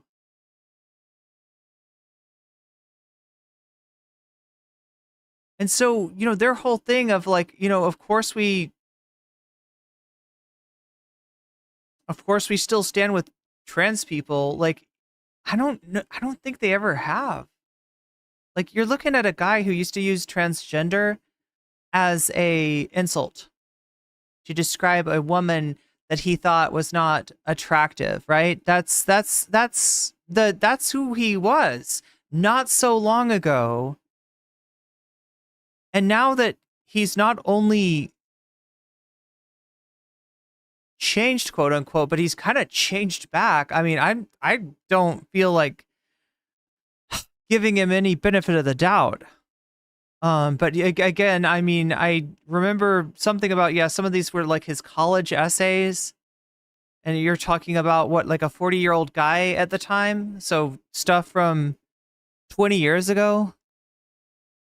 Comments and misogynistic blog posts. And giving a totally skewed perspective of who I am. Rating women on a scale of 1 to 10 as to whether men should allow them to perform oral sex on them. If you read any mainstream media articles, you might think like, who is this guy? Uygur is a liberal media commentator. That was in 2013. And what right-wing channel is he on? Host of the web show, The Young Turks. In 2016. And how do I fight this guy?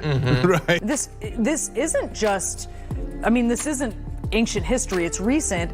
Wait, sorry. Young Turks. In 2016. And how do I fight? Defended the Harvard men's soccer team in 2016 for ranking the sexual appeal of female students on a scale of 1 to 10 on a widely shared scouting report, including explicit descriptions of potential sex acts with the women. We've been doing it for as long as humanity. Well, look, it's not just like,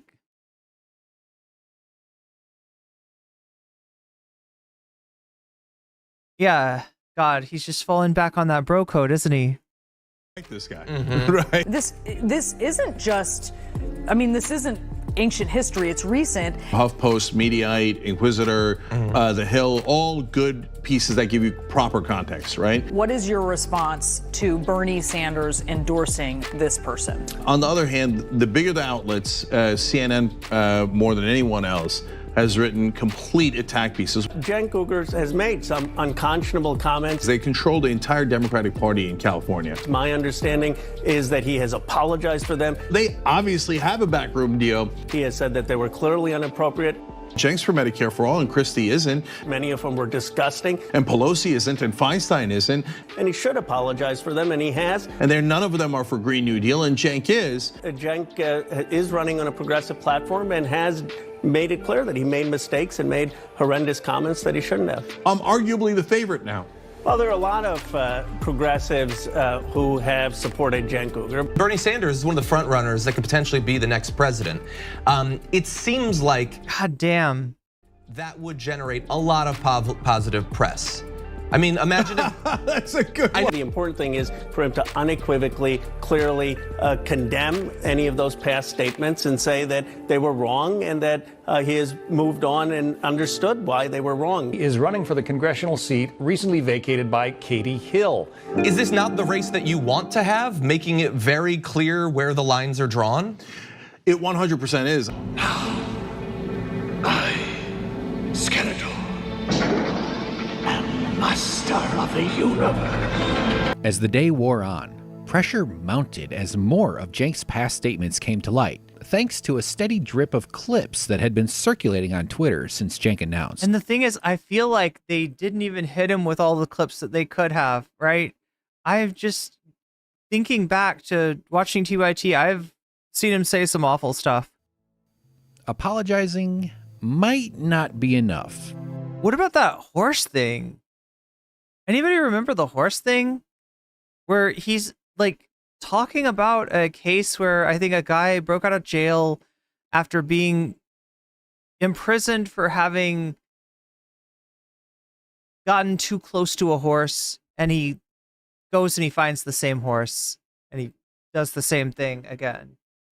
And I feel like Cenk's take was something like that, as long as they're pleasuring the horse, I think it's okay.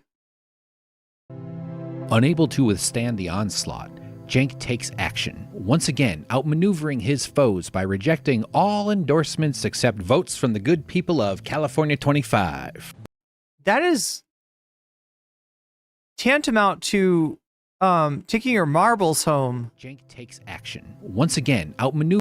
I can't tell you how much I appreciate that the endorsements of Bernie Sanders, Ro Khanna, Nina Turner, and local progressive groups gave me their support.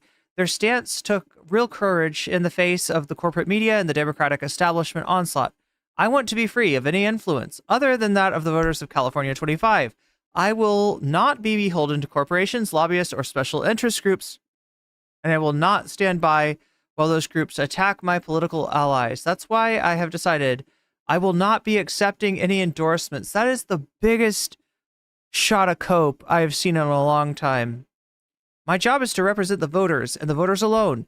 The only endorsements I'll be accepting going forward are those from the voters of California's 25th district. Cenk Uygur. Maneuvering his foes by rejecting all endorsements except votes from the good people of California 25. Uygur says he will now not accept any endorsements. Sorry, folks. No more rides on the Cenk train. Shut down.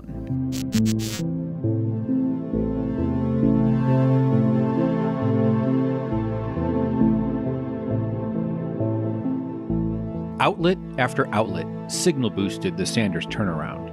Many sourcing examples of Cenk's controversial remarks from that troublesome big-ass Twitter thread. They are going through 13 years of video that TYT has produced. The LA Times piece confirmed the person releasing the video snippets was a Democratic activist. Look, I mean, I could understand if it was an issue of going through 13 years of a live show video and you only found one or two things that seemed problematic. I could understand that being an objection, but I feel like there's no shortage of examples. and many similar examples. And it's just not, it's not just it's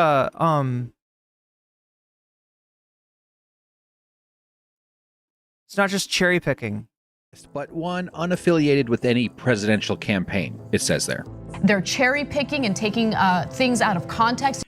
Damn, I'm good. In order to make it appear as though Cenk is supportive of all sorts of disgusting and egregious things. Out of context or not, there's simply no way such high caliber ammo would stay on the shelf if available. And there was a lot available.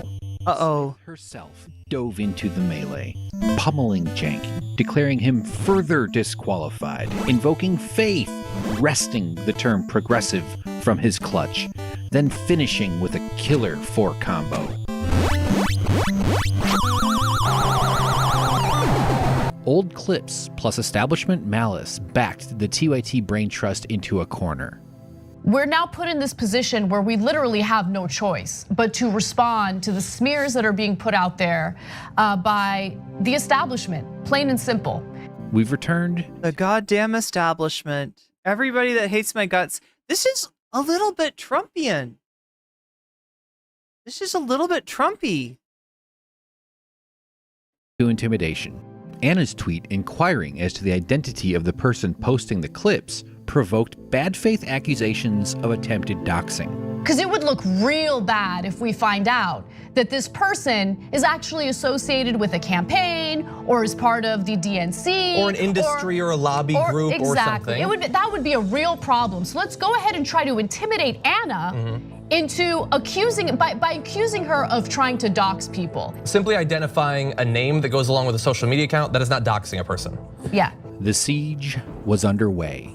But this is how far Christy Smith, the establishment media, and the Democratic establishment will go to smear Cenk. Most notably, the New York Times did their part by twisting Cenk's interview with David Duke, which roiled up the ethical. Okay, now this one's bullshit. I remember this. This one actually is bullshit.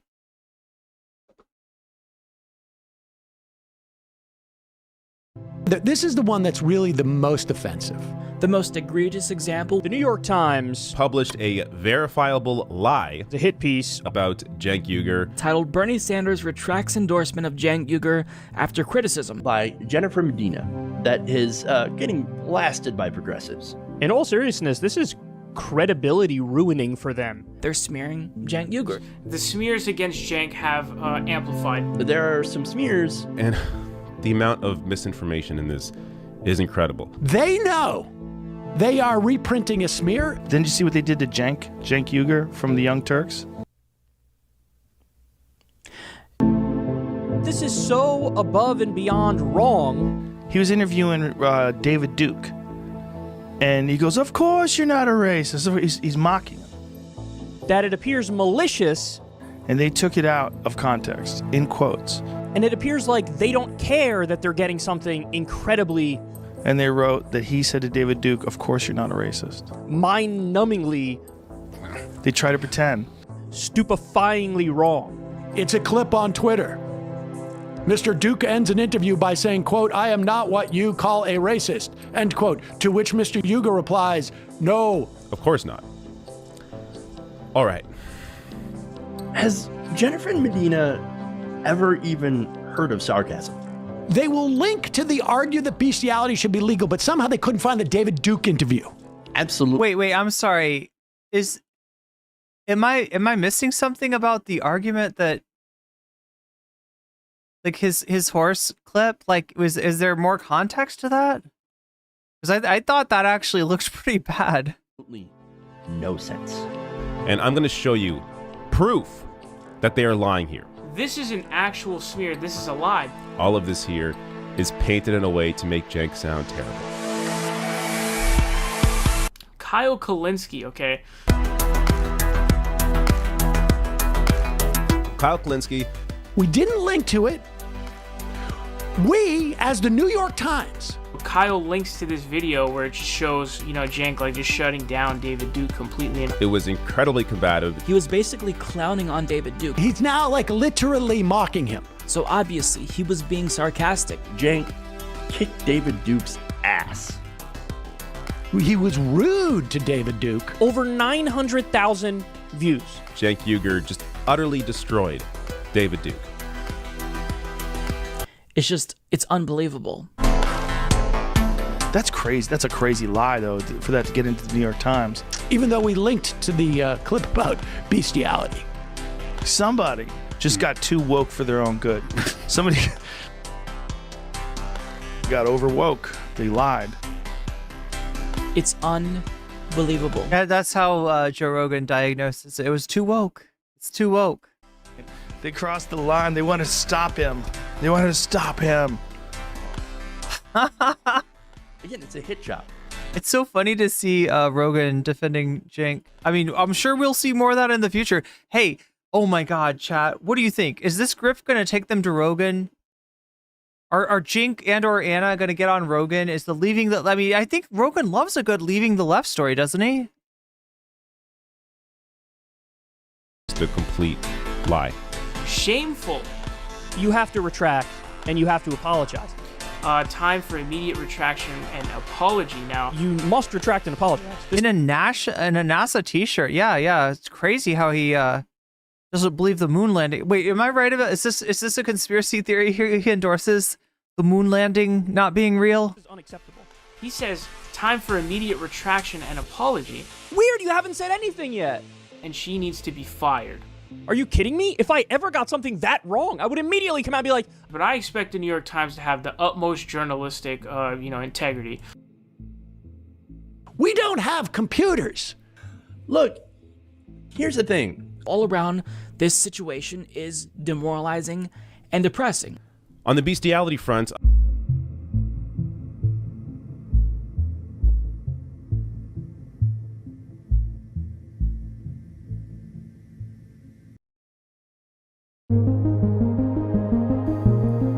Reeling from the day's bedlam, Cenk seeks refuge in the harbor of a trusted friend.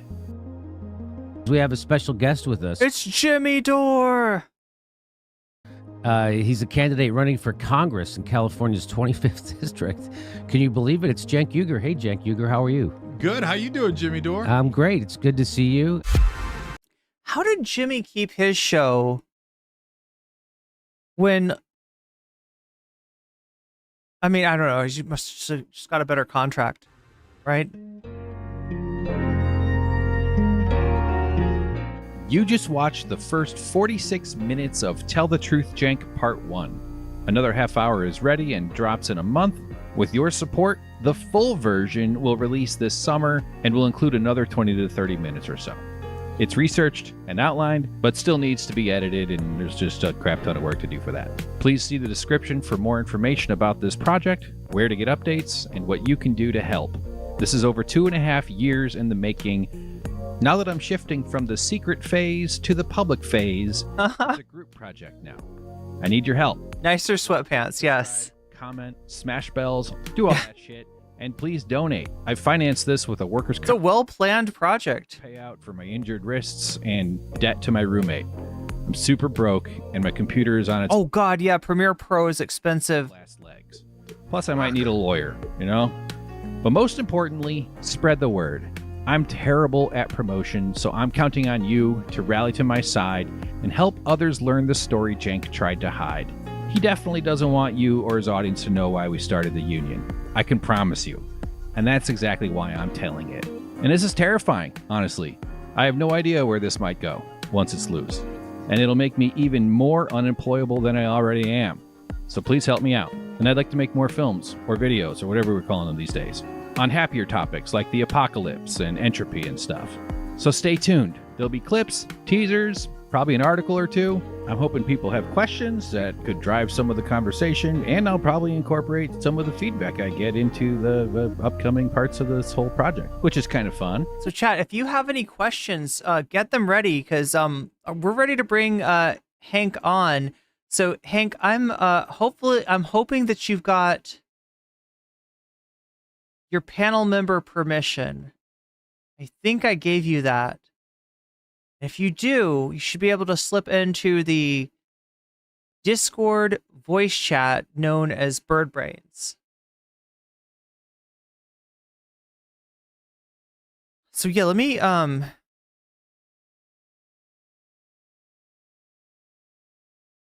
give you first the Substack. Whoops, copy the. Yeah, let me give you the Substack that you can find out more information on Hank's project at. Right here. Oh my gosh, that's a long wow. Okay, I didn't realize it was going to be like that. Oh my god. You know what? I'm just going to give you Hank's Patreon.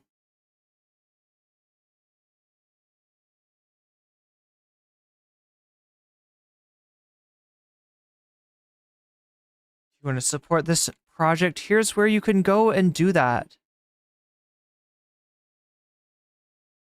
We need some interlude music. Yeah. Yeah, we do. Oh, wait. You don't have to threaten me with a good time, chat. Oh, speaking of which, looks like we hit the sub goal, and somebody just donated a lot to see Mouse Utopia come to life. So even though that's not winning at the poll, it is currently winning with that extra dono towards it.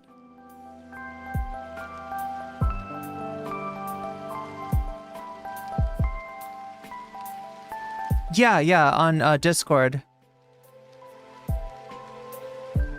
Sick of paying for Adobe. Yeah, that's why I use DaVinci.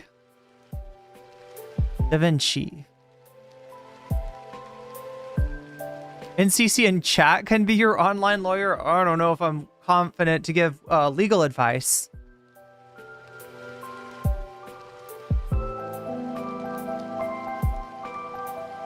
Yeah, the annoying thing is that now DaVinci, some of its best stuff are on its paid version.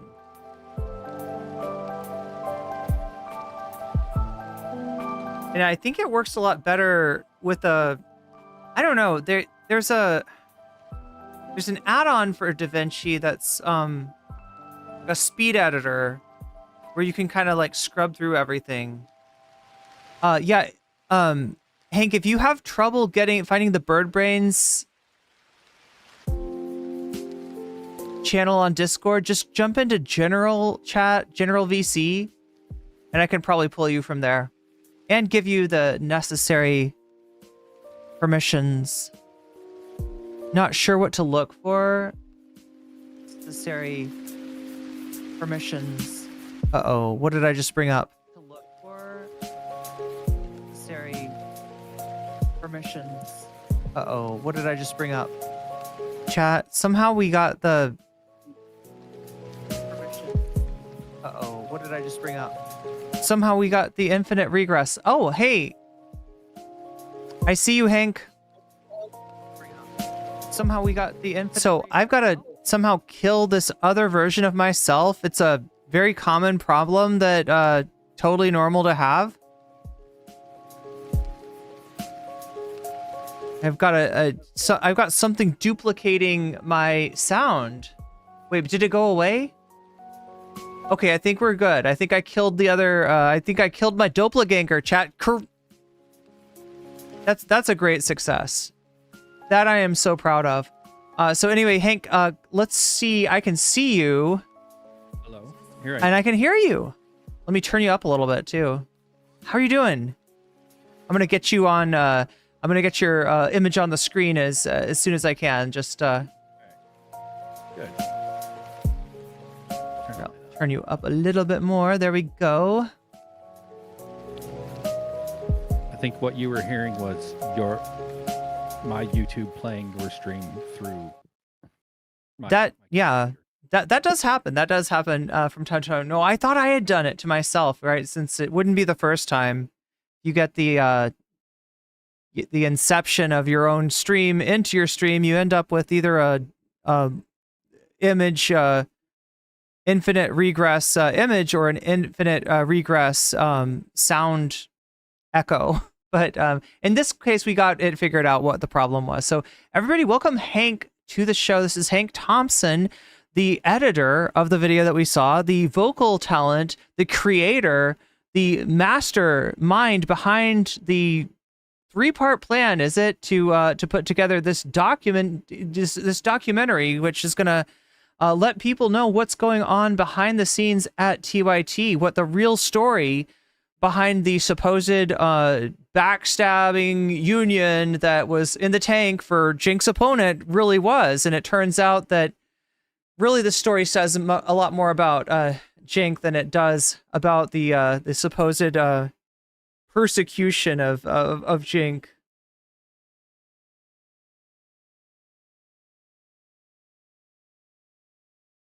Uh-oh, there you are. Do you see? Are you only getting the little light up here on screen? Is that what's showing up in the? I am, just opening up the. Okay. Oh, wait a minute. Okay, I'm a little bit confused about oh, that's right, because I still have the Discord. Okay, wow. Yeah, you're right. You're right. That's exactly what we're doing. I thought there would be nothing up there, but yeah, it turns out I do have a Discord window open that I just left open from the last time I talked to somebody on Discord, and there is Hank. Voila. All right. I'm gonna crop your image to get it just right. So, but everybody, welcome once again. Welcome to the stream, Hank Thompson. There it is. Thanks for having me. I appreciate it. Yeah, good to have you here, and kind of an amazing story that you're telling in parts, with the first 2 parts. Am I correct? Complete so far? Yeah. I'm intending to put out like an entire. It'll probably be like over an hour and a half, maybe up to 2 hours or so. But I like there's not going to be a discrete third piece, even though there's about a third left to go to make, and then I'm going to like integrate it all into one single film. Mm-hmm. I'll like put that out as like a premiere on YouTube, and I would love to do. I mean, this is jumping way ahead, but I think it'd be really fun to do screenings, kind of like this, what we're doing tonight, sharing it in the chat and talking while we're watching it, and then like answering questions. I actually like feel like that would be like a really cool. So, chat, do you have any questions for Hank? Is the question I'm asking now. Yeah, as you think of them, I'll watch chat. We could start with one here while chat gets going. Advisory in the chat asked what did I do at TYT? That seems like a pretty good starter question.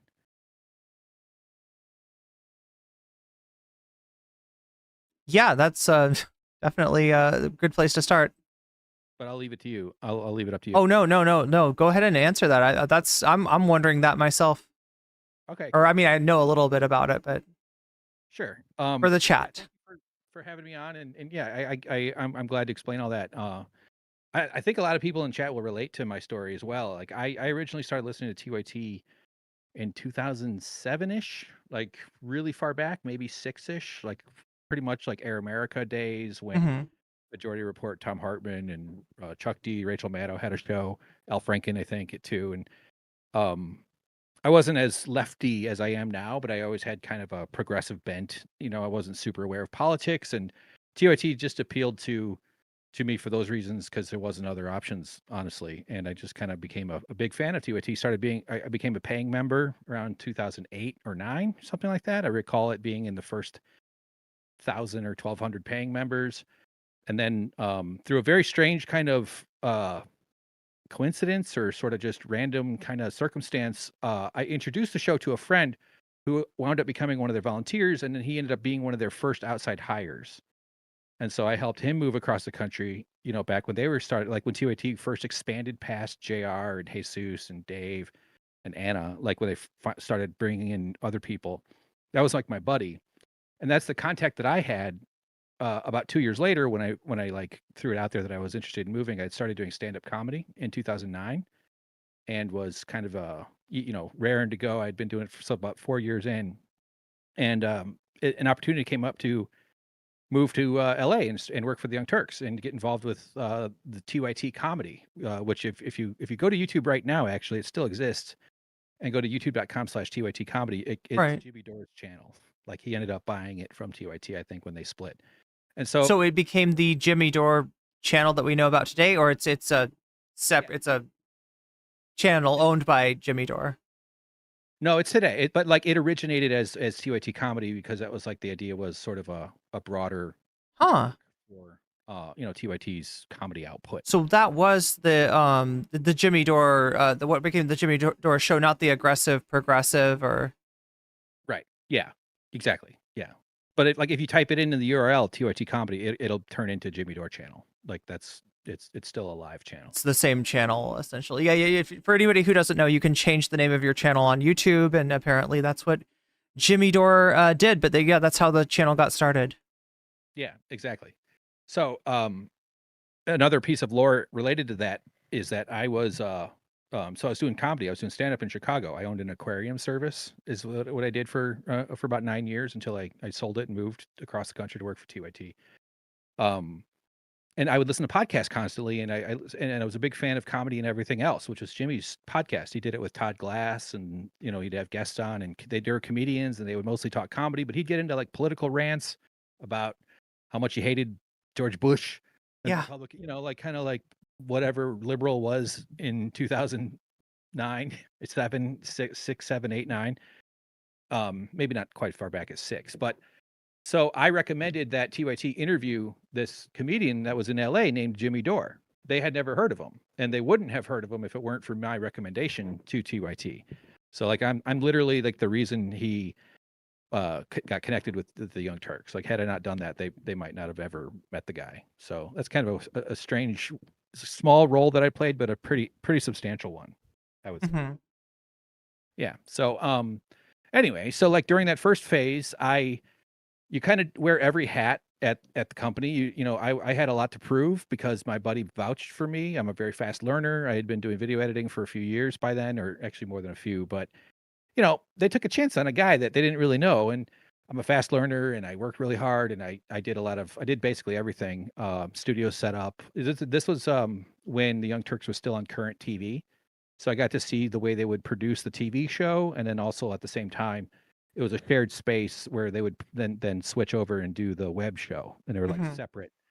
Now, for anybody who doesn't know this, Current TV is the Al Gore startup cable network that hosted TYT. I can't remember who else was. Olbermann on it, maybe.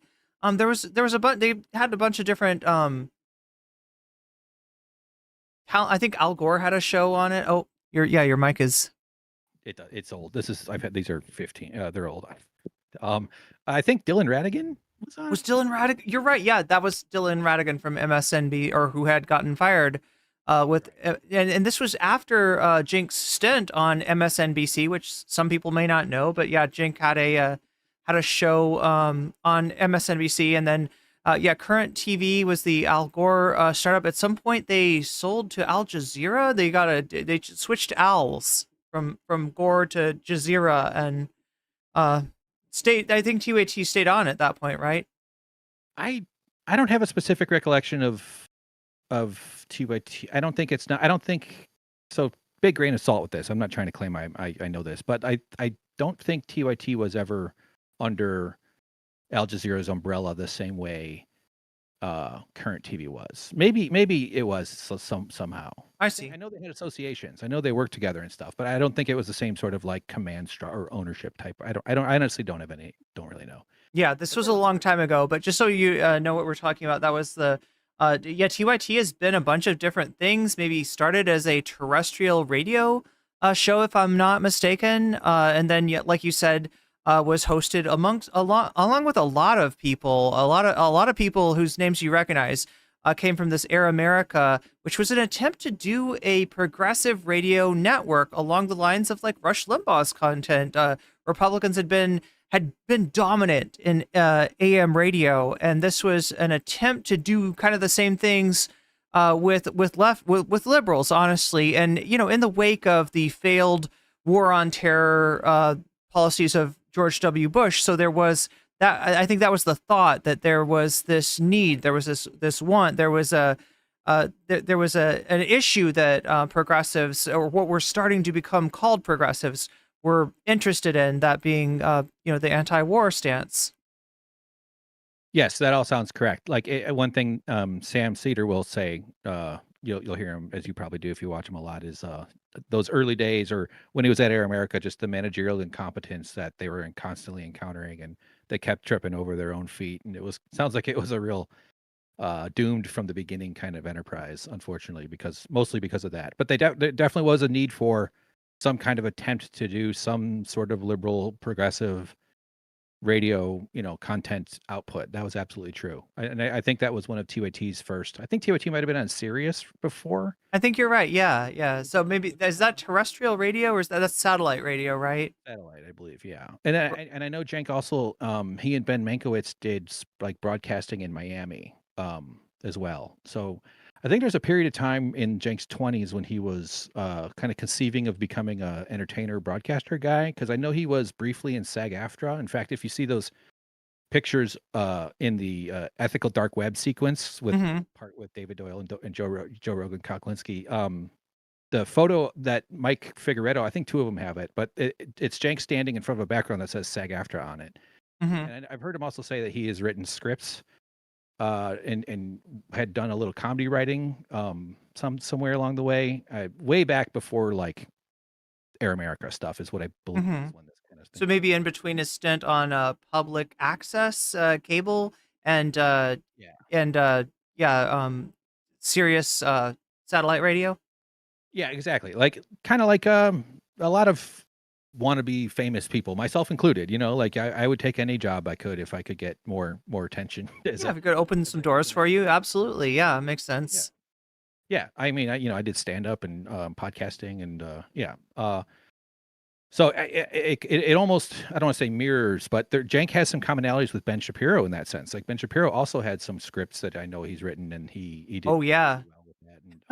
And, also, Ben Shapiro was like a conservative wonderkind writer, right? Like he got kind of well known in his teens, didn't he, for writing conservative claptrap? And I mean, I've only seen a little bit of Ben Shapiro's writing, and it's embarrassing from what I've seen. What is it called? True Allegiance is the one that I think Chapo has done a reading of it, and it's just it's cringe. It's incredibly cringe. So the fact that they're regarding him as a wunderkind probably speaks to the lack of creative talent that conservatives have had, and part of the reason that the Daily Wire started up was to try to. There's a statement that a lot of people have said that politics exists downstream of culture. So the idea being that the overall culture of of a society shapes the politics and not the other way around. And so for the Daily Wire to be able to produce conservative-minded media to try to compete with Hollywood, which in their mind is way too far to the left, after a lot of these people have just washed out of Hollywood, have made an attempt at doing Hollywood, and then when they were not successful, they all kind of aggregate to this conservative network, which for the most part isn't attracting A-plus talent. Maybe Brett Cooper being the exception to that in terms of her success on YouTube. Yeah. Cenk needs to find his own Brett Cooper too. That's what he's always been looking for, this sort of network, right? He's in fact pretty bold expansion of his production, going from being a serious radio show, an American show, being what the first is. He right about this? I heard him claim recently he was the first partner in the YouTube partner program. So the first one to get AdSense money as payment essentially for what he's this is how YouTubers primarily get paid. I mean, I don't know how I would even fact check that, but there's no reason to there's no reason to think he's lying about that. It is genuine that he jumped on YouTube and was putting up clips, and I think they were very, very early in that kind of thing, and definitely caught the attention of the YouTube world, because as you climb up the YouTube ranks, you get more attention from the company itself. Oh yeah, TYT has had close contacts. Like there's a tier level where you get like a dedicated manager or something, but something along those lines. And so, So that they've had a lot to do with that whole thing. So I do think that like him saying he's the first YouTuber, it does track as far, that's not deceptive or anything. And he deserves credit for that, I guess. I mean, the guy was looking for a place to put his content out, and there was this new technology called video on demand, YouTube, and it was really rough back then. And you can still go back to TYT, go to their video section, and just click on oldest, and take a look at some of their earliest stuff. Yeah. It doesn't take very long. I think they've scrubbed a lot of it, but it doesn't take very long to find a lot of that old sexist stuff in there either. Oh God, yeah. I've run into a lot of that. Yeah, I honestly like a big part of this project, and I'm kind of going to. I'm not really going out of my, as you noticed, like in the film, and thanks for playing it and watching it and everything. It's honestly like all these years working on it, I would watch and look for other commentators talking about TYT stories. And you were one of the people I found quite a lot of, and I've seen your stuff for a good bit. So it's nice to. Well, as somebody that was, a fan and like I said before, an admirer of especially Anna Kasparian, like I remember they would sometimes argue, sometimes they would disagree, and I would love it because like Anna was saying the stuff to Jink that I wanted to say to Jink, and as somebody that that really did kind of, I mean, this was my first experience of watching, independent media. Certainly, like you said, they're pioneers when it comes to YouTube. I had a lot of investment in that. The TYT was, and their analysis of the news from a progressive perspective really, shaped a lot of my early, perspective on politics. And eventually I guess I did gravitate more towards the Majority Report. It was more my style, my thing. It resonated a little bit better, but I still had a soft spot in my heart for TYT and really believed that they were doing something good and fighting the good fight. And just to see this, I mean, like I said, I never was under the illusion that they were perfect. I'm aware of Jink's, sexist past. I'm aware of some of the fucked up things that he said. That's why I guess I was an Anna fan, because sometimes she would take him to task on some of that stuff. But, to see them turn into what they've become and to gradually recognize that the shape I'm seeing isn't an evolving political perspective. It's a media strategy. And a very cynical one at that, and one that runs counter to their entire, origin story as the home of the progressives. It has been, hurtful, and I'm sure to a lot of people in chat as well, right? I would assume. I mean, I mean, not about just the chat, but like a lot of people, myself included. I just happen to have a very kinetic, much more direct way of going through the same process that people have gone through in terms of like coming around to that understanding that you just described. And it was very well said too. I like the way you put that. It is kind of just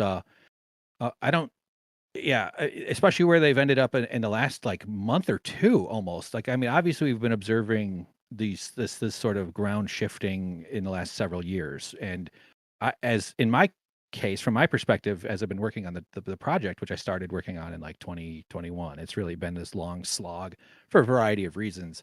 But so like having my kind of unique insider perspective, as well as kind of watching the outsider reaction to the various ways that they're starting to like reveal themselves a little bit more, or shift their ideology, or change which news sources they deem trustworthy. Like, how can you have this job all these years and now decide that police are trustworthy sources of information in any way? That's one of the things. It's just like, that doesn't show. How could you possibly come to that? But yeah, like in those early days, I think in that contrast to the horrors of the Bush administration, who were really terrible. Like, they were a rotten bunch. And then, and a lot of Jenk's initial republicanism, or sorry, progressivism, came out of his realizing I've found him doing, speaking about his past a bunch of times, because I'm going to do a sequence in the film that's kind of about the TYT history. And I'm not going to go too deep on like, look at all this misogyny stuff. That's not really the point of the film, but it's in there because it came up during the political campaign, right? So it's relevant. And I'm going to kind of share that story through the perspective of myself being embarrassed, like kind of my own growth into someone who is now repulsed that I wasn't repulsed. Yeah. Or I'm not really impulsed. I'm just embarrassed that I wasn't repulsed back then. I regret that because some of the stuff is just like pretty gross. But I also think it's healthy for us to keep open space in this country and this whole world for people to change. And Oh, absolutely. Yeah. because if you close that off, what there's really no hope for anything. But anyway, yeah. So like Cenk saw Bush as the fool that he was, and he saw the Iraq War as the crime that it was, and I think he kind of just was comfortable, at least rhetorically, with high taxes, and he didn't mind gay people the way the Republicans hated them, and like so he could easily, because he would describe himself as a liberal Republican. And I've also heard him say multiple times, like, I haven't really changed Washington, like the country has changed, Washington has changed. I'm not. Left really. has changed. Prides himself on sort of sticking to it, sticking to his guns, and I actually think like one of the reasons they're sort of flailing around right now is that they're trapped in their own cul-de-sac, is sort of the metaphor in my brain about it. It's like Cenk went to the same finishing school as Elon Musk and Donald Trump. He went to the Wharton School of Business. Oh, really? And Columbia Law School. And Wharton School of Business is like this prestigious, it's all, hoity-toity, fancy. I mean, Trump and Musk went there, right? Like that type of person goes to this business school. Right. Presumably they have a union busting class, I'm guessing. I don't know. Maybe, or Cenk could maybe go back and teach one. It would be something they all have in common. Exactly. Yeah. And in fact, if you watch the second piece that's out, there's a bit about that. We don't go into too much detail, but you get to see sort of the list of CEOs that went to that school and Cenk's use of these union busting law firms that they employ currently. So I think and I also think his experience was informed by being an immigrant and moving here when he was 8. And that also kind of made him kind of he sort of aspired to be, and he really stands on that America, patriotism, I'm a America beer, it sort of like tries to kind of sell out that image. Even, he didn't grow up middle class. He acts like he did. From what I can tell is there's an interview on TYT where he interviews his dad because his dad wrote a book called The Original Turk, where they talk about him moving to America, and buying buildings. And like the guy tells his kind of like capitalism success story. His American dream story was like buying a building and then realize like the contract said you can raise the rent if you buy it, and then he raises the rent. The tenant takes him to court. He wins the court case, so then he raises the rent, and then the building gets more tenants for this industrial building, and then then they started making like $60,000 a month off this one building. Like it's like that's their American dream story, which is to use the legal system to impose property rights on landlordism. So, but hey. God bless, as we like to say in the TYT world, right? Well, I mean, so that's the whole thing is that, like, I mean, he's got this criticism for George W. Bush and the war on terror and, this sort of American exceptionalism. But on the other hand, he is embodying as much as he can what does he always call it? Like he does that kind of like real American stuff, right? Which, like as opposed to all the fake Americans out there that not red-blooded, don't eat like 50 pounds of steak. I don't know what but I mean the whole culture that he's sort of just immured in. And it's not it has some of the same jingoistic roots as the Bush administration and their foreign policy, while mainly criticizing it for its lack of success. The Iraq War was not a successful war. The 20-year slog in Afghanistan that only ended under Biden after Trump wouldn't do it was not a successful not as successful in anything. The Taliban comes back into power. I mean, just an abject failure.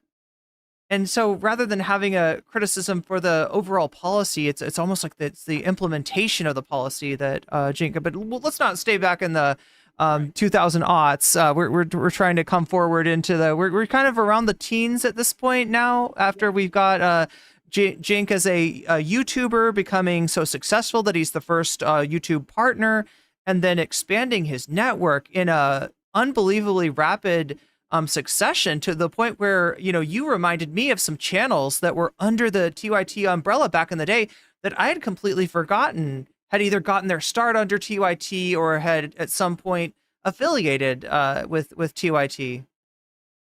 Which ones are you remembering? Like what the flick Well, Humanist Report is one that you reminded me of. What the Flick? Yeah, their old video review show. I mean, yeah, they had a lot of different like TYT branded products, but then they also had a lot of people like just sort of in the network or affiliated in some way. David Pacman, am I correct? And maybe even MR for a short stint. Yeah, it was called an MCN, a multi-channel network, and I don't think that model is completely gone. I think it's drastically evolved into different configurations. But for a while, there was this whole thing where multi-channel networks would, like, Maker was a big name. Yeah. One of my first YouTube channels I started called Suck Professor. We signed with Maker. I met a dude at a thing, and The chat might remember Machinima for video game content. Yeah, these are multi-channel networks. Yeah. Exactly. So these were the behemoths. These were huge. They had a lot of money, a lot of investor interests, and the whole industry was sorting out YouTube. And we're talking 2009, 10, 12, that kind of era. Yeah. And TYT aspired to be an MCN. I mean, Cenk has big ambitions. Like, if, we could all kind of call him out on that, but that's not on its own a terrible thing. We could get into the nuts and bolts of our differences and all that, but he wants to be the biggest news show in America, he says. I know he's also aspired to be like globally known, and just sort of one of those kinds of like, I don't want to say confusing, but for taking like just overselling your ambition as a means of kind of projecting that confidence that you're trying to do to sort of attract. Yeah, it's very much a tech philosophy. In a sense, yeah. I think it's a tactical thing, but it's kind of shallow. Like it's sort of it's more of a sales technique than anything else. I would kind of. It's sort of a make it till you break it, or fake it till you make it sort of strategy that is really common in tech. Yeah, it had, and actually for a little while after they got the $20 million or somewhere around that time period, they would call themselves or kind of refer to themselves as a startup, sort of. Right. And we're talking about the Katzenberg money here with the 20 million. Yeah, exactly. So I ended up leaving, stopping working there in 2015, and during that time period when I first started working in 2013 was like I did all kinds of stuff. I did video editing, producing, not a lot of producing, but studio setup, directing, publishing, editing, largely for the Jimmy Dore Show back in those early days. It was really crazy to kind of see like how current TV would have like 12 to 15 people, crew, multiple directors, a whole stable of producers, all making $90,000 a year or something like that. Decent money, and like working using the studio space. And then when they're done, it's like, all right, you get on it, web guy. And if I was lucky, I had an intern. Yeah. To help me move around cameras and set everything up, and then ingest the footage and color correct and get the cameras correct. It was insane to just switch over to like such little. And I was making $3,000 a month. They gave me a check for Izzy $3,000 every month super chatted $5. Eventually, I did get a Quick raise. question. Is the reason but, TYT cancelled Nerd anyway, Alert so I and let also go ended up Kim Horner at the time becoming is a publisher connected to this? because I'm pretty good with words. I love that And show. I ended up getting 2 YouTube certifications, audience growth and development, and digital rights management. Ooh. Tests. I flew to New York for some class. I had some stand-up buddies that I just hung out in New York. It was my only time there. It was so that was one of the few bright spots of this whole time. And I eventually left, and then Jimmy called me up and said he wanted to do his channel in 2015, and I needed the money. I was pretty desperate for work. There's a whole story to that, but I jumped on board and we started filming. So this is like back when Jimmy started posting on his own stuff. And then it's didn't take off immediately, but we were pretty persistent. He was still very friendly with TYT at the time. We did some reporting. If you recall, they fundraised. I think that's when Emma and Jordan were hired off the journalism fundraising, and brought them in. And then Jordan Sheridan, for anybody in chat. That's right. Yep. And while we were During that year, though, Jimmy wanted to do road stuff, so I followed him around to some Bernie rallies. We went to a Trump rally in 2016, and that eventually kind of burned out as it sort of does. And so that ended in the end of 2016. I stopped working on the Jimmy Dore show. Then I ended up back at TYT. So the Katzenberg money kind of came in between this period, and so that's when when they got that money, they expanded quite aggressively. I'm not judging the expenditures that they spent. I don't know. I was never exposed to any of those sort of financial things, so it's not my place to really say, good or bad. But it seemed like they might have overexpanded a little bit, because eventually they had to do kind of a pullback. They hired a president. They had I think it was a woman who was the CEO of Yahoo, right, or some relationship with Really? Yahoo News or something like that. They did a bunch of firings. And now we're into like 2018, and this is actually sort of when the union story starts to get going. And this is the stuff that they would not want anybody to learn about, is like why the union started and what workers were dealing with that made them start unionizing. And I can't tell you guys every detail. There's a group of workers that reached out to IATSE in 2018, as you saw in the film. You read that part when you paused it. And that was their first contact. IATSE was receptive, and they wrote them back. And it was, just a nascent union drive, 18 months before Cenk would become a politician, right? So I was looking for work. I had been having difficulty in my own personal life, generalized mental issues and depression, and anxiety problems, and all kinds of stuff. And to fast forward to the end of that's not the end, but that story sort of culminates about 2 years ago when I learned what autism is. I'm one of these late identified self-diagnosed autistic people who slipped through the cracks of the system, and I'm the kind of profile that would have been tough to notice. So I was having all kinds of weird things going on, and it's just kind of wild that I didn't have any awareness of what autism was until I read an article one night, and it described me perfectly. So that was right. And so, anyway, so I needed work. I was really struggling, and I knew I was good at video editing, and I had been doing a bunch of my own kind of efforts on YouTube and stuff, and pursuing comedy too. But I had sort of stopped doing stand up. It was just getting too intense and difficult for me to get around. And TYT brought me back in 2018, and in order to get the job, I had to sign a contract that said I'm an independent contractor. I didn't think it was really great doing that, because I knew that they were a video production company and that doing video editing, it shouldn't be an independent contractor role, because I had just done an independent contractor job for TYT that summer. I reached out to someone because I stayed in touch with some of the people, and I said, hey, if you need anything, and they had me do a test kind of thing, sort of. I did actually, by the way, speaking of the question on screen, is the reason TYT canceled Nerd Alert and let Kim Horcher at the time is connected to this.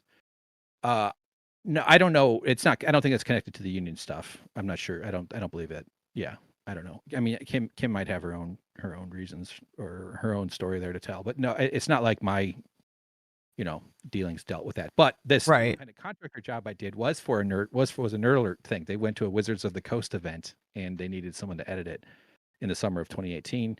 It was like $35 an hour, work from home, do it at your own pace, do it on your own gear, get it done, of course they get to review it. And then, and I was totally satisfied with that arrangement as an independent contractor. I limited time frame. Right. All the reasons, it was fine.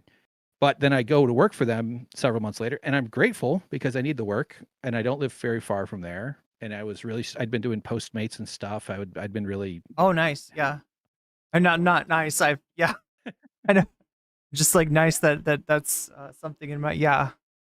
I'm almost 40 years old, and I'm in LA doing Postmates, having weird mental breakdowns all the time because I'm struggling with sound and noise sensitivities that I have no concept. I mean, I could feel it, but I didn't really have this autistic narrative. I had this whole other sort of torment inside me regarding that. So I was so happy to get the work, and I knew I was good at it. I was friendly with half the people that worked there because I didn't know the other half. Some of them had been hired since. And so I was so, I felt lucky that and it was also an easy job interview. The guy just was like, hey, you want to start on Monday? Yes. Okay. It's $21.63 an hour. Starts on Monday. That's not negotiable. See you on Monday. Perfect. That's like a 40-second job interview. Really great. That's the way you want to do it. And so I signed the independent contractor agreement, and we did month to month kind of verbal affirmation that that's what we were going to do. It included, if you've seen some of the stuff I've been putting on Twitter, as well as like my Substack, baldontheinside.substack.com, I've been posting clips of this, showing that there's zero benefits, no benefits, contractor shall not be considered an employee. Like, it's very thorough. And like, my Spidey, my BS detector was going off, and I was like, okay, this is bullshit, but maybe a couple months I could, I need benefits. I'd like to see a doctor. This doesn't seem right that I'm not getting paid for holidays, even though I'm working alongside people who are classified differently, doing the exact same job. Oh, and by the way, the person whose role who left the role open, that was also, they were an employee who got benefits. So they replaced an employee with a contractor, and the assumption on your part, or the maybe thought on your part, was that at some point they're going to, recognize my utility to the company and, honor that with a real employment agreement that does include that stuff. And you just were, from month to month, still classified as a contractor. Exactly. Yeah. Like I think we're all sort of used to being taken advantage of in this country, where I could have justified that as like a trial period or a break-in phase, a month or two. And I'm doing like regular company business. I edited Aggressive Progressive. I edited the breakdown with Francis Maxwell, and backup editing for Haas's breakdown videos. His primary editor is super talented and worked their butt off to make his career successful. Like this person is really, really deserving of like, I would say, a huge chunk, a giant check. I want Haas to, I have like a secret side quest to try to get Haas to give this person like several $100,000. Right. That's the side quest to the main quest of getting Haas to buy TYT Network, and which you incepted him in his dream in that video to get him to do. Using a Luke Russert reference, which of course that was outdated. Oh my God! Wait, I know who Luke Russert is. Wait, no, there's Tim Russert and then there's Luke Russert. Yes, Russert's the son, the clear nepotism case. That's why I used the photo from Meet the Press. Yeah, that is definitely the Gen X and up only kind of joke. I'm trying to remember, but yeah, no, like for the small head. His head is actually above average. I got to tell you, everybody, I've been around Haas a bunch. I was there when he first showed up. Like he was just Jenk's nephew. He was just this large dude. He was a little heavier, and his brother, who's probably like 6'1" or something. What is it, Marat or something? Marat, yeah. So just there was these like two younger guys walking around a few times that were just visiting their uncle. You didn't think like, oh, that's Haas. Oh my God, look who. This is 2013 or 2014, and then they were around a lot more. Haas like came on and did you see the clip I played of I posted that's been going around on Twitter, a bunch of Haas talking about Jenk skirting labor? Oh no, actually we watched that on stream earlier. I know what you're talking about, and I did see that going around Twitter now. And yeah, he's on a podcast, and he's talking about his experience working at TYT in those early days. This is now you mentioned, I'm trying to remember all of Haas's different the breakdown is one program he was on. His own agitprop, right? Was his show, and one of those episodes is a debate with his uncle about capitalism versus communism. And then you've got, of course, the infamous bro tip. Was that TYT? Yeah, that was TYT as well. I was there for all of that. Haas, there was this one guy, I don't want to say his name, but there was this one producer dude who was very devoted and worked, good guy, worked really hard, helped him set it all up. He didn't do all the work himself. I give Haas credit for taking an initiative to try a show. I mean, I think people need to give some of these media companies, including TYT, a little bit of, not credit per se, but the way these things work is they have a lot of gear, they have a lot of facilities, and they experiment. And a lot of times those experiments don't work. Bro tips obviously, is part of Haas's background, and I know he's moved on from that quite a bit. Yeah. But yeah. Nevertheless, like, he took initiative. They worked hard on it. They would put in extra hours and they would set everything up. I remember watching him do it, with his little whiskey glass and his like, it was ridiculous. And Haas says good, like, oh yeah, so like he when he was finally like working there doing the ad sales and stuff. Oh, that's right. You know, as you saw in the clip that you played that I posted from the Chuckle Sandwich podcast, where he says that Will Neff points it out, but Haas says yes, that's he affirmed. Now, are you talking about the recent Chuckle Sandwich appearance, or are you talking about a much older appearance on that show? Well, it's 2021 is the date on it. Okay, I'm just making sure because he was just on that podcast again recently. So, but yeah. No, the one where they talk about like his working conditions at TYT, and they say that the Jank and he would work up a sales deal and then they'd swoop in and steal his ad commissions from him while he wasn't getting paid very well. It's like, wow, I couldn't believe I saw. I mean, I believed it. I was shocked, but I wasn't surprised. I was like, oh, geez, this is going in the movie. So you're talking about something where basically he negotiates this deal and then somebody swoops in at the very end to make it official and take the credit, right? Well, yes. Just to be clear, though, it's not like I was involved with any of that. I just okay. Just from his description of it, yeah. It's not like I was like right there with any of that, But Haas would bring his dog Fish into the studio and let Fish poop all over the sidewalk alongside the building, and people found that kind of annoying. And he's this large, good-looking guy, so that's eye rolls. He's kind of got this Labrador dumb guy energy about him at the time too. You know what I mean? And like so, got the himbo, or as John Lovett called it. What did he call him? A leftist dumbass. Oh my god, I'm gonna have to look back towards that one. But yeah. But as I was saying, it's like he knew I did stand up too, and so I like when you do comedy, like a lot of like this happens all the time, where like dudes that think or people that think they're like kind of funny or that they're sort of thinking about it and they don't really know what to say. They sort of like come up to you and sort of like be funny near you. They try to sort of talk about comedy or talk about somebody they like or ask about stuff. And so he would do that to me a bit, because I was like the stand up guy in the office. Brett Ehrlich and I were sort of the funny dudes around, I guess you'd say. Not that we were some like pair running around causing hijinks or anything like that. But so I knew Haas somewhat from that. It's not like we worked closely. Definitely didn't anticipate Twitch and him becoming this huge Twitch guy. It's amazing how much things have changed, obviously. Really? Yeah. It's I was a little bit tracking my story, but yeah, you can get me back on board if you want to. Well, yeah. Hassan's we're talking about Hassan's career here all the way from his bro tip and his woke bay days into the agitprop, and then into his rise as a first Facebook streamer. I don't know if people are aware of that, but before he was on Twitch, he was on Facebook, and then pretty early adopter of Twitch what then became known as Twitch politics, and was massively successful in a way that really no other, with the exception maybe of Destiny, there really weren't other live streamers that did politics and became successful that way. The general route is either to be good at a video game, or to be a just chatting streamer where your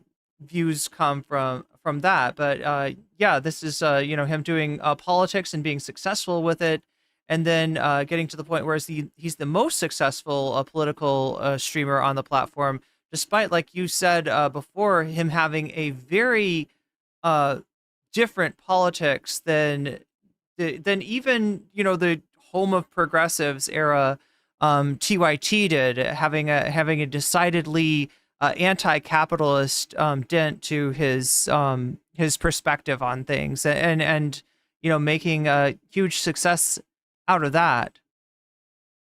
Yeah. In fact, like Agitprop was like it didn't really ever get off the ground. They did enough to make the graphics package for it. The graphics for it were actually quite cool. I thought, yeah, really nicely made. And I don't even know if they did more than one episode. They might have done two. I think I've seen two. Yeah. Yeah. So there's Cenk debating Haas about capitalism, which is a fascinating watch. It actually is. Yeah. About Cenk's capitalism. So yeah, that unfortunately, or not unfortunately, but like it just never. I think Twitch was already starting to pay dividends for Haas even in like 2018, 2019. So like when I went back, and I would do some backup, like I was backup for Haas's stuff. So I think I made like maybe 5, 6 or 7 of his breakdowns. I did a lot of Francis Maxwell's breakdowns. That's what I did like 3-ish times a week. And also edited Happy Half Hour. I did fill-in editing for the main show. And I edited a bunch of like special projects and stuff like that, including this one YouTube training course. Like they contracted, there was an article written. That's where I'm getting this information about to say, but so I'm not like, cause I don't know anything from the inside, that it was like a $500,000 deal. I have a link to the article somewhere in my bookmarks, for this YouTube citizen journalism training academy thing training course called TYT Academy.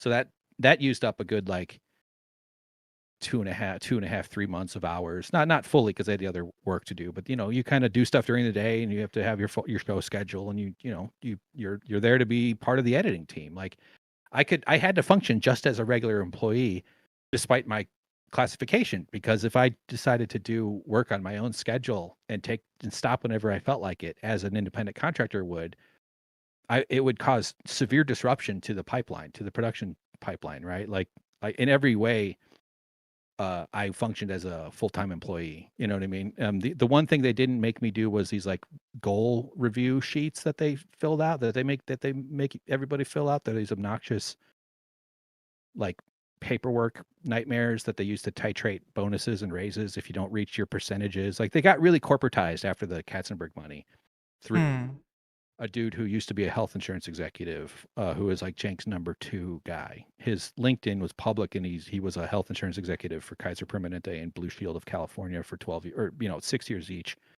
So that says a lot about like their ethical construction of a company that uses classification to deny health insurance to people. Is that the person implementing? Yeah, with somebody that sounds like kind of a key employee. That it sounds like a. I don't think things would have functioned without you.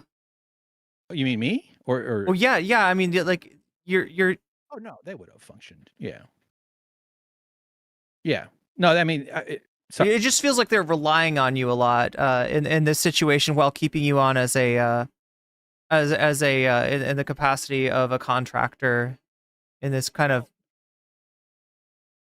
Yeah, I mean, I wouldn't necessarily I wouldn't describe it like that. I mean, I was replaceable. I mean, I brought in a lot of good skill. I brought in a lot of. I'm a pretty fast editor, and I bring good creative energy to add to it. Good motion graphics skill. Like, I don't know if you guys are used to, or if people that watch the TYT stream see that commercial with the blue Bernie Sanders Medicare for All T-shirt. And it's like a fast forward thing where it's an empty Photoshop screen, and then it like draws a Bernie Sanders heart with a Band-Aid, and like Bernie Sanders' hair on the heart. And then it like turns into a commercial. It's a blue T-shirt. Like, that's me. That's my. I screen recorded that. I had a few hours to kill. It was right around when Bernie had his heart attack, if you guys remember, in 2019 when he was running for president. And I was like, oh, heart with a Band-Aid and Bernie's hair. That might be. I do remember this. Yes. Yeah. And so it's on the live streams, and I don't know if they play it these days, but like as recently as a few weeks ago, I've seen them playing it, and I made the commercial for that too. Like I did every single thing you see in that bit, and I did that while I had 0 health insurance at TYT. So I that was in the fall though. So just to sort of fast forward this, or move the story forward a little bit more, it's like, so now I'm working there as an independent contractor. I'm grateful for the work. I'm smelling some BS as it is anyway, but the months are going by, and I'm not a quiet person either. You can probably tell, like, I don't really keep my mouth shut very easily. And I'm like, this is BS. Like, what the, are you guys am I really working here for no health insurance? It's like been 5 months. It's been like 6. I keep making noise about it. At this point, I'd already heard about TYT's work from other workers about their attempts a year prior to do, to reach out to IATSE, like I told you, in 2018. So I knew we had a contact at a union, and I'm like, this is outrageous. Like, they're not going to give me health insurance. Like, I don't get paid days off, and my coworkers who do the exact same job get paid days off, and I don't. They get bonus, and I don't. They get benefits, and I like, what? This is not okay. This is absolutely over the line. It's one thing to sort of have to put up with slightly disrespectful work. Every company, the way the sausage gets made is usually a little gross, a little distasteful. But most people, kind of just keep it quiet. It's not worth making a big stink out of. But working for a guy editing videos and working for a dude, and also my past with TYT. Oh yeah, sorry, on screen I see the rate. Yeah, $21.63 was my rate, which is very, very low for professional video editing in Los Angeles. Like, one of the things that was going around was this thing called the Blue Collar Post Collective, which is like just like a survey Google sheet or something like that, where people all over the world or country post their like work experience. Mm-hmm. Like, you're not supposed to talk about your wages, sort of like, well, we are going to talk about our wages kind of thing. And I saw like people in like video editors in Montana were making like a median of like $23 an hour. And I'm sitting here at TYT making $21.63 for the lowest paid editor in the company, also the one getting zero benefits. So I have a higher tax burden as an independent contractor. So finally I get a meeting with HR. Like, you know, they're like, all right, you can, like, the office manager scheduled this for me to talk to HR. And I just expressed, I wrote about this on Substack in one of my pieces on there. And I just was like, can I get benefits? Like, it's 7 months. We're in deep in this job here.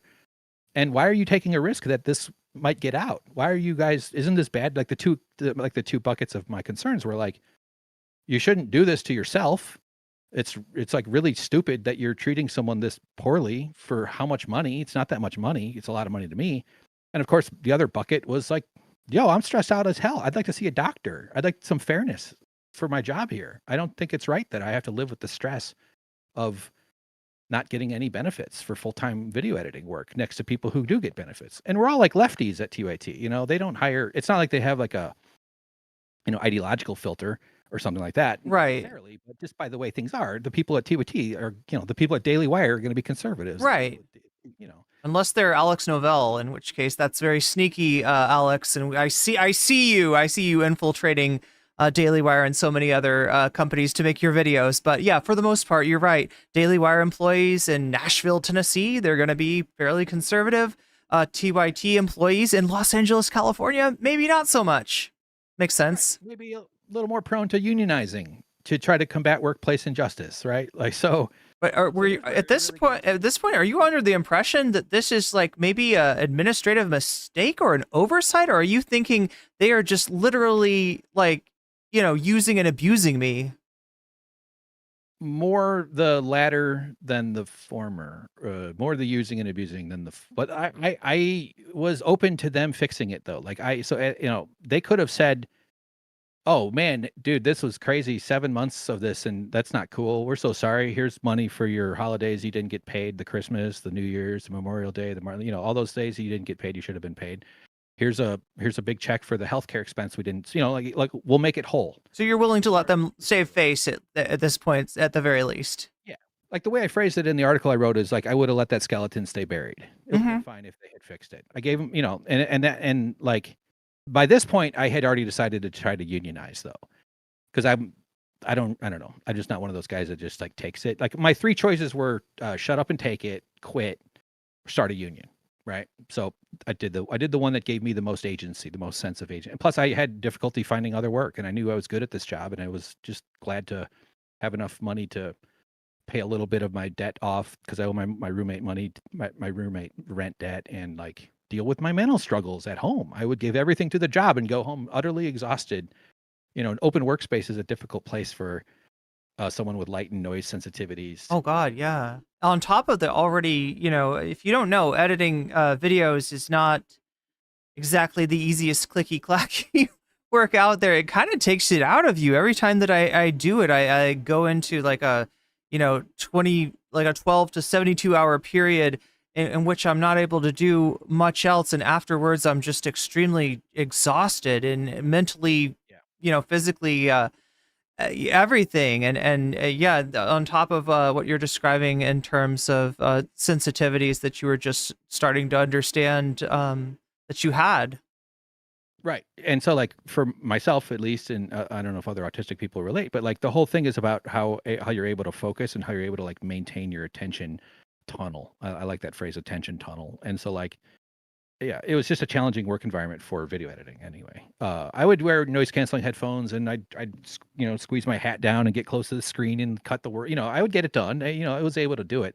But on top of that, I had to carry out all the stress of this work classification thing. And so here's where like things go from kind of like oh, maybe this was just a goof and they could have been resolved and we would have moved on and I never would have, done this whole thing, or maybe the union wouldn't have started. So instead of, after that meeting, their answer, instead of fixing it, was to change my classification from independent contractor, which is a 1099, to bring me into the company payroll, which is a W-2 employee on a thing called Gusto. And but now they classified me as part-time temporary. Oh God. So still no benefits, same pay rate. Now I've been hired twice for the same job, and $21.63 an hour. I don't have to send in invoices anymore, but they're so I get to, that made it a little bit more convenient, I guess. That was the one benefit I got. And so now they're calling me part-time, and I'm working 40-hour weeks. My Substack has all this information available. Everything I just told you. I have samples of the invoices I sent. I don't have every single invoice posted, but it's all available for a journalist, and it's all the same information that TYT has. Everything I'm claiming and sourcing is from information and knowledge, or, paperwork and documents that are also available to the Young Turks. So, right, like they could easily, I wouldn't fabricate anything. Like why would I do this and lie about it? Like, this is so stressful to do without lying. Oh yeah, and we've already seen how much they like to punch down, how much they like to attack, people and smear people. So yeah, I mean, there's no be absurd. Right, exactly. So like, you got to kind of understand how much respect a person is showing someone when they come to work for you and you call them part-time while they work 40-hour weeks, and you're keeping their Labor Day money, and you're keeping their 4th of July money, and you're keeping their health care. Because I don't consider those days off as like I didn't get paid. I consider that I earned that money and it wasn't given to me. Like, that money is in the wrong account still, in my opinion. Yeah. It's wrong. It's like, so now we go from independent contractor status to part-time temporary status, 40-hour weeks, averaging over 40 hours. And this is when the union organizing starts to really pick up legs. Right. Like, it really wasn't much like persuading needed. I mean, workers that I started it with had already gone through a brief union drive, a year before. So it's not like they didn't have their own issues, and there's other things too. And the generalized disrespect and just wanting to have a voice in the workplace and, sort of stuff. And there's some specifics there that I don't think it's really my place to say, but, so yeah, we were like, yeah, let's not do this. Let's get off Slack. Let's quit. Like, not that we were doing it on Slack, but it was just like, this is just advice for union organizing, is don't do it on company communication. They're spying on you all the time. And it becomes kind of fun, actually. Like, you start having these little secretive conversations. You start texting each other on your phones a bit, and there's periods where you're not really talking about it because you got to pick your moments and stuff. And then you're like, should we go talk to someone else? And yeah, okay, let's see what they think. You got to kind of choose people you can trust who aren't going to blow your cover. And we knew for sure that Cenk would retaliate. He would be mad. There would be consequences. Something bad, or, some sort of retaliation would result if he found out. It just was understood. Everybody knew that. So, like, I mean, because of the prior effort to organize, is that kind of why we're that? Because I remember you saying before that it was a little shocking that somebody of the political persuasion of Cenk, and given the things that he said about unions, a little surprising that he is fighting this tooth and nail. It was really surprising. Like, it wasn't surprising that he would be unhappy. But it was surprising that he union busted, like that he actually said no to it. I think that's like, and I kind of make this point in the documentary a little in the second big, in the middle 38 minutes, like just how monumentally like dumb it was to say no to the union from a business perspective. Like, just weren't you aware of your market? Like, didn't you understand that you'd spent 20 years telling lefties? And like, I did the letter hack like early last year, like in the spring. And he asked, did anybody else talk about the union? Or was Cenk the only one who talked about union? Yeah, like Cenk was the one who brought up unionizing more than anybody else into the camera. And so, like, it's stunning that he was shocked that his workers unionized after this time, and the way that these employment practices were being imposed. Seems like there's a certain degree of entitlement there. Something like that. Hubris, some sort of blinders, some sort of ideological fog that, I think all organizations struggle with those sorts of things in terms of like group dynamics and group psychology and stuff like that. I don't think that's unusual or like that kind of factors. That's what we're always hoping to negotiate is right. a world where we have like democratically mediated leadership. That's the world I'd like to see is accountable leaders, not bosses. I don't know if you saw him on Hassan recently on Thanksgiving, but he said something to the effect that I am the left, which is a bit of a shocking statement, but kind of fits into this pattern of entitlement. Like he is not subject to the rules that he believes in because he is the left, and if you care about this stuff, then get behind him, even in the sense of giving up your rights to organize.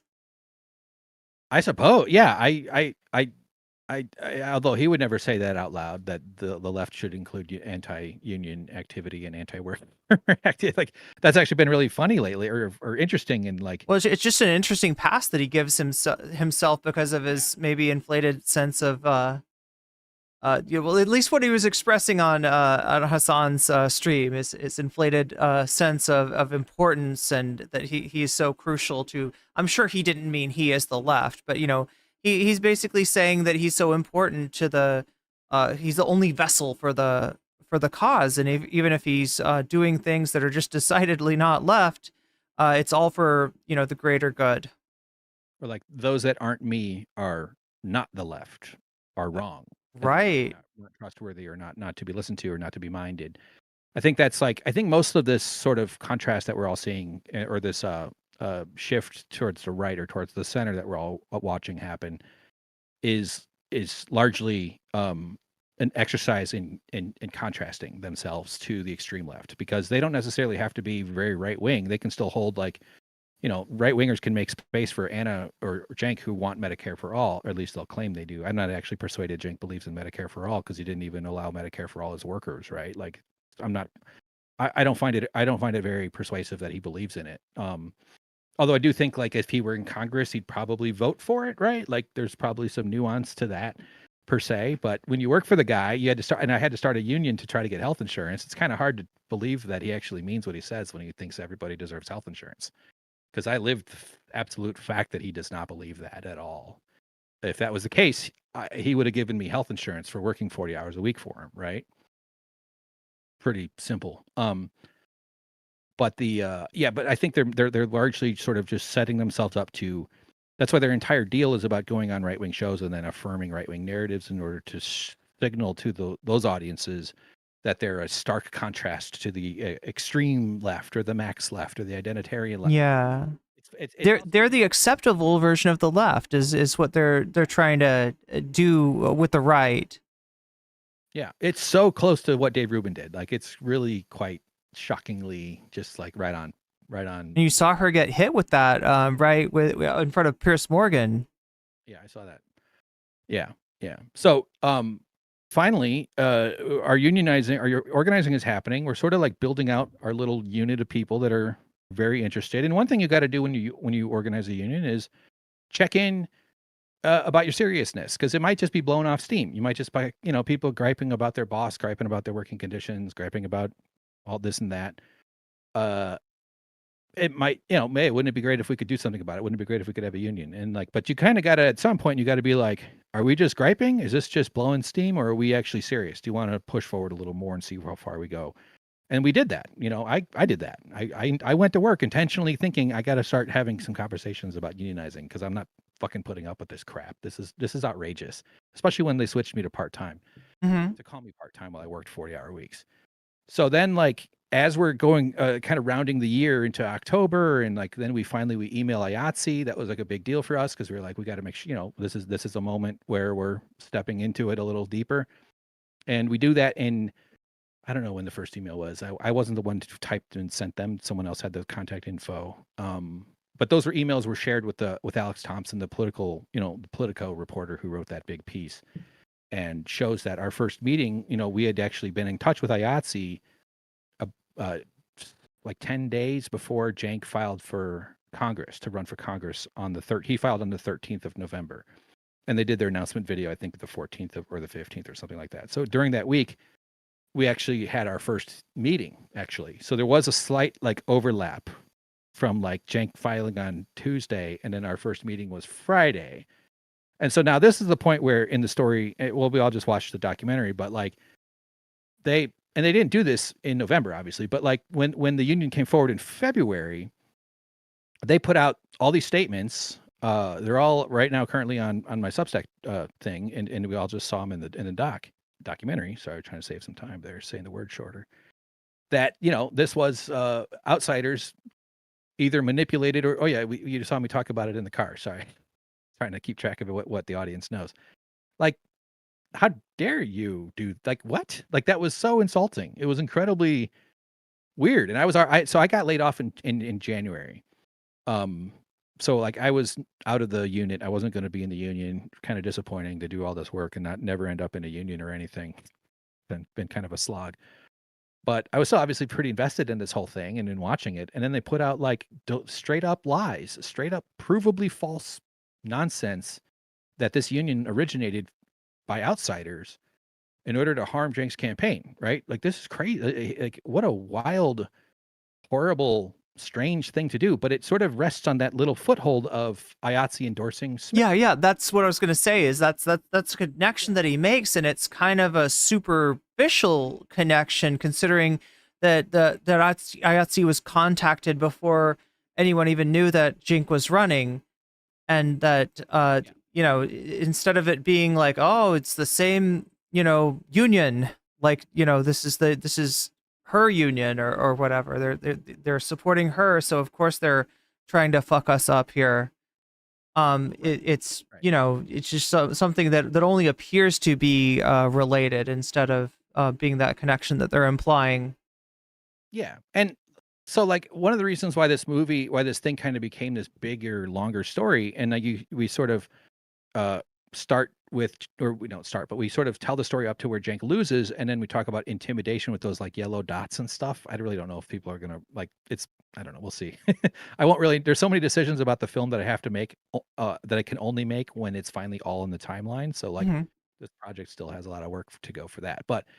Like, that's where we sort of like rewind all the way back to the beginning of the campaign. You know, we sort of pause in January where Cenk tells that story about being intimidated by, he calls them thugs, having his car broken into or being followed. So he's being intimidated. And then we go back even further to the beginning of the campaign. And then we get into the Bernie thing.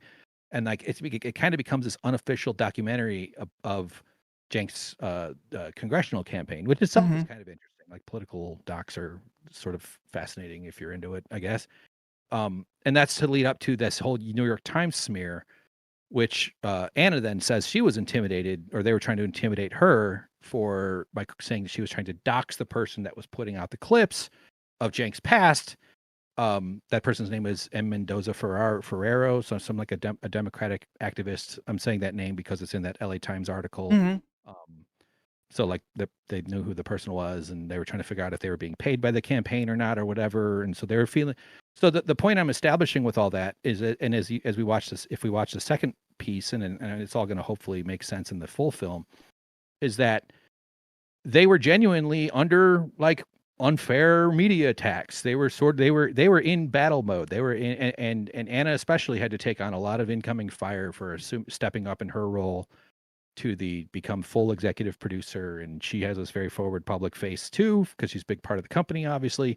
So she I hope she got paid a big bonus, or I hope Cenk like made it like sweetened the deal for her, because that's an expansion of job responsibilities, you know? Oh yeah. And it was a really stressful time for her, that whole deal, the entire time. And like, I'm really going out of my way to be fair to them, to try to establish that when this union comes forward and they see that IATSE had endorsed Smith, like, that's a legitimate thing to pause and say, you know what, we're in a weird situation. This is a unique situation. We're running for Congress. We're in battle mode. We're getting attacked from the New York Times, LA Times. You know, he's doing his whole, I'm a big victim of, and he still runs on those smears too. He still talks about those things to this day, and during his presidential campaign.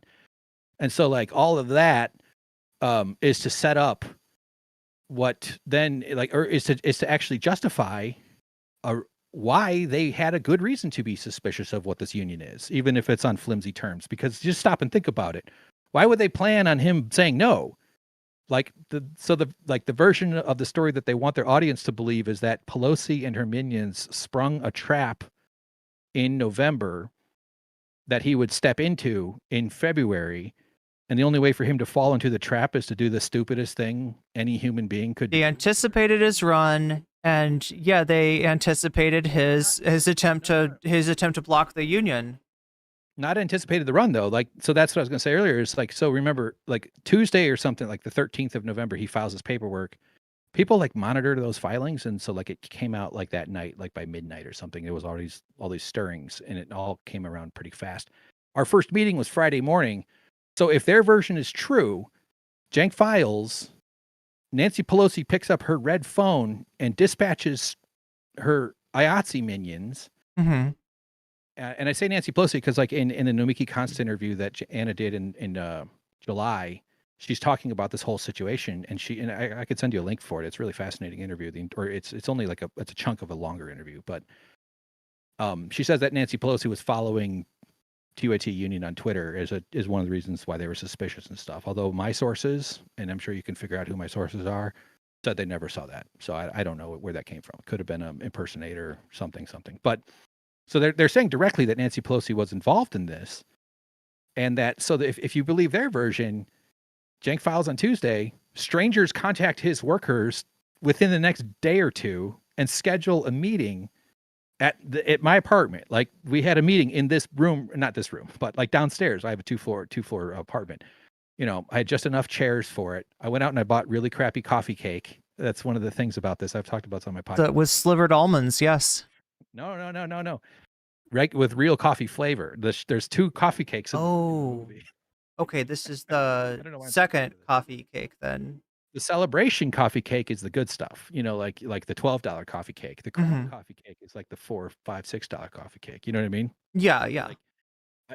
So there's something for me. I don't know why in my brain, like, your first meeting to unionize should be shitty coffee cake, and when you finally win, go to a bakery, get the good stuff, get the slivered almonds, get, you know, a high ratio of goo to bread, and have a great time. You know, that's the way I don't know. For some reason, I decided that had to be in the movie. I'm a little weird about stuff like that. So, but anyway, like, so if their version's true, workers were contacted by strangers, agreed to start a union and have a in-person union meeting all within like 3 days.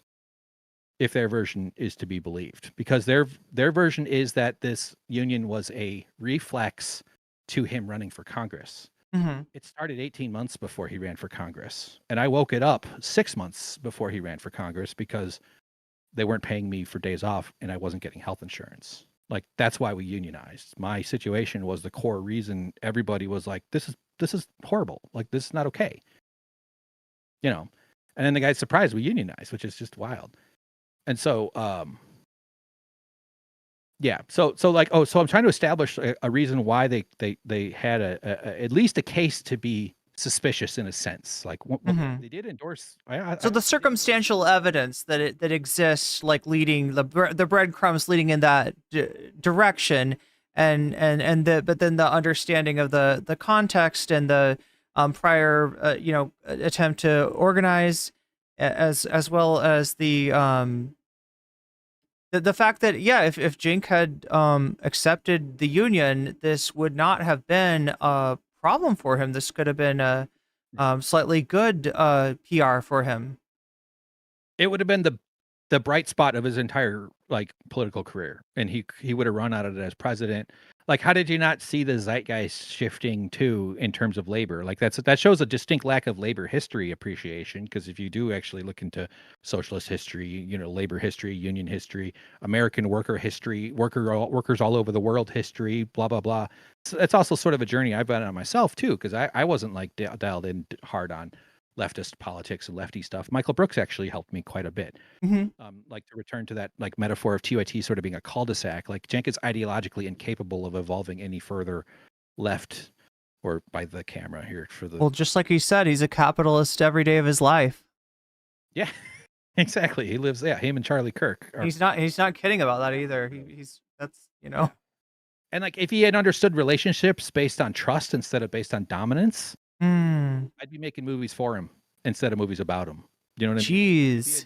If he had known how to like develop people and let them, and not that he didn't trust me to use Premiere Pro at his work or something, but the guy didn't trust, like, he didn't care if I lived or died.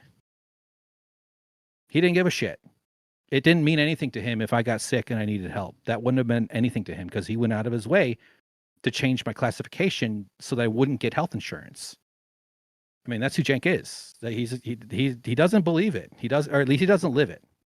Although I do, like I said, I do think he would probably, if he were a politician, I still kind of wish he would become a congressperson.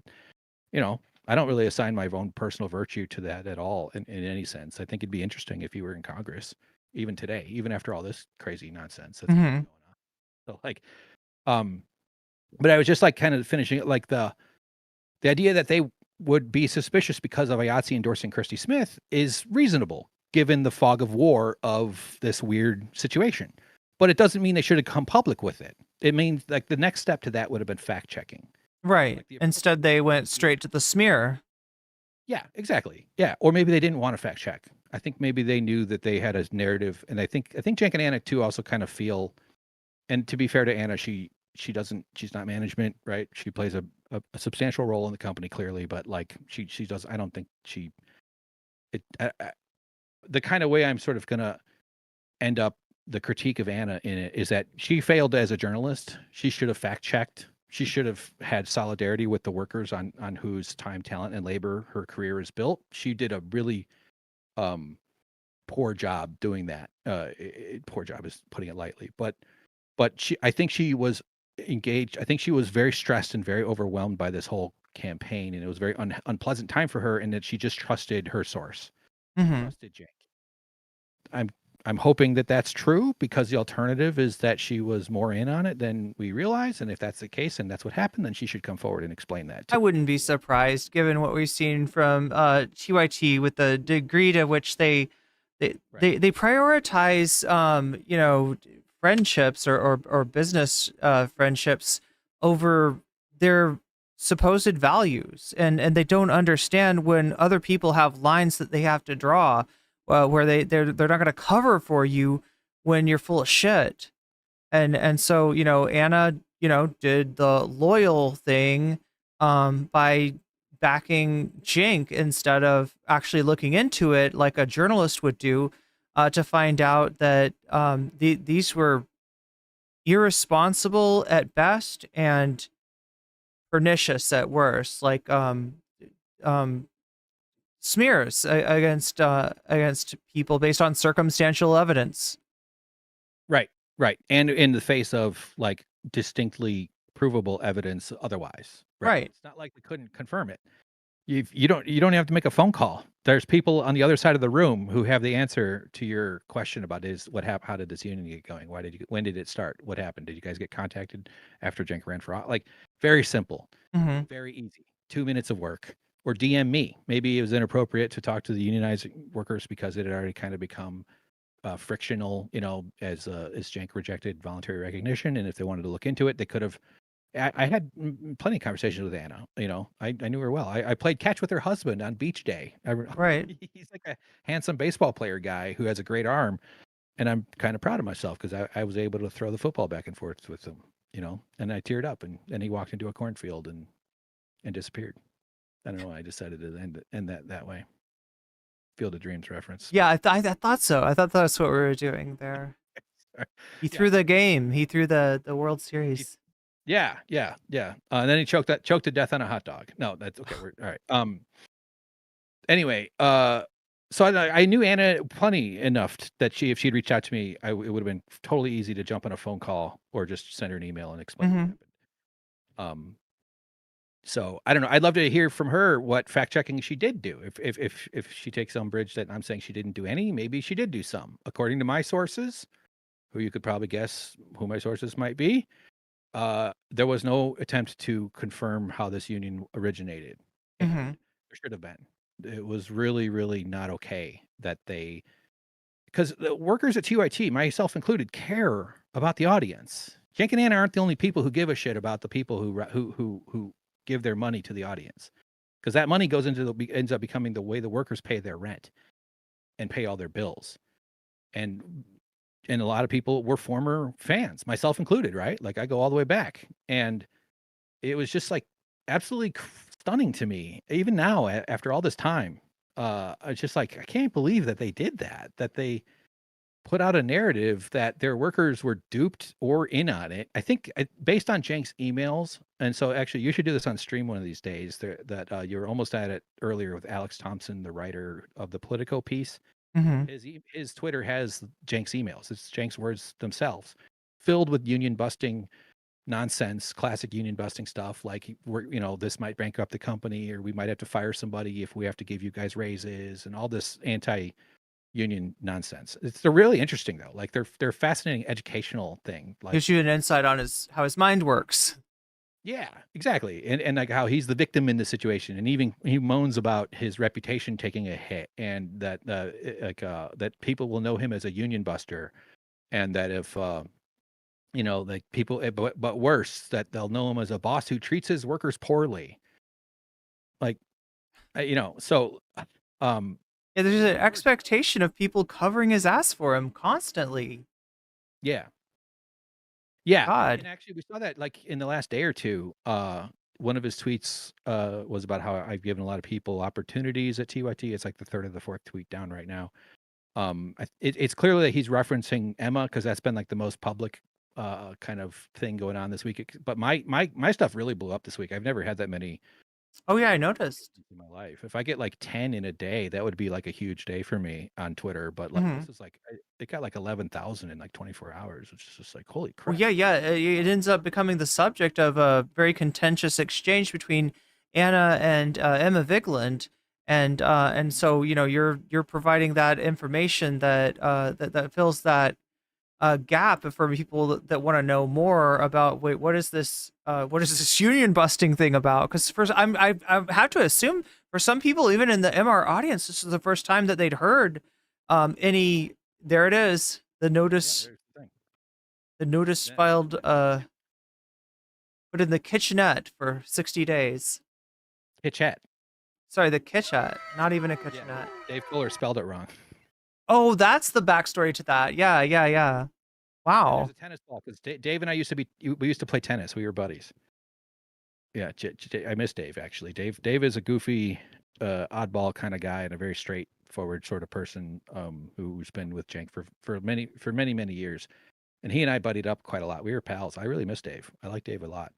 I vaguely remember Dave. God, I'm really going back here as far as my knowledge of TYT goes. Kohler, they would do that like kind of right. Oh my God. I used to do Friday post games with Dave. Thank you for reopening a memory for me that I just have not.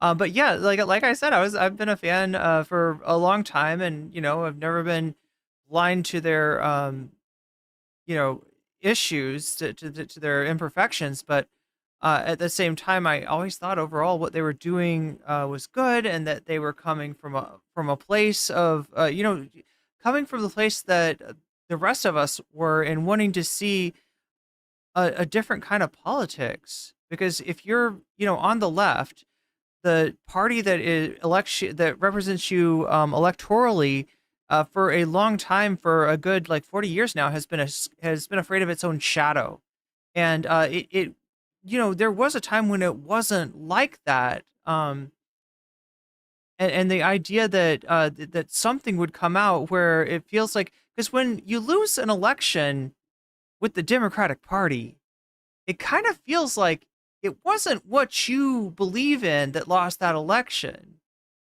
It was some kind of super calculated attempt to like hijack that loss, some disingenuous Which loss do you mean? The Harris loss? Any sort of Democratic loss in the modern era. When a Democratic candidate loses, it's generally not progressive values that are getting voted down. It's cynical neoliberal austerity policies that are getting voted down. So it really sucks in that way. It's at least if you're seeing your own beliefs refuted, then okay, well, people don't agree with me, I guess, but there's not even a chance for these ideas to get out of the box. So yeah, I mean, like I was kind of sucked into that. TYT is a good in and of its own as well, and it took a lot of convincing to make me realize that that's not who they were. It wasn't just like, one bad take or one bad statement. It was just a pattern of them just really not fighting. Like, this was what I liked about TYT, is that they were fighters. They believed in something. They were willing to, fight for it against all odds. And here they're like, oh, you know what? I don't actually, that's a loser. We can't go with that. So, just seeing their transformation over this past, really 2 years. But I think I became aware of it really acutely in the past year. They're that they weren't who I thought they were. And I mean, it sounds kind of like, where you're at now in terms of having worked for them. Right. Yeah. I mean, I definitely got an education in capitalism to a very stark degree. And like I was saying earlier, like Michael Brooks really helped me, kind of plucked me out of this cul-de-sac of TYT. And I like that metaphor because it's like they came from the right and sort of burrowed their way towards this cul-de-sac, but because Cenk is an ideologue who's ideologically committed to capitalism and to defending it, and he calls crony capitalism corporatism, sort of antiquated terms anyway, because he thinks that we can just do better regulated capitalism. And I would prefer a world that was like Nordic style capitalism with pretty generous social redistribution through social democracy. Like, goddamn, wouldn't we all want that at this point? That's a step towards something different, something better, something where more workers have more influence over their own lives, towards something akin to a socialist model. But like, they can't evolve. They can't. I think like they can't meet the moment. The moment is class struggle. The moment is exactly what happened at TYT, which is that workers are getting screwed over by people who have power, who use withholding health care to sustain leverage over you. That's what happened to me. I wasn't in, like, this is something I'm going to get into the movie, and the kind of like the sort of like wrap up sort of stuff is like, I had no leverage as an individual. It's pretty basic social physics here, but as a group, I had leverage, and I needed to see a doctor. And in order to see a doctor at the Young Turks, I had to gather up a group who also had their own issues, and I wanted to show support to them, to their solidarity to their interests and their reasons, and we stood up together, and that's what we did at TYT. And Cenk is not the person to meet the moment that that is needed right now for what's happening in the world in terms of the way power actually is applied, in my opinion. I think for a time, they're sort of function as, like you were kind of saying, sort of like as a refuge, because we weren't seeing any progressive principles reflected in policy or in politicians being elected. TYT deserve, or at least Cenk and Kyle and the other people that they started, the Justice Democrats, they made some inroads. I don't know if we call it a success, but they gave it a go and created something that was at least identifiable. It was a distinct thing for a little while, right? Didn't really change things too much, but they deserve credit for that. But in the current moment, Cenk would, I think, probably explain his theory of power as, I've been watching a lot of this stuff really closely too, is like, he says it's not left, right anymore, it's up and down. And it's like, but they're doing that to try to court right-wing audiences by affirming right-wing narratives and by being the discipliners of what real leftism is. Right. The gatekeepers. It's really too bad. They get, well, yeah, or like, yeah, like, but like their judgment isn't that they're not transphobic. They're just being strategic because they care about trans people, is what they're saying, right? Oh yeah, yeah. They're not. It's not about the like the Venezuelan gangs. It's that the left doesn't accurately assess crime, and Jenkins does all. It's really annoying, honestly. So to me, yeah, they're saying they're not perpetuating the nationality as a crime statistic, but at the same time, they are going hand in hand with the Republican, with the right wingers that are in terms of their denial of the material realities of crime, and that yes, crime exists and crime can harm people, but that seeing it as this epidemic that I mean, what else are you enabling? When you visible. Oh, go ahead. Sorry. Well, I mean, they do really could draw the connection between like immigration and crime, despite all the statistics to the contrary. And when you tell them that's just not true, they act like you're blowing smoke up their ass. Right. Right. I think it's most visible in the way they strawman assessments, or when they strawman arguments. So like the left is crazy. They don't believe in crime. They don't think crime is real. And he says, like, they want to open all the prisons and let out all the murderers and rapists. Like, they say that, like, things that nobody argues for. And that Sam and Emma are like doing a pro-crime podcast over there. It's like, yeah, crime, do that crime. Thank you, caller. I'm so glad you did a crime today. It warms my criminal heart. Yeah, I mean, they are a pro-killing podcast over there, but that's a different matter. Right. Yeah. And like, it's a point that Emma made the other day, and Matt Leck, it's just weird that I know what is on his pinned tweet. That's a little bit strange, but it jumped out. The same point is like what you choose to cover. The editorial bent is just as important, if not more so, than like how you cover, or than what you say so much. It's like that decision itself is very reflective. And I heard them make that point on the Majority Report like yesterday or today or whenever that was that they talked about it.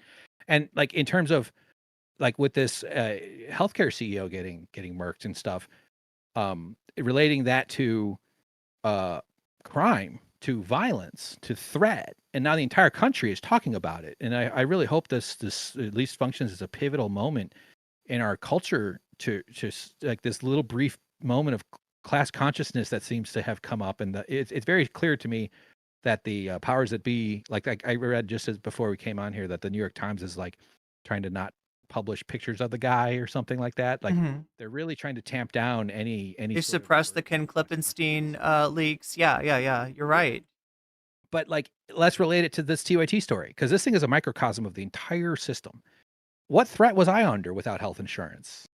I was at because we're all talking about justice and celebrating somebody getting killed or not. And, there's the very big conversation, and I'm sure people are expressing things away from microphones that are in far starker terms than they are at microphones, you know what I mean? Right. In this whole story. But universally, almost, people are completely like, oh yeah, that guy had it coming. I mean, they just kill people all day long with paperwork and meetings. And so we're talking about real violence, real danger that comes from being denied material harm. Yes, exactly. Material harm. And in my case, I lived under that extra threat. I don't know, it would be probably uncouth if I said it was violence, but if we're accepting that lacking health insurance, and Cenk screams about it all the time, means that you are at risk of death and suffering, why was it okay for him to impose that on me? Right, and why is that kind of intimidation imposed on all of us? Like, why is this system? Why is this baked into the cake of capitalism? That the fire that they're lighting under you is a fucking real fire of material harm and death, ultimately. And I mean, it's not like they're not shooting a gun and blowing your brains out, but they are slowly taking away your life from you every single hour. They are exploiting. You are never getting cut in on what you're actually producing for your employer. You are always being fleeced on both sides of the equation as an employee and as a consumer. And that, fundamentally we have so much in common in terms of our class interest, and in terms of the idea that this would in some way unite people that really honestly did come from. This is the ironic thing. Cenk is talking about, we're going to take the right, the populist right and the populist left, and we're going to bring them together, and we're going to fight the establishment. Oh, right. And it's like, here it is happening right in front of his eyes, but without him. And without, I haven't watched their segment yet. On this particular matter, but from what I've heard, they're not, like you said, they're not rising to meet the moment on this either. Right. And it's a difficult thing if they were to, because it is true. There's a lot more money to appeasing right-wing audiences and to appeasing the institutional nature of right-wing billionaires and the money and the investor class. And there's some rich lefties in the world. I think we unfortunately we could use more rich lefties, actually, as much as I would like to build a world where we can get We use more class traders on amongst the wealthy. Yeah. We're not going to suddenly figure out how to get rid of money anytime soon in any of our lifetimes, unfortunately. So we'd be lucky to develop class consciousness in our lifetimes, honestly. Yeah, exactly. Yeah, precisely. Especially with the internet now, like rotting everybody's brains and our attention spans all being completely hosed. I'm not very optimistic. God. So it's bad. It's bad. But like, I just think that the thing that and Cenk would probably make the case. Oh, I was trying to say this earlier, like the way they strawman what the left is all about, what they call the max left is, that, the identitarian left. I love that. I looked into that, what that means, and it's just such nonsense. It's not. Anyway, the straw manning. So like in the ways that they're I can't think. I lost my train of thought. I had it. It was the most brilliant point you were ever. The way that they strawman the max left, the way that they strawman the left that they reject, that Yeah, I remember saying that, but I was trying to get back. It'll come back. Okay, no worries. Yeah. I'm used to this. I've done solo podcasting for a few years here, so I trust the process. But oh man, that is so annoying. Sorry, go ahead. Any other comments, questions? I'm having fun though. I really like this. Is great. This is fascinating to find. Yeah, this is great for the chat to hear somebody who's actually been on the inside of the TYT, the mechanism that puts out their content, and to see how much Cenk really does treat the people that are making it happen for him as a mechanism rather than as, the whole like sort of like don't start a union appeal. It's the term you used was that like they'll always say things like we're a family, and that's gonna ruin it. The union rep getting between us and our workers is like, we're a family. Let's it's just us, right? And that leaves you at this huge huge deficit of power in your relationship, in your negotiation with your employer. That's very Cenk is a big "we're a family" guy. He loves to use that. It's even in those union busting emails that he sent. It's classic anti-union talk, isn't it? It's like the textbook almost. And that was what's so wild. It's not just that Cenk is fighting the union tooth and nail. He's doing the textbook union busting playbook, and then with a little flourish at the end, a little extra, a little cherry on top of the whipped cream, with a smear. I'd say more like a side of crab legs. Like there's a whole extra weird thing that you weren't expecting with dessert. Like You never asked for this. Where did this come from? What is this doing? Like I would bet. So has there ever been a politician running for Congress while union busting?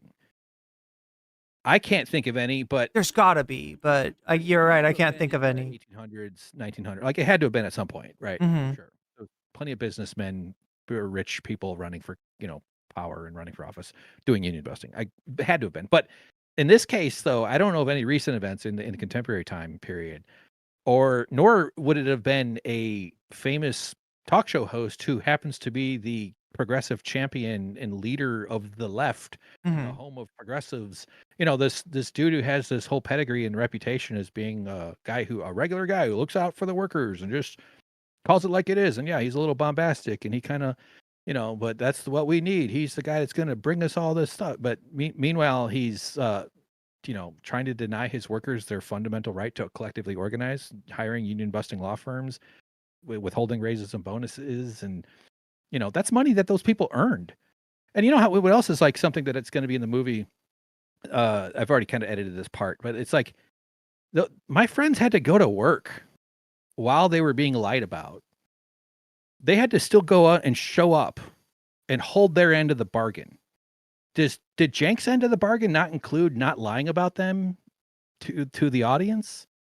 Did Anna's bargain include protecting the workers by doing basic journalism so that you don't put out false information about their integrity? And when I say it felt insulting, that's myself, but I talked, this was a conversation I had with people about how they felt during this time. So I'm not just reporting my own feelings or guesses. They had to go to work in the same building. Now, COVID was actually kicking in, and I think they went remote sometime in the middle of the union busting. This is like 2020. But they had to do their jobs. While the people who were the famous, highest paid people in the company with this big social media presence, this big forward-facing, public-facing footprint, were spreading misinformation about them. And they still had to go do their damn jobs. And they did. And in exchange for that, they never had their story told. They never got to. No one in the TYT audience has heard the truth about what happened in this union situation. Other than people that are hearing me or seeing. Right. And a lot of them are not in this in a place to be able to do that. So you having despite not being able to get to be a part of this union that you helped to create, you're taking the chance to tell that story that they can't. And I hope I honor their stories too. I worry about that all the time. Is that I hope I'm not creating problems or causing issues for my friends and stuff. I really hope that I'm holding. This is also kind of why the movie sort of is going to sort of shift closer to my own story. Izzy Sanchi, super chatted. Just a second, we've got a TTS coming in. With many former TYT channels confronting CWNK and Anna. How do you think they are handling it when the camera? It means the robot voice talks to read out somebody's comment. So Izzy Sanchez is asking you, how do you feel with the many former TYT channels confronting Cenk and Anna? How do you think they are handling it when the cameras aren't on them? Yeah, I'm guessing you mean Izzy, how do you think Cenk and Anna are handling it when the cameras aren't on them? I mean, this is pure speculation. I never really hung out with them in terms of that sort of strategic sort of operate. You know what I mean? It's hard to say. I'm sure they have conversations a lot. This is a very unsatisfying answer to your question, Izzy. I'm sorry. I got to assume they've probably had meetings with lawyers about me. I would think that they're looking for a way to defeat my attorney, Barbara Streisand. You know what I mean? I got to think that they have a sense that if they could bottle me up, they would, but it would be probably it probably wouldn't work in their favor to bring a bunch of attention to this whole thing. Right. I don't know. As far as the greater kind of thing about it, it's hard to say. I don't know. It wouldn't even surprise me if they're well, we knew we're choosing to disrupt our company. They're probably just watching the left freak out. That's not the fair characterization, but they're probably observing the reaction to their shift as a necessary kind of growing pain to get to where they want to be, which is have access to possibly a greater investor pool and possibly a larger audience type of pool.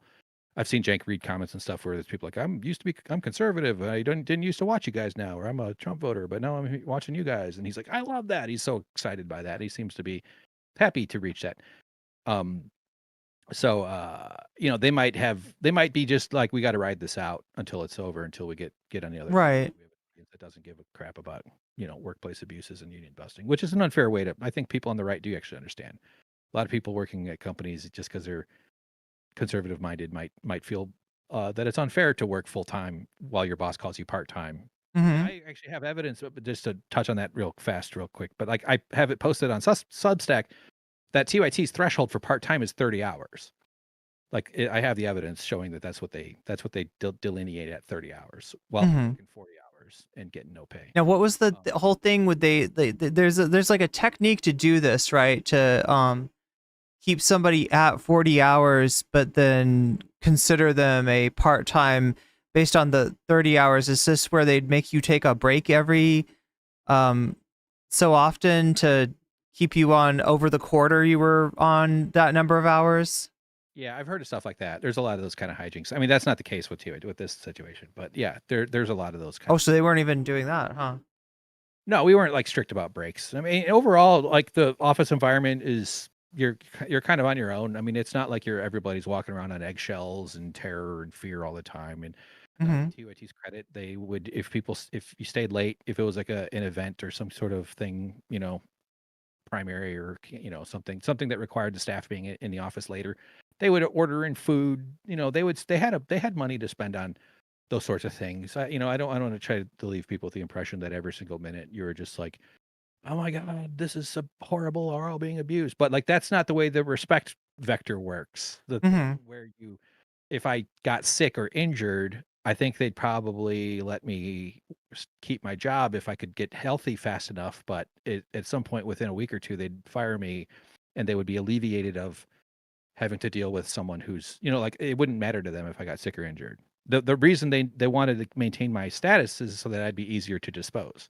And you're working for a guy, someone with my history of the company too. And like I have a pretty strong memory, you know what I mean? Like I have this kind of autistic hyper mind that like, and it's almost like the universe produced a person like me to be the perfect person to tell this story, with the editing skills and the gumption to do it at all. The recklessness, the kind of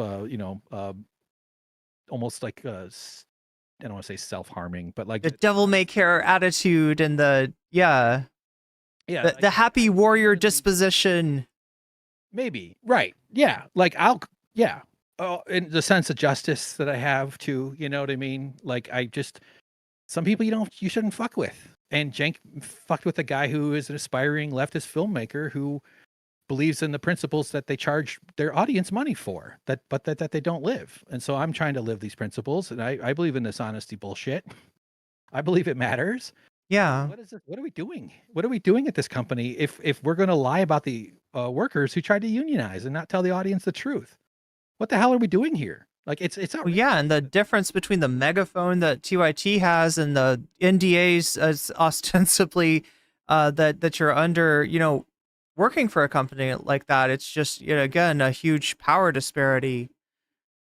Yeah, I did remember the thing I had. It was, okay, just a kind of about the straw manning stuff, and like to me, the concept of good faith means that someone who I disagree with, if I can accurately describe their argument in a way that they would say is accurate, right, or the way that they would say is fair, right? Like you might not be perfect, but like steel manning, yeah. We're like, wait, is steel manning its own? I never heard that word. It is, unfortunately, this is debate sphere brain rot that I know about. But yeah, they'll use the term steel manning when you describe your opponent's argument in the strongest way possible, as opposed to straw manning is where you take what they said and you turn it into the weakest, most easy to defeat. So that if you're a real debater, you will steel man their argument and defeat it, so that you're like, I've defeated the the most perfect version of your argument, rather than I had to turn it into a straw man in order to take it on. Yeah. Great. Oh, I like that, I guess. I mean, it sounds the whole debate serves a purpose. Yeah. Oh yes, yes. But, my God. But yeah, I mean, that's honestly what we just watched in the video. Is I'm trying to steel man their version of the story. That, in other words, like the reasons why they would have been a little suspicious about this union that came from. Right. Yeah. I'm trying to show that, like, because it's a genuine phenomenon, and I actually hope to do a thing in the film about see it through their eyes in the best faith way possible, as opposed to the opposite, which is kind of what they did to their employees in terms of the accusations. Yeah, you can tell a lot about the people from their portrayal of their those that they're opposed to. So because they couldn't tell their audience that the workers at TYT organically led their own unionizing drive to combat Cenk's exploitative working conditions, right? Like that narrative I just said was the reason they lied. And that's the reason Cenk lied to that caller, Hansi, who beat the progressive movement to confronting confronting Cenk about his union busting. That's the first time he's been asked about it publicly, Right. which is amazing. It's such a service to this story and to this like educational role that Cenk is fulfilling now, that we're going to all get together here in the first half of 2025 and make Cenk the face of union busting. That seems like an appropriate justice for this kind of behavior. So it's like, just to switch gears a little bit, like just to kind of summarize. So there's sort of what I hope is concise of the ethical violations that I'm making us think about. Like there's 3 of them, right? So there's the first ethical violation is the union busting itself. It's bullying. It's intentionally inflicting psychological and material harm on your workers. That's what it does. It creates stress. It tries to break you. That guy in the video, see, I'm not being concise. Sorry, I already blew it. But in that part where they talk about delay, like that confessions of a union buster, the tactic, really interesting stuff. Like that dude did a lot of harm to a lot of people being a union buster, made a lot of money, and then he wrote that book.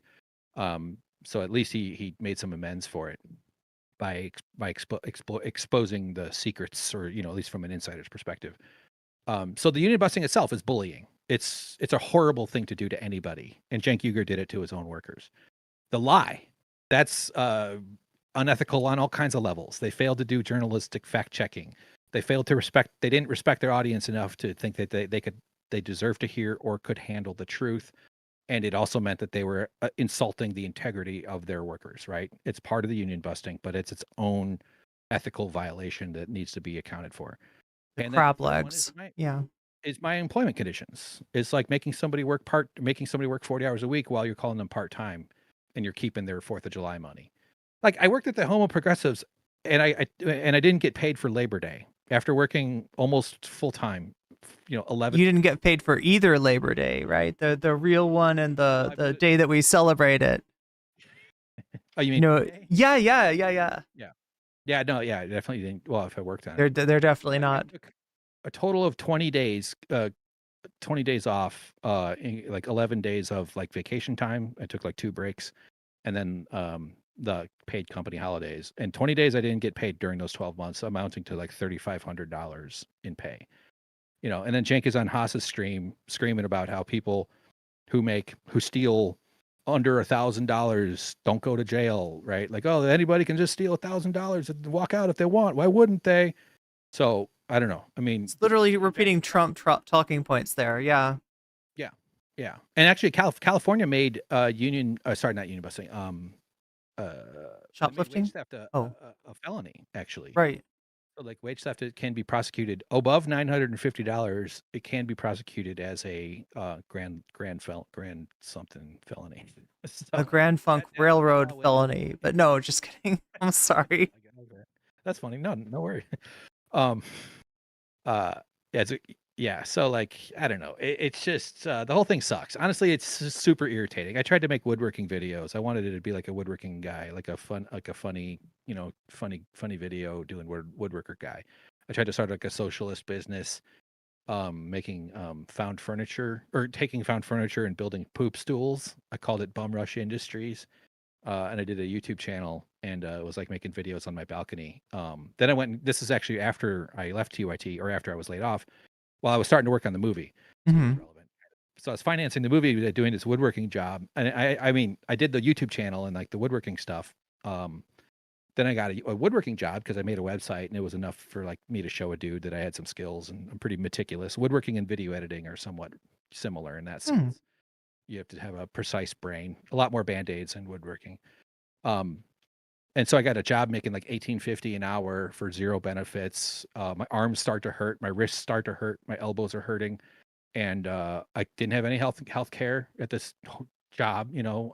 Turning a hobby that you love, that you're like trying to do to like create like artistic videos, now becomes like a 19th century production type work in this like old woodworking shop with terrible safety and like lighting that's not good, and like and meanwhile my arms are starting to get hurt, and all I could do is work through the pain, because if I stopped working I couldn't go to a doctor anyway. I mean, this is again part of like this like evil of this capitalist system and the violence that we impose on workers.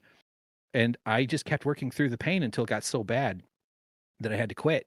I asked if I could switch down to 3 days a week because I was only doing 4 days. The guy was like, we'll see. This is not Jank. This is a different job. And I was able to get a workers' comp payout totaling around 13,000, which then doesn't last very long. I stretched it as much as I could. And now I'm crippled. My left hand is especially bad. Like both my wrists I can't use fully. I can't defend myself if I have to get into a physical confrontation. If I fall, my wrists are going to get wrecked depending on how I land. It's horrible. Like it is really bad. I really need help with my like I'm only saying this though to like just kind of highlight that, like, do I really deserve to have my hands crippled for the rest of my life because I couldn't afford to go to like why we wouldn't punish a criminal, to use a word. We wouldn't punish somebody who stole $100,000 by hobbling their hands. And yet that kind of violence is implemented every day through our for-profit healthcare system and our the commoditization of all of the needs in the hierarchy. Yeah. But yeah, people don't see that as violence in the way that they see somebody, taking out a gun with a silencer and ending a CEO. Yeah. Like, luckily I can still edit. It does hurt to use my left hand to edit. I mean, it's not good. Braces help a lot. I injured my hand on the seatbelt. I haven't been wearing my brace much, and I caught it on the seatbelt, and like a couple of days of pain because of that. Like, it's not fun. And it's just wrong. It's just so, I don't know why I'm going on about the woodworking injuries, but I guess just to say, like, if I can't make this work, if I can't make podcasting and doing it, being a content creator and doing this documentary, and I want to do my like the rest of my show, and I do some video game stuff on my old channel, Suck Professor, which got up to like 7,000 subscribers at one point. I don't know if that's coming into the shot. So like, I'm just rambling. Sorry, Irene. I'm just going. Oh no, you're good. You're good. But I mean, like the understanding that Megastar says, "Winners and losers, thank you for sharing so much with us." Yeah, and I mean, it's just I mean, it does drive home what we started the show with, was talking about not just the commoditization of necessities of human needs, but the inability of the liberal class and the Democratic Party to recognize the very real pain that's being expressed, and this is the leftward party, and then people that we would count on to be better, like Jink, just having no concern for what they're driving somebody to. So no, this is sorry, at most generous, just describing him as someone who believes what he says, but not enough to live what he says. True. He means it when he says it, because look at how passionate he is. He wants to mean it. Yeah. He wants to mean it. And then this is being generous. This is saying, I don't think Cenk wants I think he's got a lot of blind spots because of his class privilege, because of his wealth and his aspirational cohort of like Wharton Business School graduates, right? I went to school for business management too, by the way. I ran a business. Like that's among the reasons why I'm like this, like, I don't know, in Weird Science, they use a reference, they zap a supermodel on a cover. This is like if they did like Filmmaker Leftist magazine and they zapped me into existence. Yeah. I have all the tools it takes to break down Cenk's capitalism. I've heard the song Weird Science, but I think I get what you're saying, that the movie, nobody was quite sure what computers did in the 80s, and so they thought that you could make like a woman come to life with big boobs if you could resize the boobs, and she comes out with big boobs, and that's Weird Science. Actually, I don't know that much about it, but I think I get what you're saying. Yeah, that you're specifically designed and for this moment, and yeah, I mean, I think that you've got a lot more attention to this now. This is kind of come into people's consciousness in a large way, and hopefully you can get the support that you need to be able to finish this this marvel carving that this woodworking that you're doing of your magnum opus, that to tell a story that has been very much suppressed up until now, but that I think that people need to hear more now than ever. So if you want to support, should I give them your Patreon? Is that the best place that people can support you? Yes, patreon.com/winners and losers. The more the merrier. I don't know. Why do I think that was going to improve the numbers or something? But I also have like a link tree with Ko-Fi. I know it's called Coffee. Ko-Fi. Yeah. Yeah, I have that too. And PayPal Direct. So I've gotten a few donations via those, just in case people don't want to get up on Patreon. But I Okay, so I'm gonna it's been put this in the chat. Of agonizing work, and I know we're wrapping up, and it just like one of the things that I'm so happy to see finally, and I appreciate that the Letter Hack and Vanguard gave me a chance to get my name out there, is that this is such an unusual thing for someone to come forward about a company in this manner. And while I was working on it in secret, watching your show quite a bit, or watching other people, who are talking about, Young Turks, or just getting caught up in the rest of the politics and stuff, on the like leftist mafia and such, or Olay, who I think is really fantastic. I didn't know if people would care. I was following my hunch. You know what I mean? Like, I just knew I had to do something. I just knew that silence would be complicity, and silence would eat me alive for the rest of my life. But I didn't know if people would care. I knew I was a pretty good video editor, and I knew I had a something there that I was kind of following my nose. But in the last few weeks, I've been like so gratified and grateful to have it validated that this is actually a story people want to hear, and that people want to hear about. And It's a story people need to hear. Yeah. So I'm gonna cry if I keep talking. So I'm sorry. Well, I'm glad you were able to come on and tell your story, because again, like, this isn't just like, beat up TYT show. I mean, there's a reason that I'm covering them. And it's not out of anger or vitriol or anything like that. It's because I care, and I think that my audience cares, and they were fans of TYT because they cared, and now it's becoming clear that TYT is going to take all that which people like yourself and their mod team and their supporters have poured into them, and try to pivot it over into some kind of weird right-wing IDW adjacent project. And the more good people that we could get off that boat before it goes down, I feel like the better. They're going to make their pivot. They're going to try to embrace a right-wing audience. They'll probably have the same amount of success as Dave Rubin, which is, at this point, nobody cares about Dave Rubin. He's his story of leaving the left has run its course, and they're right-wing starting to become homophobic again in a way that I'm not sure he should have anticipated, but did not. But yeah, Jink and Anna, I'm sure their story will run virtually the same course. But yeah, thank you for coming here and sharing this with us. And it's been really awesome talking to you and getting to know your story and the awesome documentary. There is a part 2 to that you can watch on Hank's channel. Let me give you the channel. Let me give the chat the channel URL again, in case anybody has not hit you with a follow just yet. It's Winners and Losers. It's my... Yeah, it is. That is probably the easiest way to find it. Yeah. But for anybody who just wants to click, I'm gonna copy it once again. And I'll just say that at the end, like one amazing thing I'm kind of hoping is that as Anna gets a hold of this, and since it blew up in her Twitter this week, there's no way she doesn't know about what I'm doing. I know I'm blocked on Twitter by her, but that she'll might.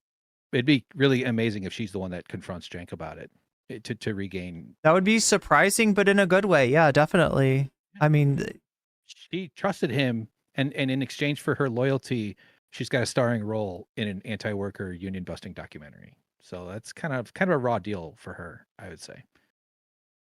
Well, I mean, like, she's definitely making her moves. So whether or not that's going to be one of them, only time will tell. But Hank Thompson, I'm glad that you could come on and give us your story. And it's I've been really it's sad. I won't lie to you, but it's also inspiring, and I want to see your project come to fruition and all of the. We're never going to stop capitalism, but we can hold one accountable. That's what I'm hoping for with this project. One step at a time. Absolutely. Yeah. All right. Exactly. Let's play Rocket League one of these days. Oh yeah, I forgot about that. So this is a game that we both play, and I've been looking to do more video game stuff. Just because Twitch, they won't pay me for my political streams anymore. Do you know about that? Yeah, I heard about that. Yeah, because Hassan Piker is anti-Semitic, so we have to pull ads from Twitch. But no, this is what he gets for talking about Palestine and for cultivating some of the worst people in the world as his enemies. So the West has to have their genocide, and it's a group project. Sadly, it's gross. Sorry, it really is, and it's one that the United States is very much it's on pattern for the way that the United States has treated people. All right, well, on that on that optimistic note, I'm gonna bid you adieu, and we're gonna move into the bonus content here for every. Yeah. Good night, Hank. Sign off. Good night, guys. Hey, everybody. Thank you so much. Appreciate it. Look for you again, I'll show up in chat here and there too. Yeah, sounds good. Sounds good. As they bounce around. All right, guys. Good night. Good See you, night, everybody. Bye. Oh my gosh. I'm so bad at that. I always do that, chat, and I feel bad about it. Like when I hang up a phone call and it's like, okay, wait, no, there's like one split second longer that I should have stayed. Anyway, chat, yeah, this is how I am. This is how I am. Absolutely neurotic. But yeah, no, it was really cool to talk to Hank and get his perspective on his work, his documentary, his time at TYT. And this is somebody I want you to look out for new stuff from him, and give him some support, throw him some love. What if we got? It looks like, chat, right now, Mouse Utopia is going to be the bonus content. I've got 55% extra on Mouse Utopia, and I have got 88% to add that to, so that's 63%. Nothing else has gotten any. If anybody's donated and you want to support any of these topics, right, especially the ones other than Mouse Utopia, because that's the one that looks like it's going to win, let me know now.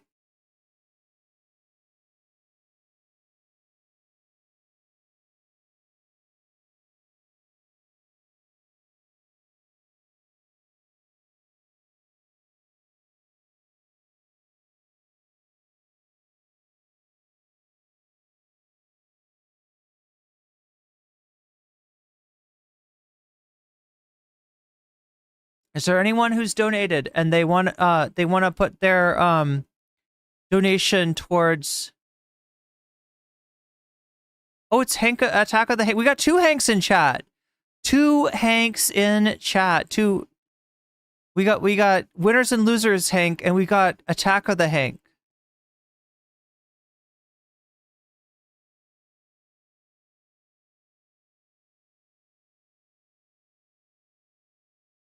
But yeah, I'm just gonna want to see Mouse Utopia. It looks like it's gonna be Mouse Utopia. It looks like it's gonna be Mouse Utopia. So once again, the donors have triumphed over the voters. Like last time it happened the opposite way, right? So at least I feel good about that. That the voters beat the donors in the previous bonus content segment we did this week, but. This time it looks like I vote for Bad Empanada. Okay, Sasha G, I will add you to the Bad Empanada.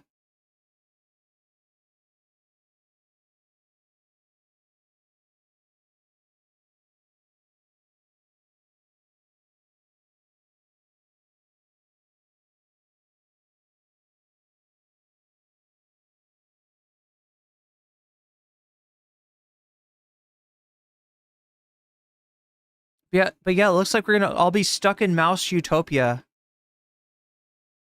Unless somebody's got a different idea, right? If you've donated already, or if you, like, what are we at? Like, look, let me just compare the two highest, right? Cavernacle versus Ethan Klein is probably going to be our second highest.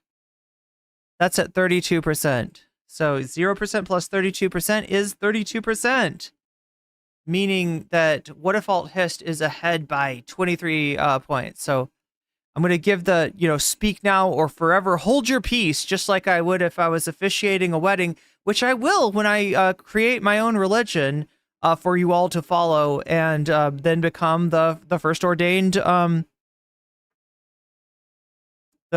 priestess of said religion, right? What is Mouse Utopia? Mouse Utopia is an experiment designed in real life on mice. I'm trying to remember, is this the one where they gave the mice like morphine or water?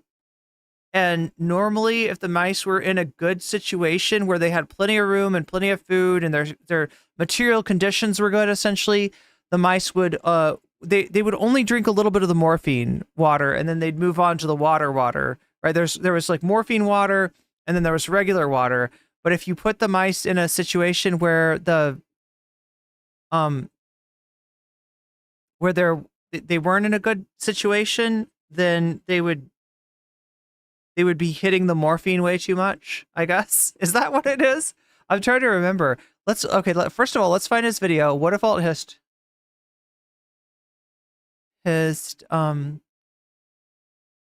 Mouse Utopia. I feel like there should be a song. Like, we need a Mouse Utopia theme song, I believe. I've got to get better at, like, writing and recording music. There it is. Mouse Utopia.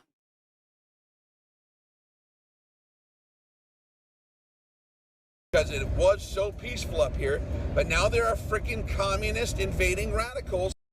I'm almost tempted to watch another video to just explain to you actually what Mouse Utopia is, because I have a feeling that Rudyard is gonna not give us a faithful rendition of what this is all about. He's a very unreliable narrator, to say the least.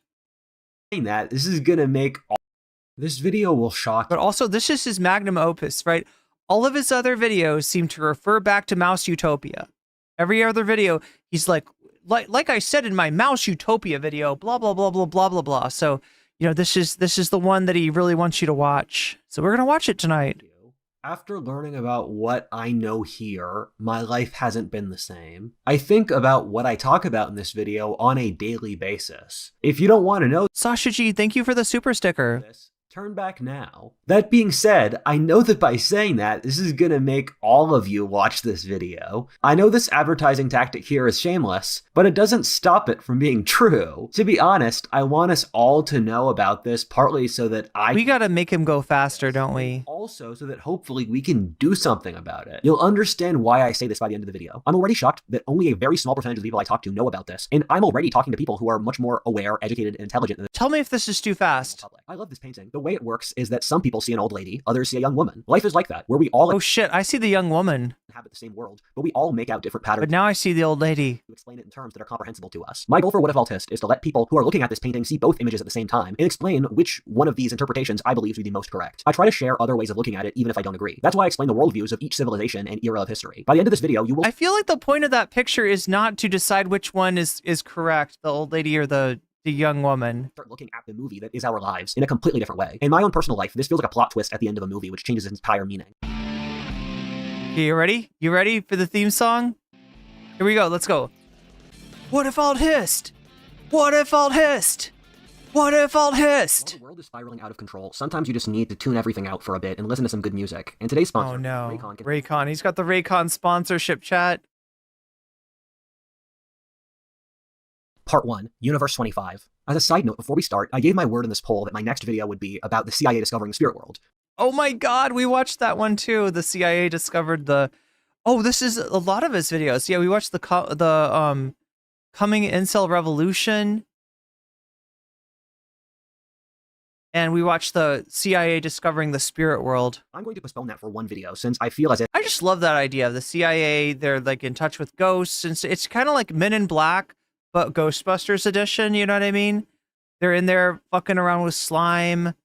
There's Slimers flying around Langley. You know, just like that. It's great.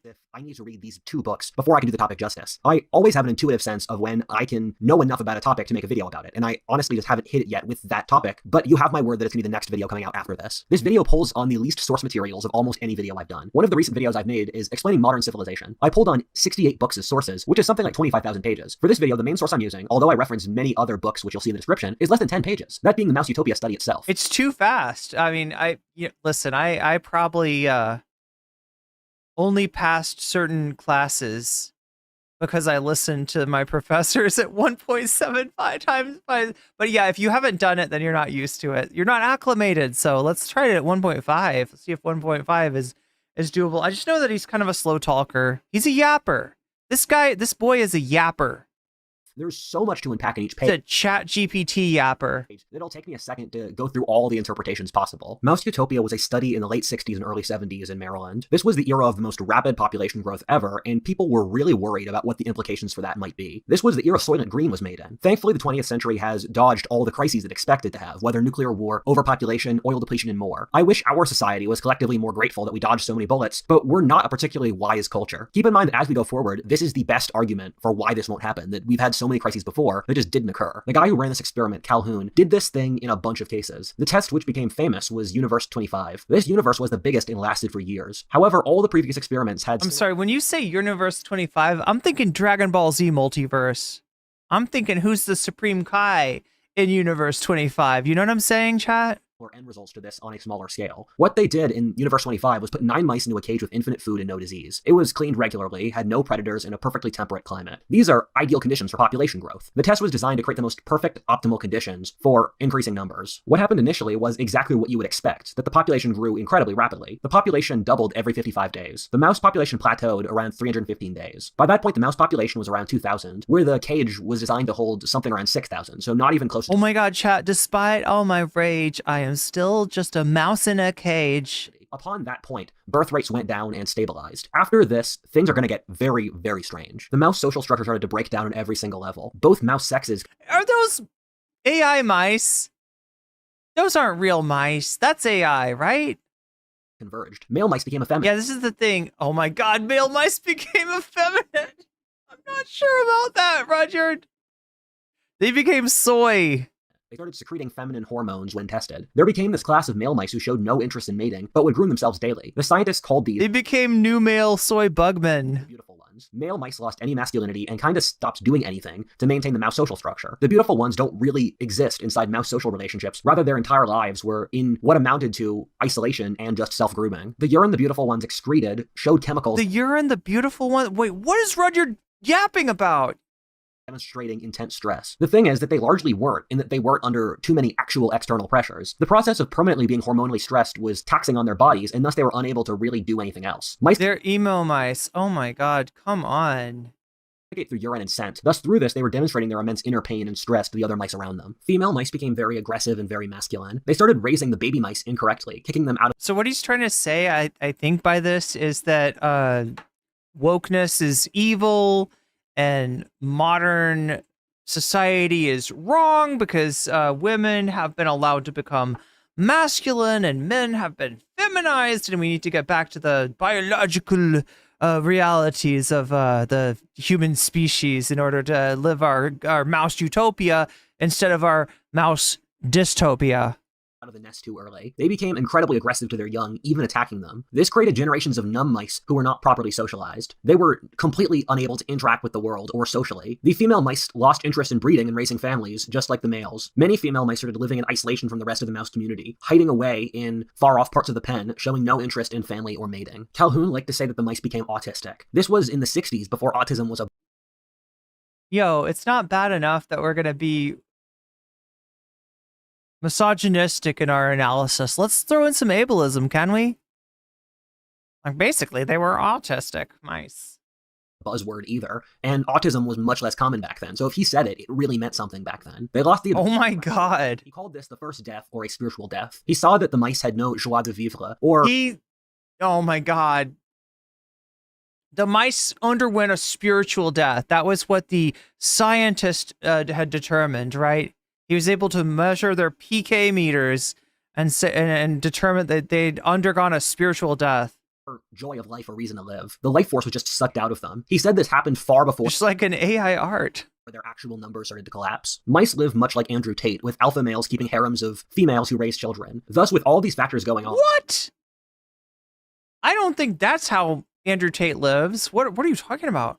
What you're effectively seeing was a breakdown of the ability for mice to coordinate on a group level or breed at any level. This chart creates a useful breakdown of the different kinds of mice you saw emerge as society fell apart. You saw a group of mice which were obsessed with social approval. They wouldn't eat unless they saw other mice eat. They would all cluster together in the center of the cage, even though there was lots of space on the outside. Wait, we got the Omega, we got the Outcast, we got the Beautiful. Oh, this is so good, chat. Let's read this. Group 1. Pansexual, lives by constant distractions, attracted to large groups, decreased gender roles, favor common communal activity areas. Hyper pansexual, senseless aggression, males force mate with other males or juvenile, suppressed maternal expectations, neglect or child abandonment, banishment, hyper stress females shed aggression on the pups. Is that even right? Neither of those make sense, right? Alpha, 1/3 dominance of society, interlope trade, physical wounds, manage harems. This is the alpha. This is the Andrew Tate mouse, right? Must fight more to be accepted, senseless aggression and pugnacious, constant, consents to sexual advances, R-word regardless of gender, dominant females create matriarchy. Okay, that's the problem. There's too much matriarchy in this society, apparently. Group 2, somnambulous. Isolation, avoid conflict. Individuals are sometimes nocturnal, eat at night. Beta, between aggression, alphas, and outcast omegas. Oh my god, chat, are we creating the Omegaverse here? Passive recipients of violence, submissive in conflict, to be accepted, radical feminism / patriarchy. What? The beautiful ones only groom themselves, narcissistic, no social roles, clueless to situations, can be fat with no scars, considered upper class. This is a mouse. We're talking about a mouse. Not conforming to society model, eats and sleeps alone, does not interact with mate, less stress, passive lifestyle, withdraw from relationships. They are not homo, pan, asexual, otaku, nor hikikomori. Okay. We're okay. Outcast, isolates in one social area group, physical wounds, no social contribution, submissive to conflict, becomes repeated target, need to feed together in one area. Omega, lowest status male, lost dominance. This is the incel, I guess. Rejected by females, becomes repeated target, no social roles. Diversified interests. Group 3, probers, lives by constant distractions, becomes repeated target, hyperactive, sexual, physical wounds, aggressive towards others and children, sporadic acts of violence, R-word, irrespective of gender, and cannibalistic. Okay, well, so now we know our social roles. Let's go on. Their gender roles collapsed, and they were constantly driven by stimulation from other mice. They basically became adrenaline junkies through social approval. A second group just went numb. They stopped interacting with the society. They only went out at night. They lost interest in interacting with other mice socially. These mice basically became zombies. They wandered around like the homeless. They let themselves get casually beaten up and hurt by other mice since they just... This guy is so... Like, his analysis is, like, beyond useless. lost any will to live. The third group of mice became incredibly aggressive. They would wander around in packs and randomly attack and target other mice for what they didn't really see as any reason. They would torture and bite up other mice for fun. They would attack any mice that were still having children and trying to maintain the mouse social structure. They were hostile to the family unit. Oh. But not for any reasons of actual procreation. As the birth rate collapsed, this group were really the ones which destroyed the mouse colony, killing any who tried to maintain social norms or continue the species. What happened with this is that in each of the 30 experiments, the mouse colony completely collapsed. The mice just stopped having children, and this crashed. So I think that's what the universe refers to as the number of the experiment. A universe is a collection of mice that they're going to run through the simulation, I guess. The mice who did try to keep going were killed by mobs of evil mice. After day one... Evil mice? Was that in the fucking study? Were like the evil mice? You didn't mention the evil mice. What about the evil mice? 1700, there were absolutely no mice left. Is it like evil Mickey? A couple outtakes before we move on to the next section. First, I'm surprised at how advanced the mouse social structure was as I read this. I'm frankly surprised that mice have a society at all. When you see these things scurrying around your house, you don't really think about them having a cultural system with different expectations that can experience social collapse in the same manner we saw with the fall of Rome or the Mayans. Authors like Joseph Heinz... Yeah, I was so surprised at the mice's ability to be evil. Or to be pansexual. Or E.O. Wilson talk about how culture is fundamentally genetic and dates back deep into our... Like, it just feels like he's projecting a lot of his feelings about humanity onto the mice. That's very clear to see here. Mice aren't particularly smart, but except for one thing, their neurological structures aren't fundamentally that different than ours, except ours are much, much larger. Mice and us both share the lizard brain, which controls for automatic... The lizard brain. ...sleeping or fear. Then we both share the mammal brain, which controls for things like love, affection, jealousy, and emotion. As humans, we have a much, much more developed prefrontal cortex. That's the region that governs self-discipline and planning. What this means is that automatic functions we don't really think about are pretty similar between mice and humans. We both feel love, horniness, hate, and stuff like that. This creates continuity between us on the instinctual parts of this process. When we see this mouse society fall apart, it's not a mental choice on the mice's part. It's a chemical shift which makes them not want to associate with other mice, effeminate, or not want to breed. This stuff is lodged in the lizard and mammal brains, which we share with mice. I mean, look, this is just justifying the right-wing conceit of degeneracy. The idea that there is a properly living human male, and that anything that falls short of that or is different than that is degeneracy, that there is the natural order of the way people are supposed to be, and the people that don't match that, they are I mean, it's literally how degeneracy will kill civilization is the title of this video, right? The thumbnail is the one that said the thing that says Mouse Utopia. Part where our brains differ from mice is that we have the ability to plan, think abstractly, and make choices. The mice are effectively creatures of instinct in that the choices they make in life are what they're wired from birth to do. For us humans, our giant brains allow us to be neurologically wired in a bunch of different ways due to culture. If humans had our mouse utopia, we'd be capable of noticing what's going on and adapt to it. These mice can't. Calhoun tried to create new mouse colonies and new experiments which encouraged creativity to see if creative thinking could offset the failures of the colony. He was surprised in some of these experiments to find mice that would pick up a habit of tunneling for fun and making balls of dirt as a hobby as a sign of mouse creativity in a collapsing crowded society. I've read conflicting reports on how well this works. I think it forestalled the social collapse for some mice without stopping the process. To be honest, the idea of using... Yeah, we really care what you think, Rudyard. To offset I'm so glad you gave your take. You're super informed, like, scientific mouse psychology understanding take. Late 20th century idea. As a person born in the 21st century, I'm always shocked by that era's ability to think we'll find some magical MacGuffin through love, creativity, the power of friendship, or technology, so as to not deal with some vast systemic social issue. I remember hearing all that kind of thing as a child, with friendship is the answer or follow your dreams from adults around me as a kid. Then my generation got shafted. Well, none of that was actually useful advice. A point I'd like to make is that although these experiments were replicated many times by Calhoun himself, they never were by anyone else. People take this as a dunk on saying the experiment isn't valid. I think that is a factor to be aware of. However, keep in mind, the vast majority of scientific experiments are never replicated ever. What's normal is that when they are, there's only a 50% chance of it working. And in some fields like psychology, only 0.07% of experiments are ever replicated at all. As a side tangent, this is actually a really huge problem in our society in which some fields, like again psychology before, could be completely fake and we'd have no idea. This is a huge issue in physics where entire theories of fundamental nature for how the universe works are based off one or two inconclusive experiments, which people then extrapolate outwards with math. So vast parts of the field of physics could be completely fake. When you see your local news station talk about some study that says chocolate in small doses is healthy for you, alternately how in school they taught you carbohydrates are healthy and lean meat isn't, what happens here is that some special interest pays for the result of a study. It never gets replicated, and then it becomes social policy. Thus our society is... It's a vast oversimplification. People want a simple story in nutrition, when in actuality, nutrition is a little bit more complicated than that. They want to hear fat bad, carbs good, or carbs good, fat bad, when in reality, it's probably somewhere in between. And so, yeah, you know, we managed by pseudoscience, pushed by the powerful, and here's like 10 examples of this as a text wall. However, complaining this experiment hasn't been replicated is kind of silly in my opinion, since it's like saying the examples of modified pseudoscience in our society. There are sizable personality and biological differences between women and men. Biological race is a oh no, he's a race realist! Corn syrup and seed oils drive obesity, but not saturated. Look, any excess of calories. How about that?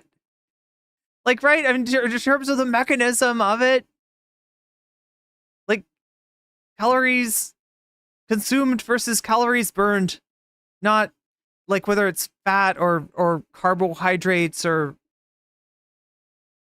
we push and you could look furthermore, you can be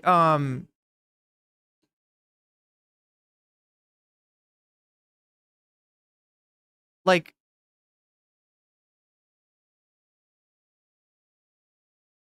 you can be skinny and unhealthy, and you can be, you know, higher on in terms of body composition of fat and be healthy, like, right, you know, it's not like somebody that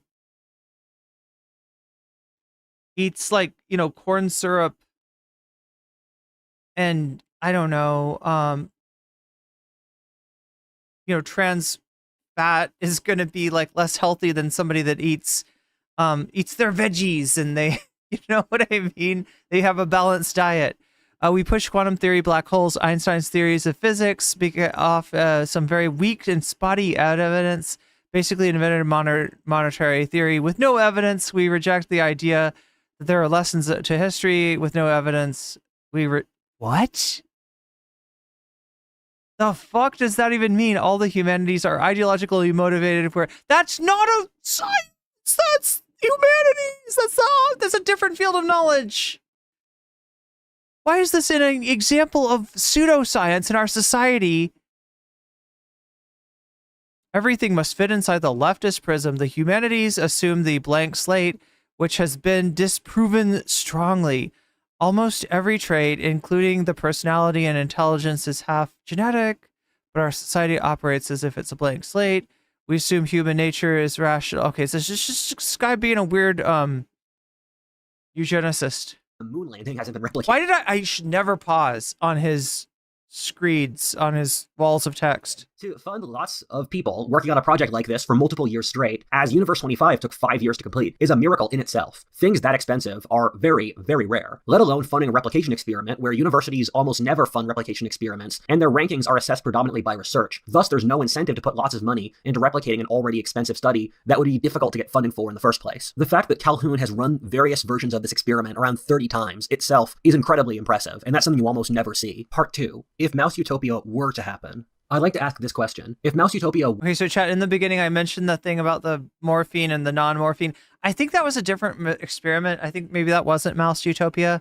I think this one was about, like, you know, kind of population numbers and... were to happen to us as a human society, what would it look like? One of the top principles I use to figure out what the truth is to ask the question, if blank were to be the case, what would it look like? From that, I compare what that would be to the reality that I see to see if that's the fundamental causal principle. For example, I see lots of political dissenters say that America's a dictatorship. However, we still have journalistic freedom, we're not genociding ethnic minorities, we still have some rights in a two-party state with a competitive electoral system. Thus, I see that the scenario doesn't match the hypothetical, thus we're not a dictatorship. If a human society were to have Mouse Utopia, the first step would be there would be some massive breakthrough likely technological, in which the population rapidly balloons. This would be an era of profound optimism. This sort of thing would have never been seen before in history. Thus, this society would develop a concept that it was inherently special, and like nothing before in history was comparable. This is very similar to our concept of modernity, which I talk about in this video, which I think you should check out afterwards because I believe it to be one of my best. In this video, I talk about how modernity is defined as the rejection of previous societies. Modern people believe that none of the rules or values that took thousands of years to develop over history are useful. This is useful and necessary for the rest of Mouse Utopia, since it's the main preconception that allows all of the other crazy factors to emerge later down the road. If people have a sense of being rooted in the past, then they have a standard to assess themselves against, where it becomes impossible to get them to do all the crazy stuff which occurs next in Mouse Utopia, since they can compare themselves to the thousands of years of history before and think, what's going on now is crazy and unnatural. The first step is that you need to remove a continuity with what he's trying to do is to claim that there's essentially since there's nothing really behind his fascist perspective besides polygenetic ultranationalism, he's got to come up with something to justify it, and he's trying to shoehorn this mouse experiment into the shape of scientific proof that this is what degeneracy is. This is what wokeness is, right? See the later changes. Most negative changes start by seeming unimportant or reasonable, or very often necessary against an even worse thing. Income tax was installed in America as a way to pay for the world's wars. It seemed reasonable as a way to fight off this giant external threat. However, the government kept the top income tax at 90% for decades after the war for no real good reasons. You start smoking cigarettes to get through a point of stress, and then you find yourself hooked for years afterwards, even when you don't need them.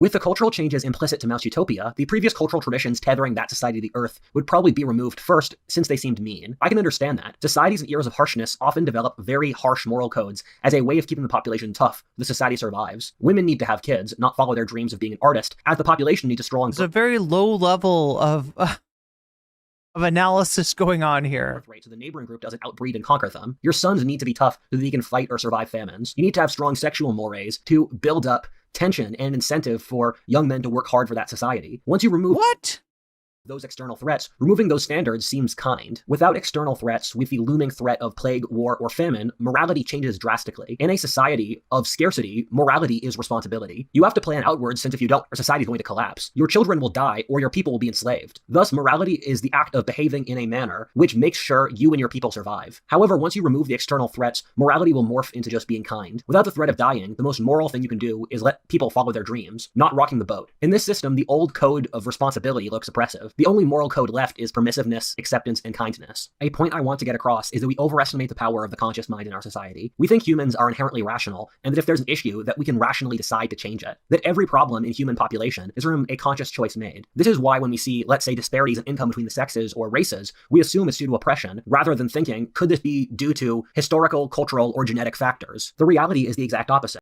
Genetic factors. Wait.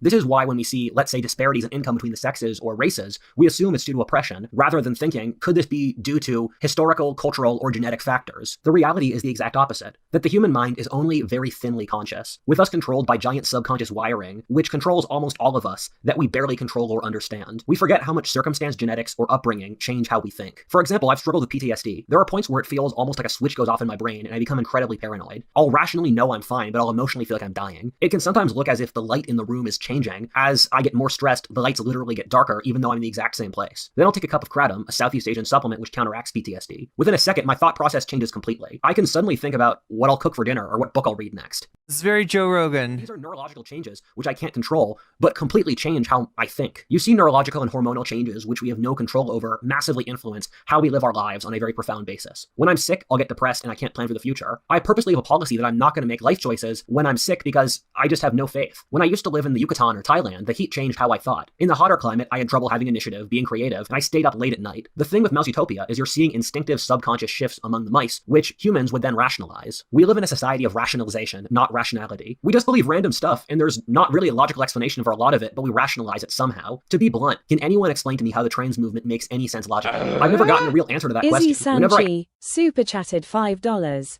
I picture in mind Mr. Mackie telling Rudyard, drugs are bad. Mackay, Don, T do drugs, lol.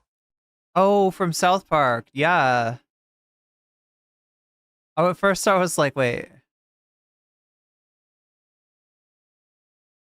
Ask people for an answer, they just say, we should accept whatever. Thank you for the super chat, Izzy. Believe, but that's not rational. Matt Walsh's documentary, What is a Woman, where no leftist activist could even define what a woman is, demonstrates that. I've lived with some crazy people in my life. My mom had several different mental illnesses at the same time. The thing with crazy people is they don't put a sign on themselves saying, I'm crazy. Crazy people are completely assured that they are correct in their ideas and that everyone else is completely. So then how do you know that you're not crazy too, Roger? Come on, use some logic.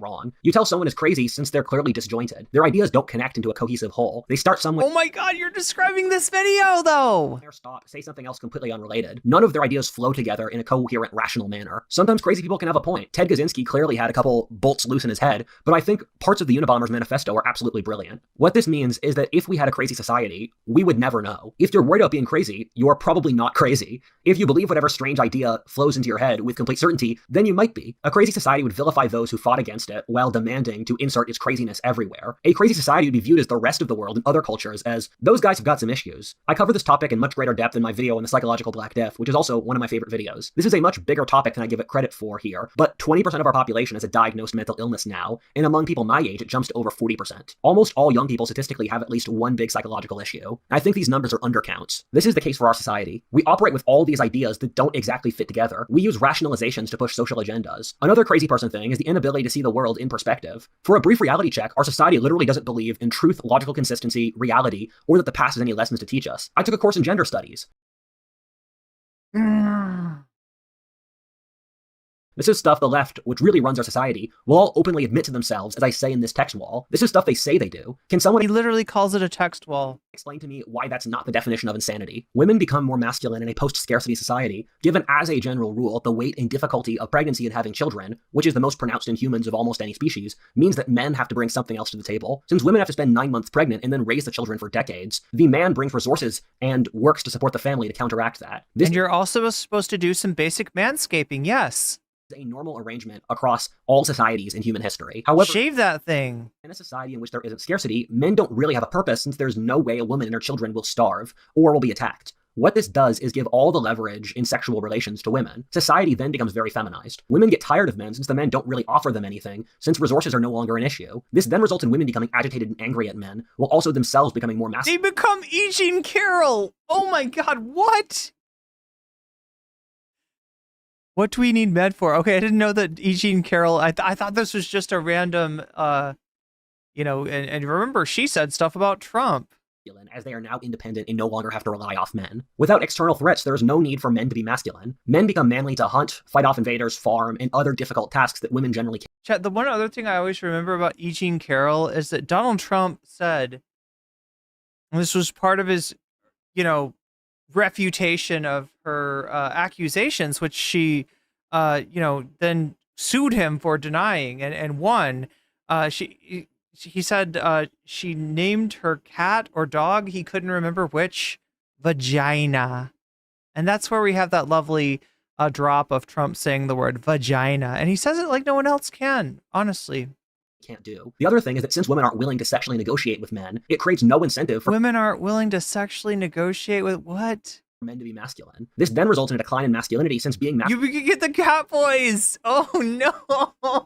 Oh no! Doesn't bear any sexual reward. This creates compounding. We get the Catboy Ranch. That's what gives you couples.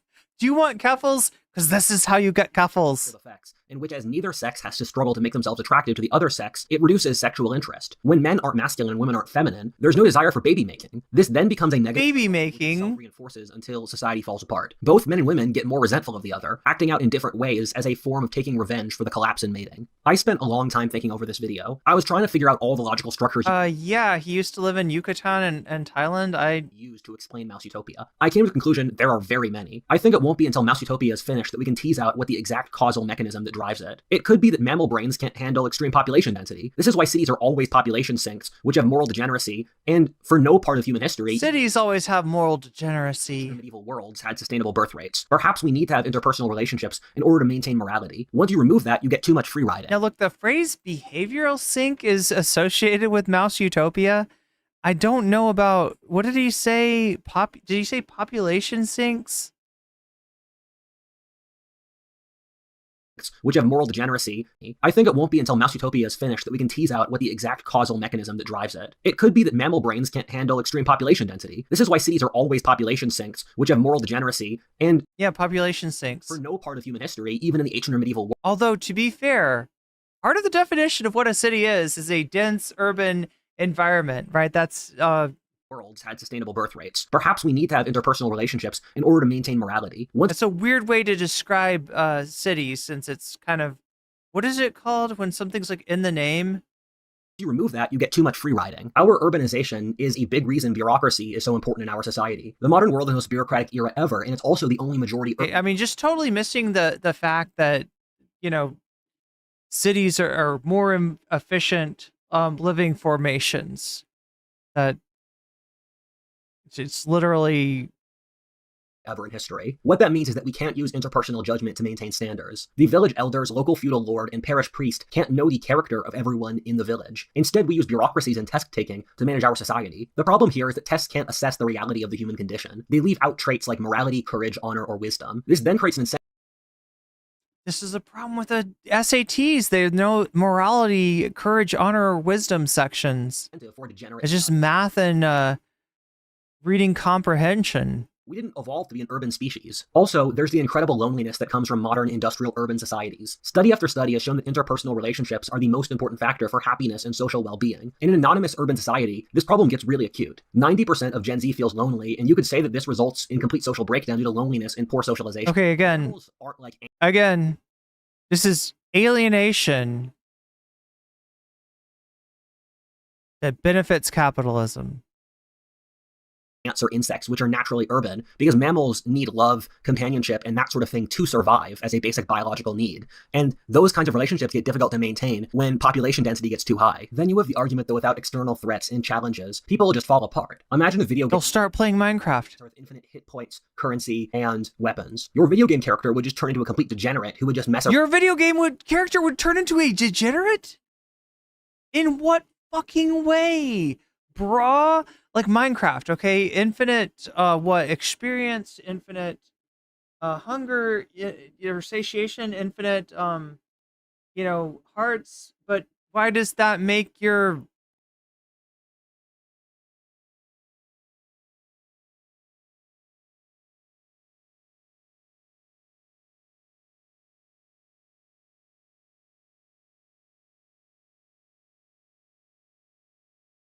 Why does that make Steve degenerate?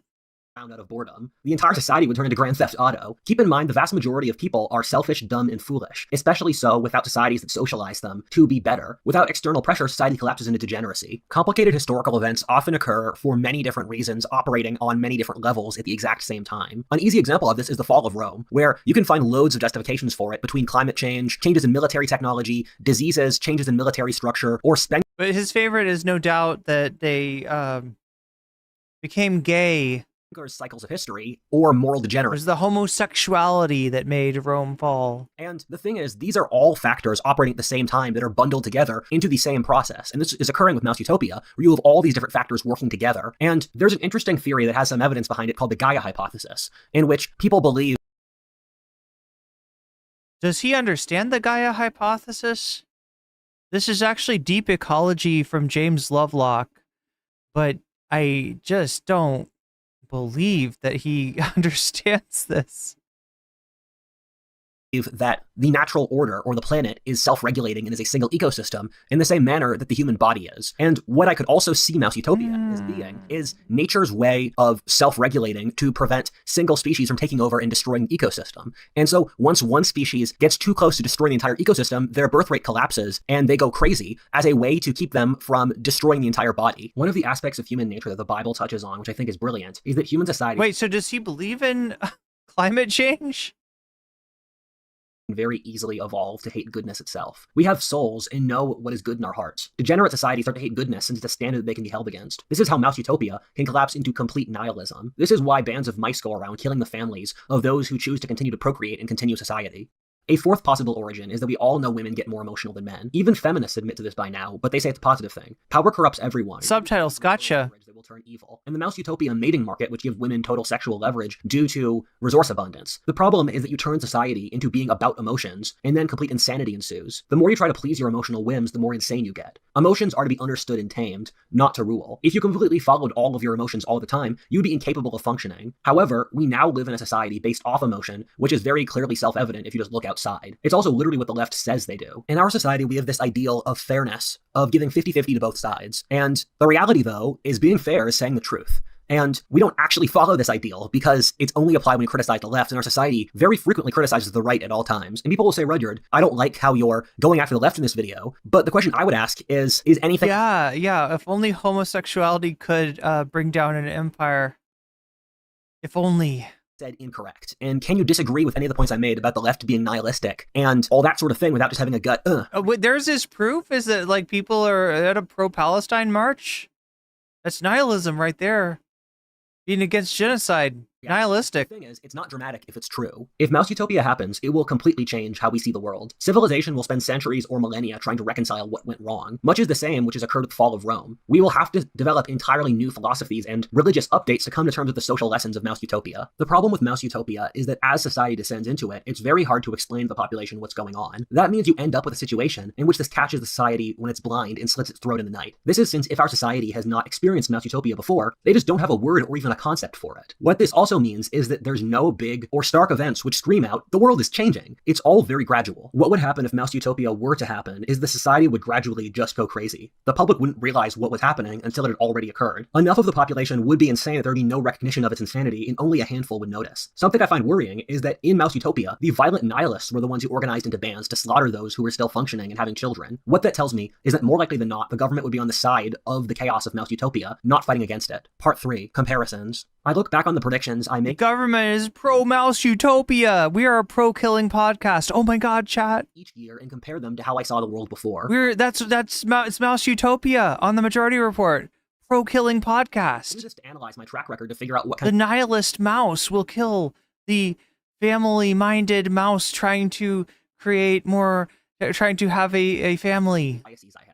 One of the things, comparing how I predicted the world in 2020 to where we are in 2024, the biggest thing which surprised me is I wasn't able to predict the sheer nihilism of what came next. You can watch some of my older videos and I talk about how I predicted the left would go crazy. That turned out to be correct, but not in the way I thought, and I'd like to draw attention to it. The thing is that I thought they'd be like Mao or Stalin. We have a track record. What is Mouse Utopia? It's an experiment that they did in the 60s that, unlike the changing social dynamics of mice in a situation where their population is allowed to max out for the living structure that they're in, and then their population goes down, and he's trying to use this as if this was science has discovered that degeneracy is real and it's bad for you. It kills off mice colonies. He's trying to compare this to his idea of degeneracy, that people like women being more masculine and men being more feminine is like, killing society or killing off humanity or something. And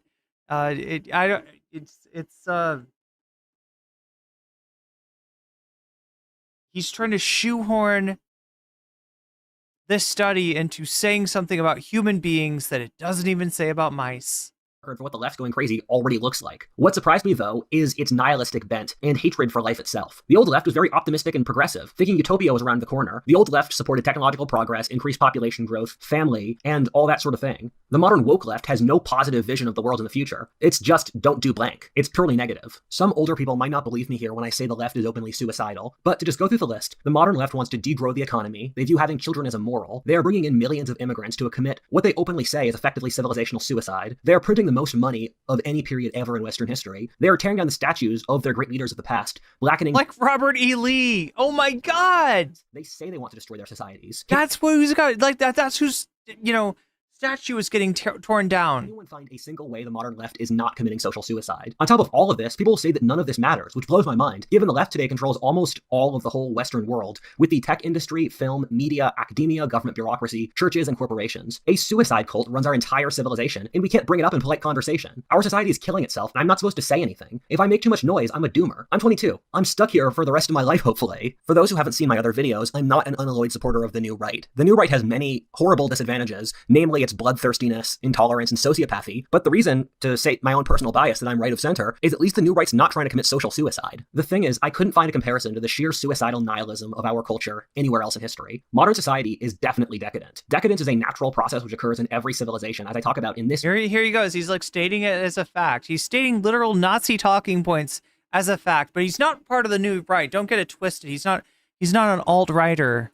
Decadent societies such as Rome, Greece, India, China, or Islam see collapsing birth rates, degenerate values, and sexual practices, an inability to coordinate well, wage war, no will to live, collapsing art or intellectual standards, and a disconnecting the elite and populace. Decadence is Mouse Utopia on a moderate level. When I look at scientific studies, one of the metrics I look at to assess how plausible the results of that study are to see how much of the rest of history would agree with it. It's my opinion that if you put Aristotle, Isaac Newton, Confucius, and Jesus in the same room, and if they agree on something, that means it's probably true. If a study comes out saying men and women are psychologically the same, I'd really need a lot of evidence to support it, as every society ever in history would treat that as completely insane. The thing with Mouse Utopia is it fits a framework that we've seen very commonly across human history, that being decadence. This makes me inclined to believe that it's possible. The thing is that historically there has never been a society as rich as the modern Western world since World War II. That means that there were constraints against Mouse Utopia. There's a bunch of things that are only happening in our society. Our decadence is on a completely different level. As a general, so he's showing modern art, I think, as an example of the wealthier society, the worse its decadence. And so does it go to believe in his speech that if our society has a completely different level of wealth and comfort than previous societies, that we would not experience a greater level of decadence. As a culture, we've completely thrown out religion, art, history, philosophy, social standards, relations between the sexes, where feminism at the highest rates in history, and our society is committing suicide, as I said before. We don't even make movies or popular music anymore. Think about that. Our society has stopped doing anything of what societies do. Wait, Captain Marvel? That's it. Oh no, we got more AI shit. Degeneracy at this level is No, I'm sorry, wait, is this an actual picture? I can't tell.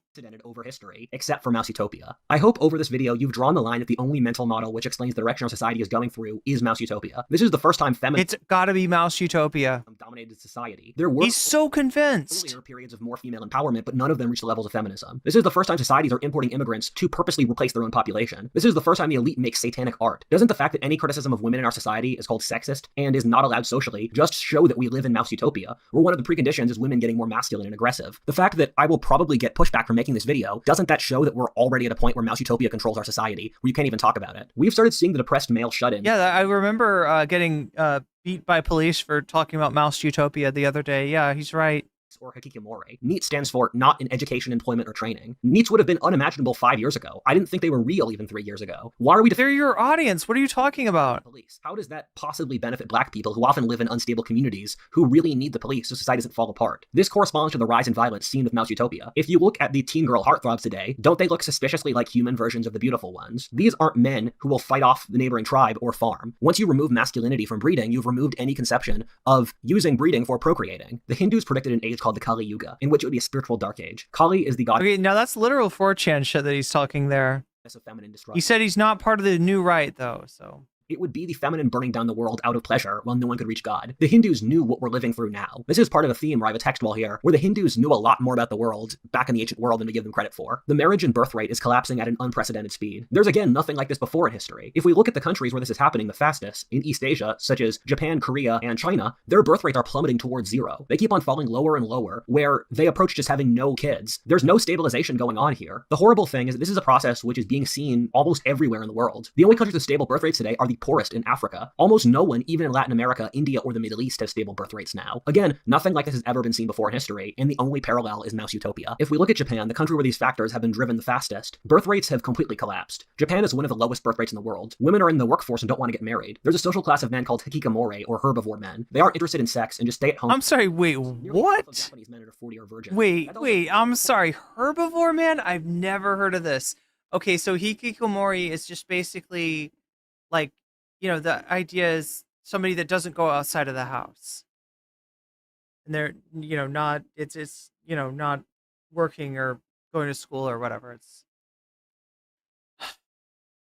It's thought of as a phenomenon in Japan, but I'd never heard herbivore man. Is that the fuck is he? What is Rudyard talking about? The real numbers are probably higher. Japan is already in Mouse Utopia. Other countries are catching up. I think back to modern feminist culture, which hates the idea of any man treating a woman sexually in public. If a man so much as glances at a woman at the gym, hits on her in the street, or work, or acts dominant, he can be canceled. The thing is that women like when men are dominant or aggressive. What I've seen in the subconscious of modern feminism is it literally loathes the idea of women breeding with men and being happy starting families. The thing is, why does our society care so much about this? Women aren't children. They have agency and can politely reject men if they don't take a hint, pepper spray, or shoot them. All of these cultural changes we've seen are occurring on what's really a visceral biological level. The left has thrown away all rationality, and they literally admit that proudly. They just say, this is what feels right. That's exactly how you would rationalize the hormonal changes which underlie Mouse Utopia. The thing I see with the feminist movement is there's no thought. If men can't talk to women at the gym, work, or public, how the hell are the sexes supposed to meet and make the next generation? The real reason for this is that feminism loathes the idea of procreating and finds it disgusting, so they try all of these different— I'm not allowed to harass women at the gym? Narwhal_ by super chatted $5. Please go back and read that. Go back and read the wall of text?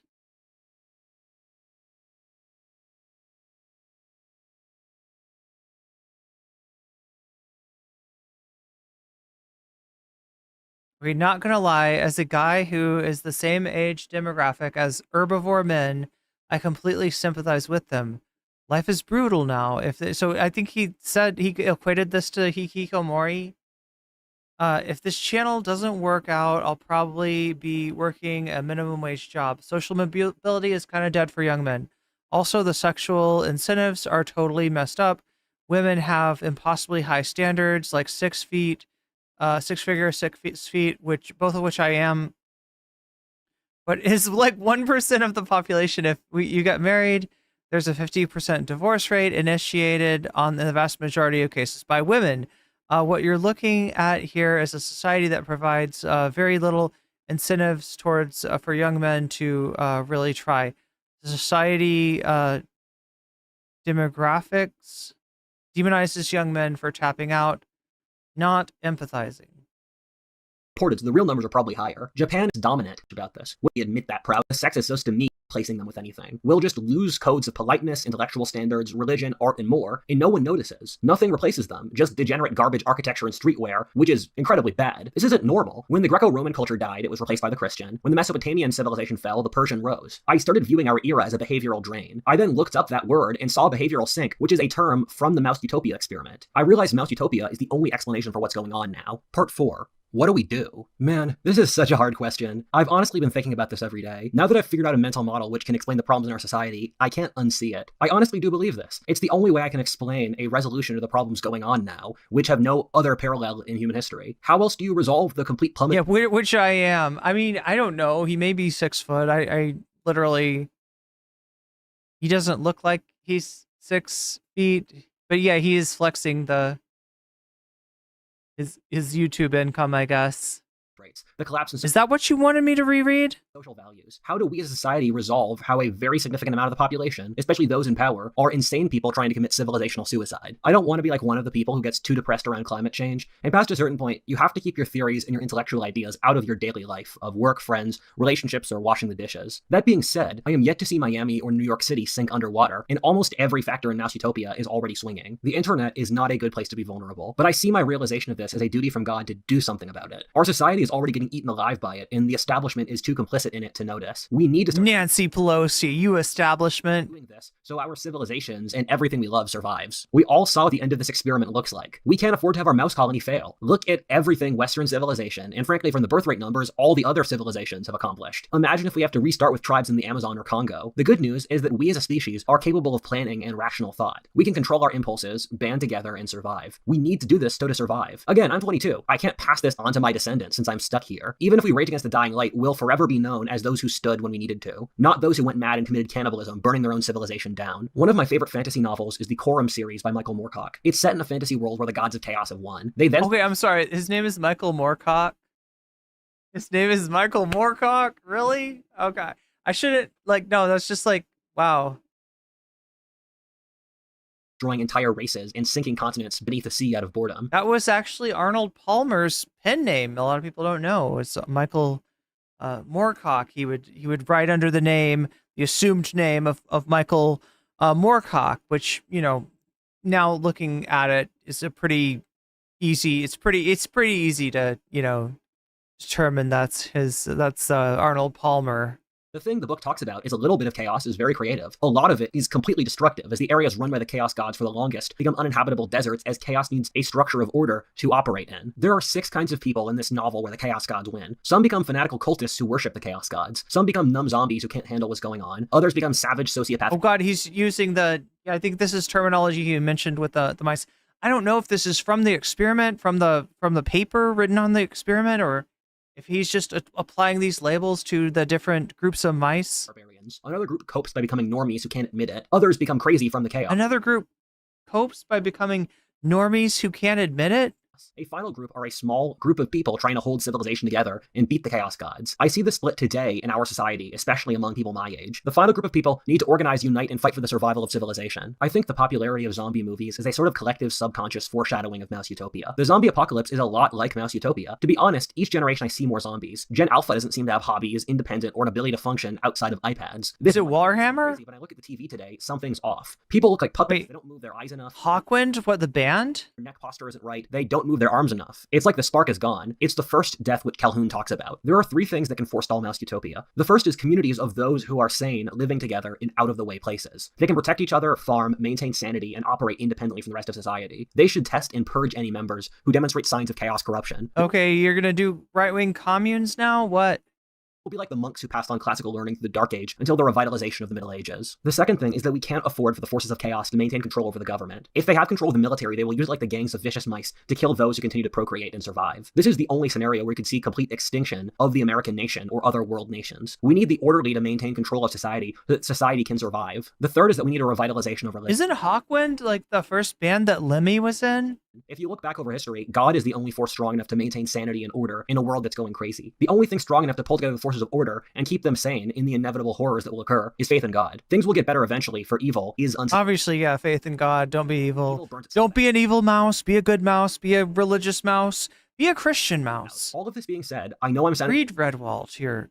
Dramatic. I am open to being wrong here. Most of the time when people preach doom, it just doesn't happen. That being said, the reason I support this theory, as I said before, is it's the only mental model which can explain why our society is so nihilistic. Also, it has lots of historical proxies beforehand, like the fall of the Maya, Rome, the Han Dynasty, the Abbasid Caliphate, and more. Society has collapsed many times before in history. The reason I went so hard on this video is that in case I'm wrong, the sunken cost is at worst, my reputation gets trashed. At best, I get the word out and we can start reacting to these issues. If this is going to happen, we need to do something about it. There's a good science fiction book named Fitzpatrick's War. It was written in the 90s and is set in the 25th century. What happens in Fitzpatrick's War is that over the course of the 21st century, the world's population peaks at 11 billion. Then society collapses into complete degeneracy. American and global culture becomes completely dysfunctional, nihilism, ghetto, and trashy. Then groups of rural America What the fuck? And start living in the countryside away from it all. The religious fundamentalist rednecks are called Yukons since they're so rural and hickish. A comedian says they might as well be in the Yukon. In the 2060s, America has a civil war between inner city gangs who seize control of the central government and the Yukons. The Yukons win and burn all the major cities. Plagues ravage the world, whose population resets to 10% of what it was before in the early 22nd century. The Yukons recreate the English-speaking world as a rural Christian fundamentalist Anglo-Saxon monarchy. The Yukons create a secret social club of historians who try to engineer society towards the laws of history. The Yukons become obsessed with history to avoid recreating the crisis of the 21st century. The Muslims populate all of Europe while the Chinese repopulate East Asia. The world in Fitzpatrick's War is brutal. I won't deny that. I do admire the author's ability to show a pretty plausible scenario for how Mouse Utopia might play out in actual human history terms, not in the lab. I don't think the author ever heard of Mouse Utopia. This was a pretty obscure experiment until recently. I think he picked it up on an intuitive basis. Also, Fitzpatrick's War is one of the very few science fiction novels which accurately matches what human history looks like into the future. It's a future which looks a lot like the past, and fundamentally the only thing we have to study what the world might be like in the future is the past. When all is said and done, we're humans, not mice. I hope I'm wrong. That would be better for all of us. If my reputation gets trashed and humanity survives, that's a great outcome. I don't want to turn into a right-wing male version of Reddit.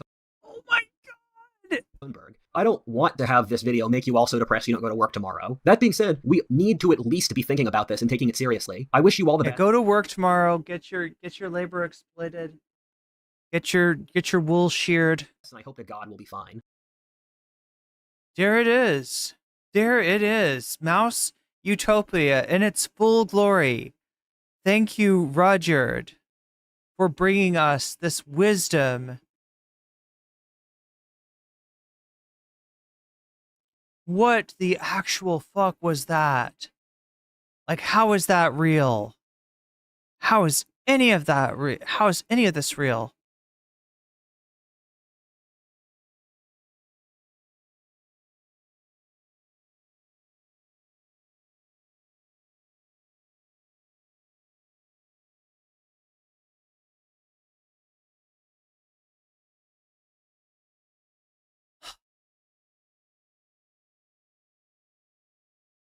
I want to thank my Patreons once again. Every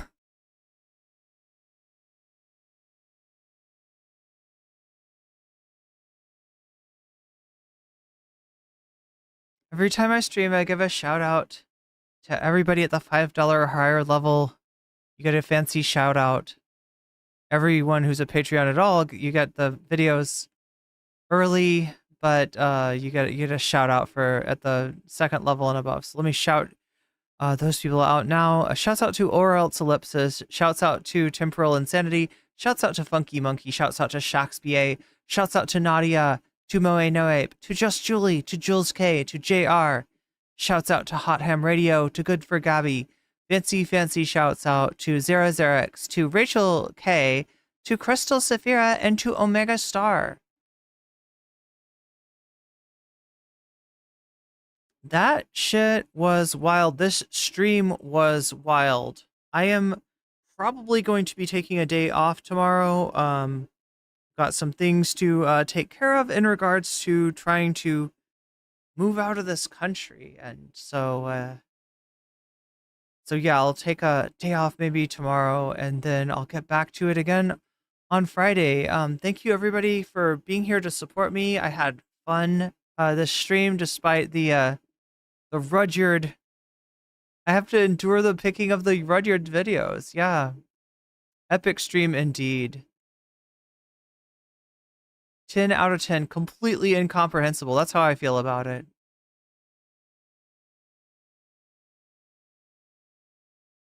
Beware AI chat. There's so much AI in Rudyard's videos, isn't there?